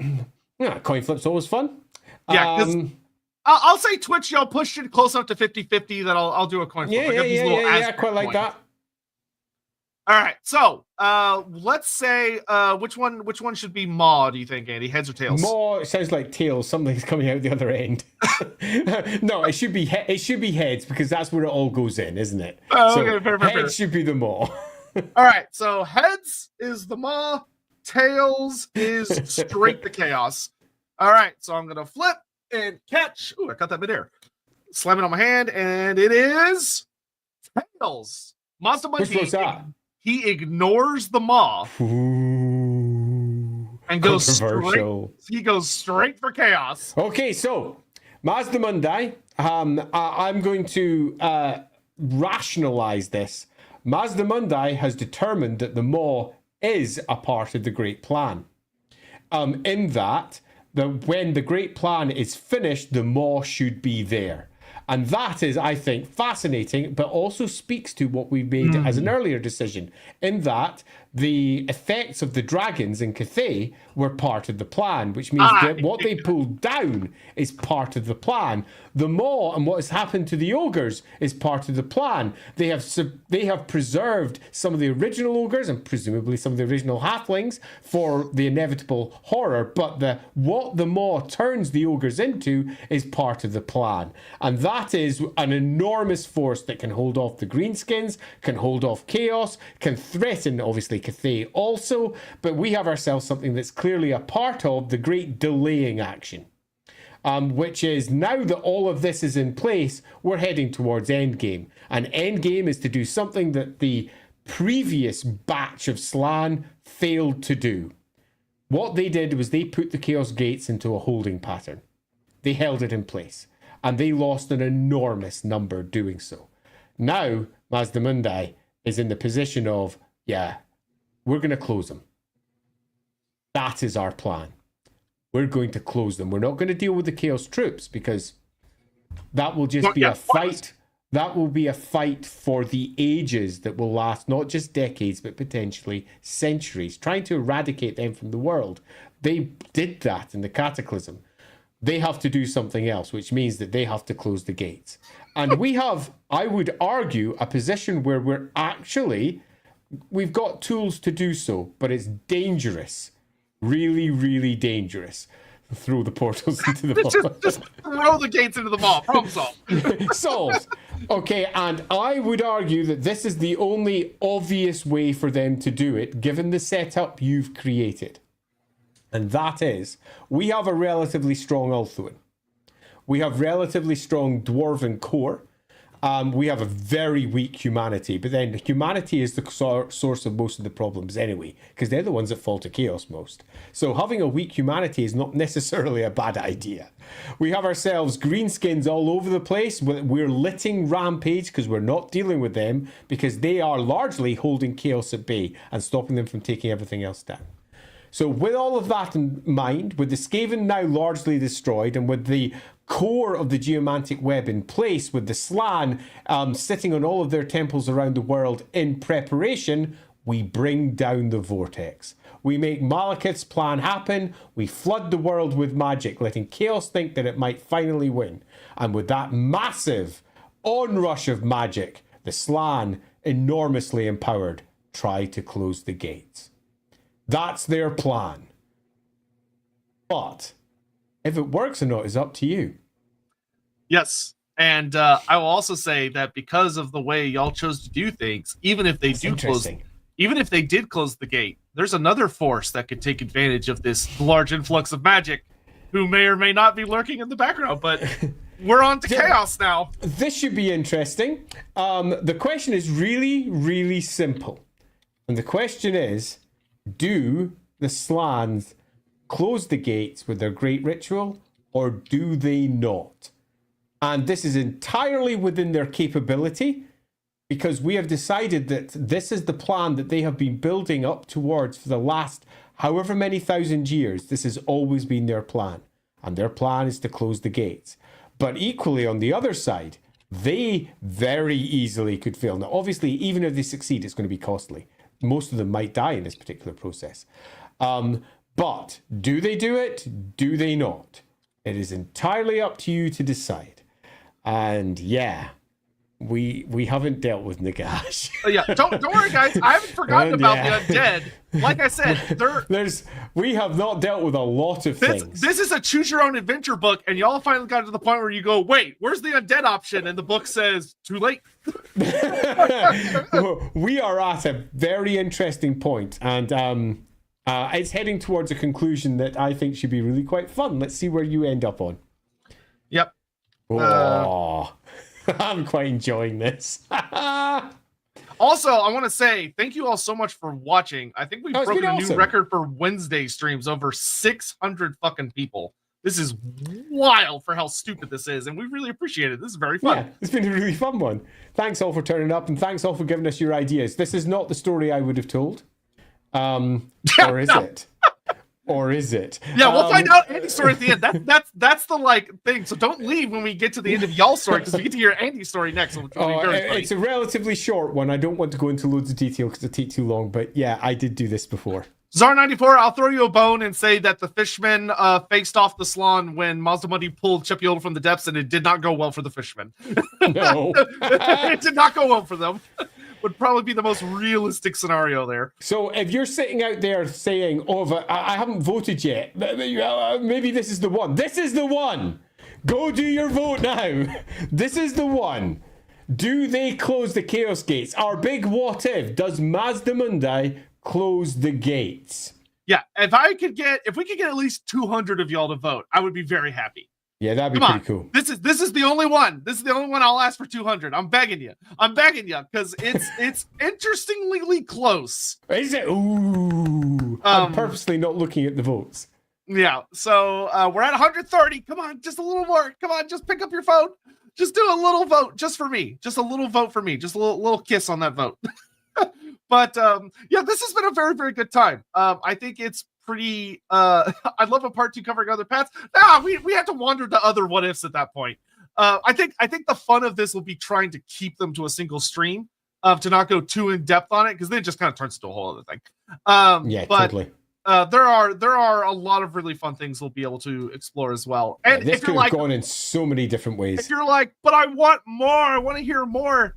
Hey, write it. Let us know how it goes. Write your own version and like put it on our Discords and stuff. We'd love to see it. Ricky Chapman, it's a dead body, probably won't rot and burst. Oh, what are we talking about for it's a dead body? We're talking about the maw, or I'm not sure what this is in reference I to. lost track there, Ricky, so apologies. If you're still there, drop another comment in. I'll watch out for it while Sotek's going through the other super chats. Yeah, we are at 160 votes. Come on, just a few more, folks. Less than 50. Come on, just pick up your phone and vote. Pick up your phone and vote. Even if you're like, well, it's kind of decided. Just get your vote in there. I just want to see 200 people's opinion. Y'all can do it. I believe in you. I believe in you. You're talking about the maw. Yeah. So funny enough, I genuinely feel that if y'all picked kill the maw, or like deal with the maw that particular time, I think the result would have been the world blows up, to be honest. Because the maw is kind of a bitch to deal with. Especially if you don't have the ogres on side. I think there could have been a way to deal with it if we had the halflings in enough numbers, but losing the halflings, I think, made the maw that is something you deal with much later. 160. How many votes we got in now? We're almost 100. We're almost 170. So I guess I'll call it 170. Pretty good. So what's the vote suggesting? So oh god, the longer it runs, the closer it gets, though. Like maybe run it for just an extra 30 seconds. I'll get. You know what? I'll give you until the Twitch vote is done, and the Twitch vote I think has about another minute ish. That's an interesting one. What if Tzeentch had not been shattered in the myth that of the creation of magic? Might the nature of magic be different? Yeah, some really fun ones there. The maw exploding like a whale corpse. That would be the most horrific way to destroy a planet I could possibly think of. Ricky. Just... Yuck. And so the planet ended with a wet fart. Yeah. All right. What's our vote say? All right. Bam. There we go. 170. So at 58%, and this is supported by Twitch, who was at 63%. Yes, the gates are closed. Right. So I have some potentially. Here comes consequences that y'all did not expect. Here we go. Chaos has gone. The gates are closed. Magic comes to an end. Undeath comes to an end. Nagash is fucked. Yep. Utterly fucked. The magic that has been sustaining him, flooding the world, goes. Across the world, the Slan collapse. Almost all of them die, either because of the ritual or because of what they're doing. Magic users across the world die. Normal people die because they have been sustained by Gyron their entire lives and they didn't realize they were effectively sterile, mutated creatures that had been kept alive by the magic. And it's gone. They die. Billions across the world die, leaving small pockets of civilization here and there. And this is the great plan. And then the few surviving Slan, using the ancient engines of the world, dismantle it and prepare it for the realms and send it off. Age of Sigmar's coming, baby, because that's what their plan is. It's what the old one's plan always was, but this one actually dismantles the world in a relatively safe way. Confusing the virus bomb that accidentally leaks out and kills anyone anyway, instead of it just blowing up spectacularly. Yeah. But now, interestingly, we don't have Nagash as a god in this version. Yeah, there are significant impacts from what y'all did. Like the incarnates will not form the same way in the Age of Sigmar verse. Nagash is killed for realsies. Chaos will be much weaker in AOS because they don't have Archaon. Archaon is killed. Fucking gods with the elves, though. They continue to survive because elves are bullshit. The dwarves are perfectly preserved with their ancestor gods in place. God, the elves and the dwarves really landed this one.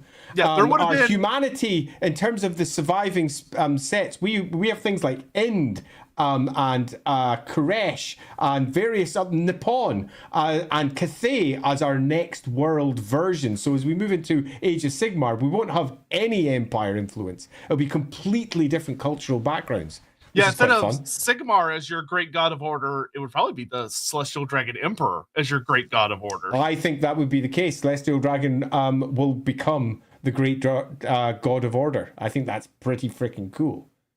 Yep. Mazdamundi, I'd say, would probably have a reasonable chance to survive. I mean, the Geomantic Web would give the Salon enough to do the last things they need to do, because it is able to function just off the energy the world itself produces. We'll keep them. They'll use the last of its power to break up the world.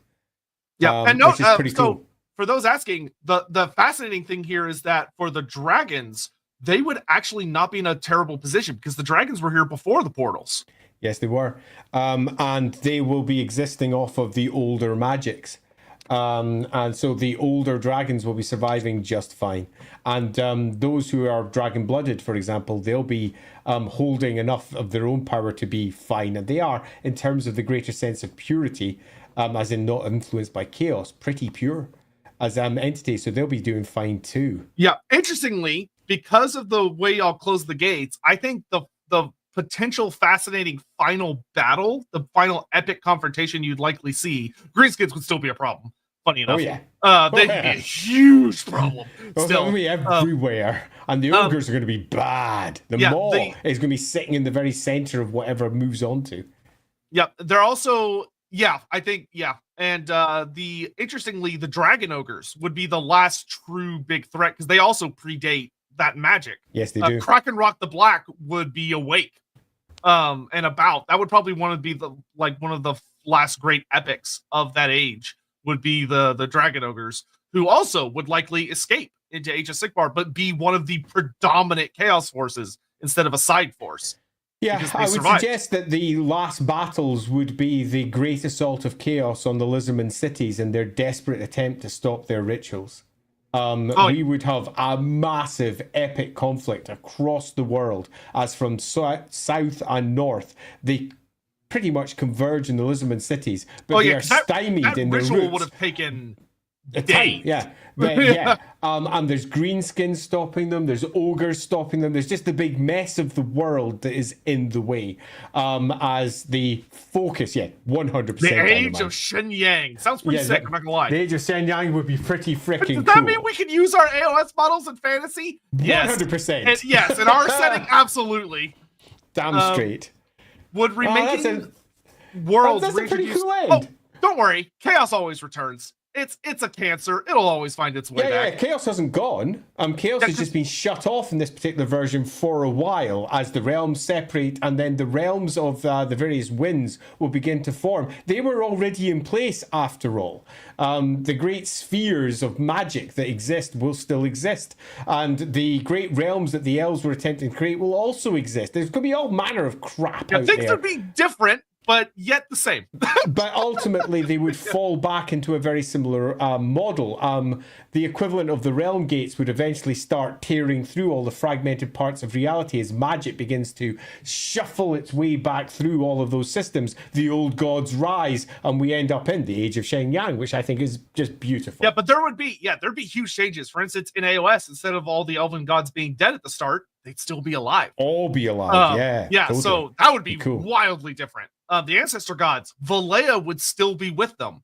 Yep. So she might be able to, so things might be different with, Grimnir might not die right at the start, because he doesn't have the horrible shame of what happened, that we still don't know exactly what happened yet in AOS.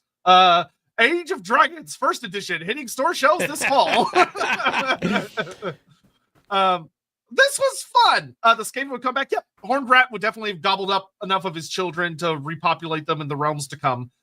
Because think about trying to exterminate rats on a multiversal scale. You can't get all of them. And only a couple have to get away for them to become a problem. The Skaven absolutely would survive. We already, in this particular story, had the horned rat bolt off with all of his core demons and the surviving core individuals that he wanted to keep. Ah, yeah, that's a great point, Rat. What the Lady of the Lake would still be alive, so there might be Bretonnian influence. Regardless of which version of the lady, definitely. Yeah, regardless of which version you go with, Glory to the Celestial Empire. I'm sure the Celestial Dragon Emperor totally won't be a problematic individual at all. Cough. Yeah, just as bad as Sigmar, in fact, possibly much worse. Possibly worse, yeah. Given the Cathayan theme for the AOS setting, the realms long united must divide. Oh, go the three kingdoms route? Oh, that'd be a fun storyline. Yeah. But anyway, that brings us to the end. I love that. This was really fun. I wasn't 100% sure how it was going to go, but I felt really good about it. But this was a blast. I hope you all had fun. This was super awesome. I'd first like to say, before I do give my quick summary of how my version of this happened in roleplay. Oh, yeah. I'm looking forward to that. Before I do that, I'm just going to give a quick thanks to absolutely everybody that turned up. You made this work. I had very loose ideas of where this might go. Just like Games Workshop. Funny. We did talk about Morgar. To be fair. We did a little bit. So funny. So I'd like to say first, thanks to everyone. You made this happen, and you chose the path that we went down, and ultimately how it all turned out. If it hadn't been for your choices, we wouldn't have narrated the various outcomes that we did. Some of it, I think, surprised both of us in terms of where it landed. A couple of times, Sotek said something. I was like, "Oh yeah, great idea." And I said something, and Sotek went, "Oh no, actually, let's do that." And we ended up in quite a different place to, I think, where either of us expected. Now, this might come as a bit of a surprise, but the end that we had in my version that I played out, I'm not going to go into all the details because it was much like some of my games, a bit mental. But in this one, the elven gods were core. What are the gods had spread themselves throughout all of the species of the old world. Not just the elves, as they had manifested, because they were the gods of the old world. They were not just the gods of the elves. It's just that the elves were there at the beginning with them, and they were chosen children. And one of the gods worked with Mazdamundi to bring about, effectively, what we did today. Now, it all fell out in a slightly different fashion, but the lizard men and connecting them all up, using the geomantic web, the clearing of the lizard men's vision so that they all work together and the slan all work together, and effectively they return to the old plan. There was an awful lot more talk about discovering the old plaques and discovering the plan and what it was originally, and ultimately the gods who had spoken to the old ones were the ones that took them to those old plaques to effectively persuade the lizardmen that their way was the right way. And their mortal manifestations led the Slan effectively to their next step, which was accepting that gods were a natural evolution for all species, including their own, where the Slan as a whole eventually accepted that Sotek was not just a god of, the plebs. It was their god too. And that they were, Sotek was a manifestation of their might. And somewhat like Jormungandr effectively showing the end of the world, Sotek did the same. And the destruction of the world came at the hands of the lizardmen as they enacted the old one's plan. And the gods separated all the people and pulled them out elsewhere. So that may sound nasty, but they moved off that planet because it was corrupted. They didn't do the Age of Sigmar thing. This was before Age of Sigmar. They moved to Vedra. And they hiked it over to a nearby planet and teleported them all out there. Using the rest of the setting? What?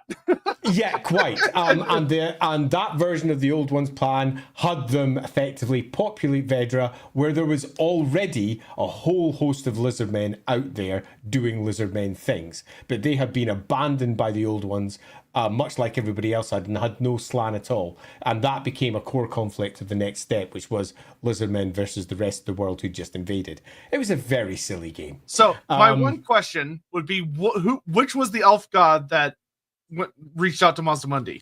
Of all gods, it was Loic. Oh, now that's unexpected. I would not have put him in the top 5. That's very cool. It was Loic who danced in. a lot of sense. Yeah, totally. And Loek and Mazdamundi became, and this may sound ridiculous, but you had to be there. They became consorts, but not in any not in any realistic way. But effectively, they were twin rulers, ruling over everything. And that was a proper daft. Any of you that are 40K fans, Andy basically just said that he shipped Mazdamundi and Shigarath. Yeah, good old Kegarath. Yes, that version of Loek was Kegarath from 40K. Oh, well, there you go. And this isn't the game that we were talking about where 40K and Warhammer mixed in. Completely different thing. Because I've played a lot of Warhammer in my time. Much of it was stupid. Getting Elden Ring vibes. Yeah. Well, hey, I predated the Elden Ring by, in this case, some 25 years. I did this a long time ago. Andy seeing Mikla being like, they stole my Loek.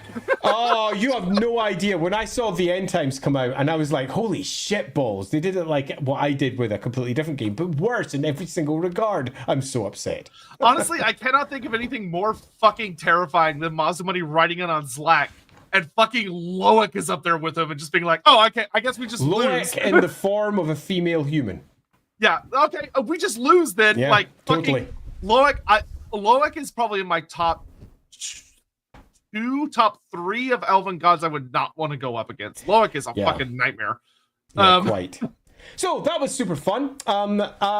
This Sunday we will be diving into Arbal the Undefeated, the chosen of Khorne himself. That is going to be an absolute ball. So that's this Sunday at 4 p.m. UK time. And next Wednesday we'll be doing something else. We'll discuss that between ourselves and tell you all a little bit later. I don't think we've decided that one yet, have we? No, I don't. We don't know what we're doing next Wednesday. Okay, so we'll do something next Wednesday, but I will like to say that this was super fun. Yeah, I have a feeling what we might do, but we'll discuss it off stream. Yeah, sounds good. Discuss it off stream. Yeah, last couple super chats here. Corn Shima, how much would it cost for you guys to write the end time fanfic? Like, I don't know, give us like $50,000. Yeah, it's gonna cost a freaking lot. I'm busy, man. Yeah, it would take a really long time. And also, Kareen, if I was doing that, it wouldn't look like this. This was an interesting set of sequences that we go through, but it was very much focused upon the Lizardmen. If we were giving each of the various factions their proper due and looking at everything that they could do and being fair to them, there would be an awful lot more story, but also the Lizardmen should not be so clear. Part of the story of the Lizardmen is that the Slan quite simply can't effectively act the way they should do. They are perfect creatures who are stymied by chaos. And chaos are clouding their vision at every single turn. It is a perpetual, ongoing war. And it might just look like a bunch of toads sitting there going, or some equivalent. But it's proper war. Because if they could be unleashed in the way we did, would win. I don't think you did the wrong thing here. I think that they've had all the time to organize it. They would reach the point where they could win. Now, it might not be in such a short time as we did here. It might be 1,000 years from now instead. But they almost certainly would, because the Slan are bonkers.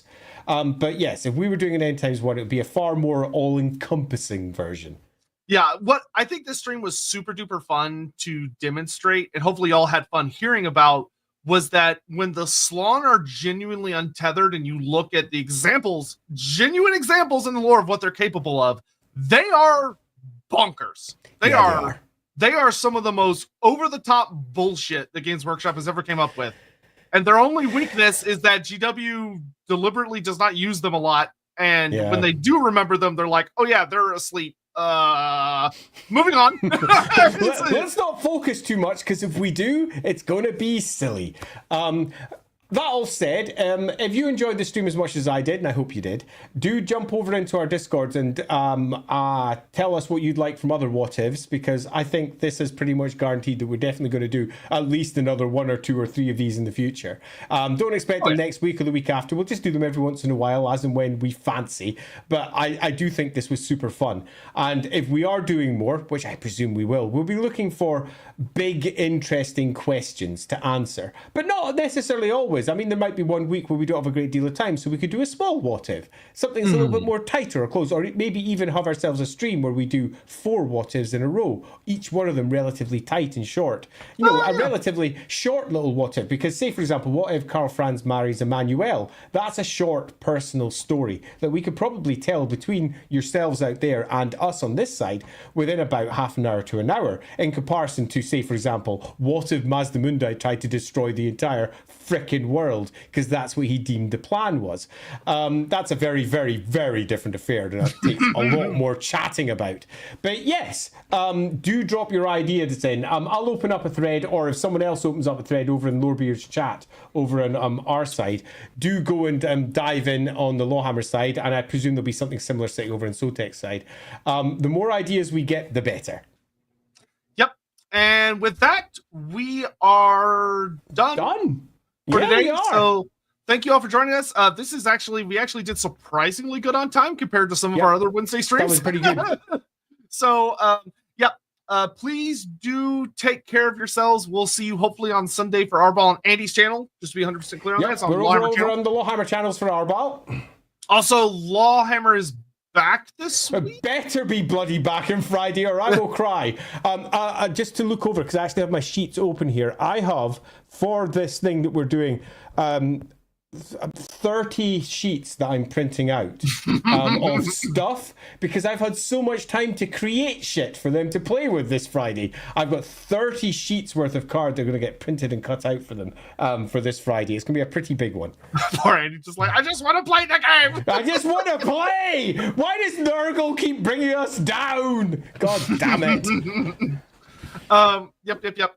And then Rookery is not back this No, we're not doing that. We just had a discussion about that earlier on today. We're going to be starting next week. So not this Saturday, the Saturday after. We're going to be starting with James Wallace, who was the developer of Warhammer Fantasy Roleplay First Edition. He was the runner of Hogshead Publishing. We're going to be talking about a big new thing that he's doing, which is going to be super fun. Okay, great. So nothing this Saturday then. And then, Lorebeards on Sunday. And I'll be around doing other things. Because you always are. I mean, this Saturday I might do a quick Q&A because people keep on asking me questions. People do love I love the Q&A. I tune into Andy Q&As. I might do a Q&A because I literally have had a bunch of rule questions over in Discord. To be fair, you hadn't done one in a good while, so they've been building up. Yeah, totally. So yeah, we might do one of those as well. So be aware that might come on Saturday. So do watch out for it. Is that us going? Yep. We'll see you guys later. Right. Take care. See ya. Bye-bye. Bye.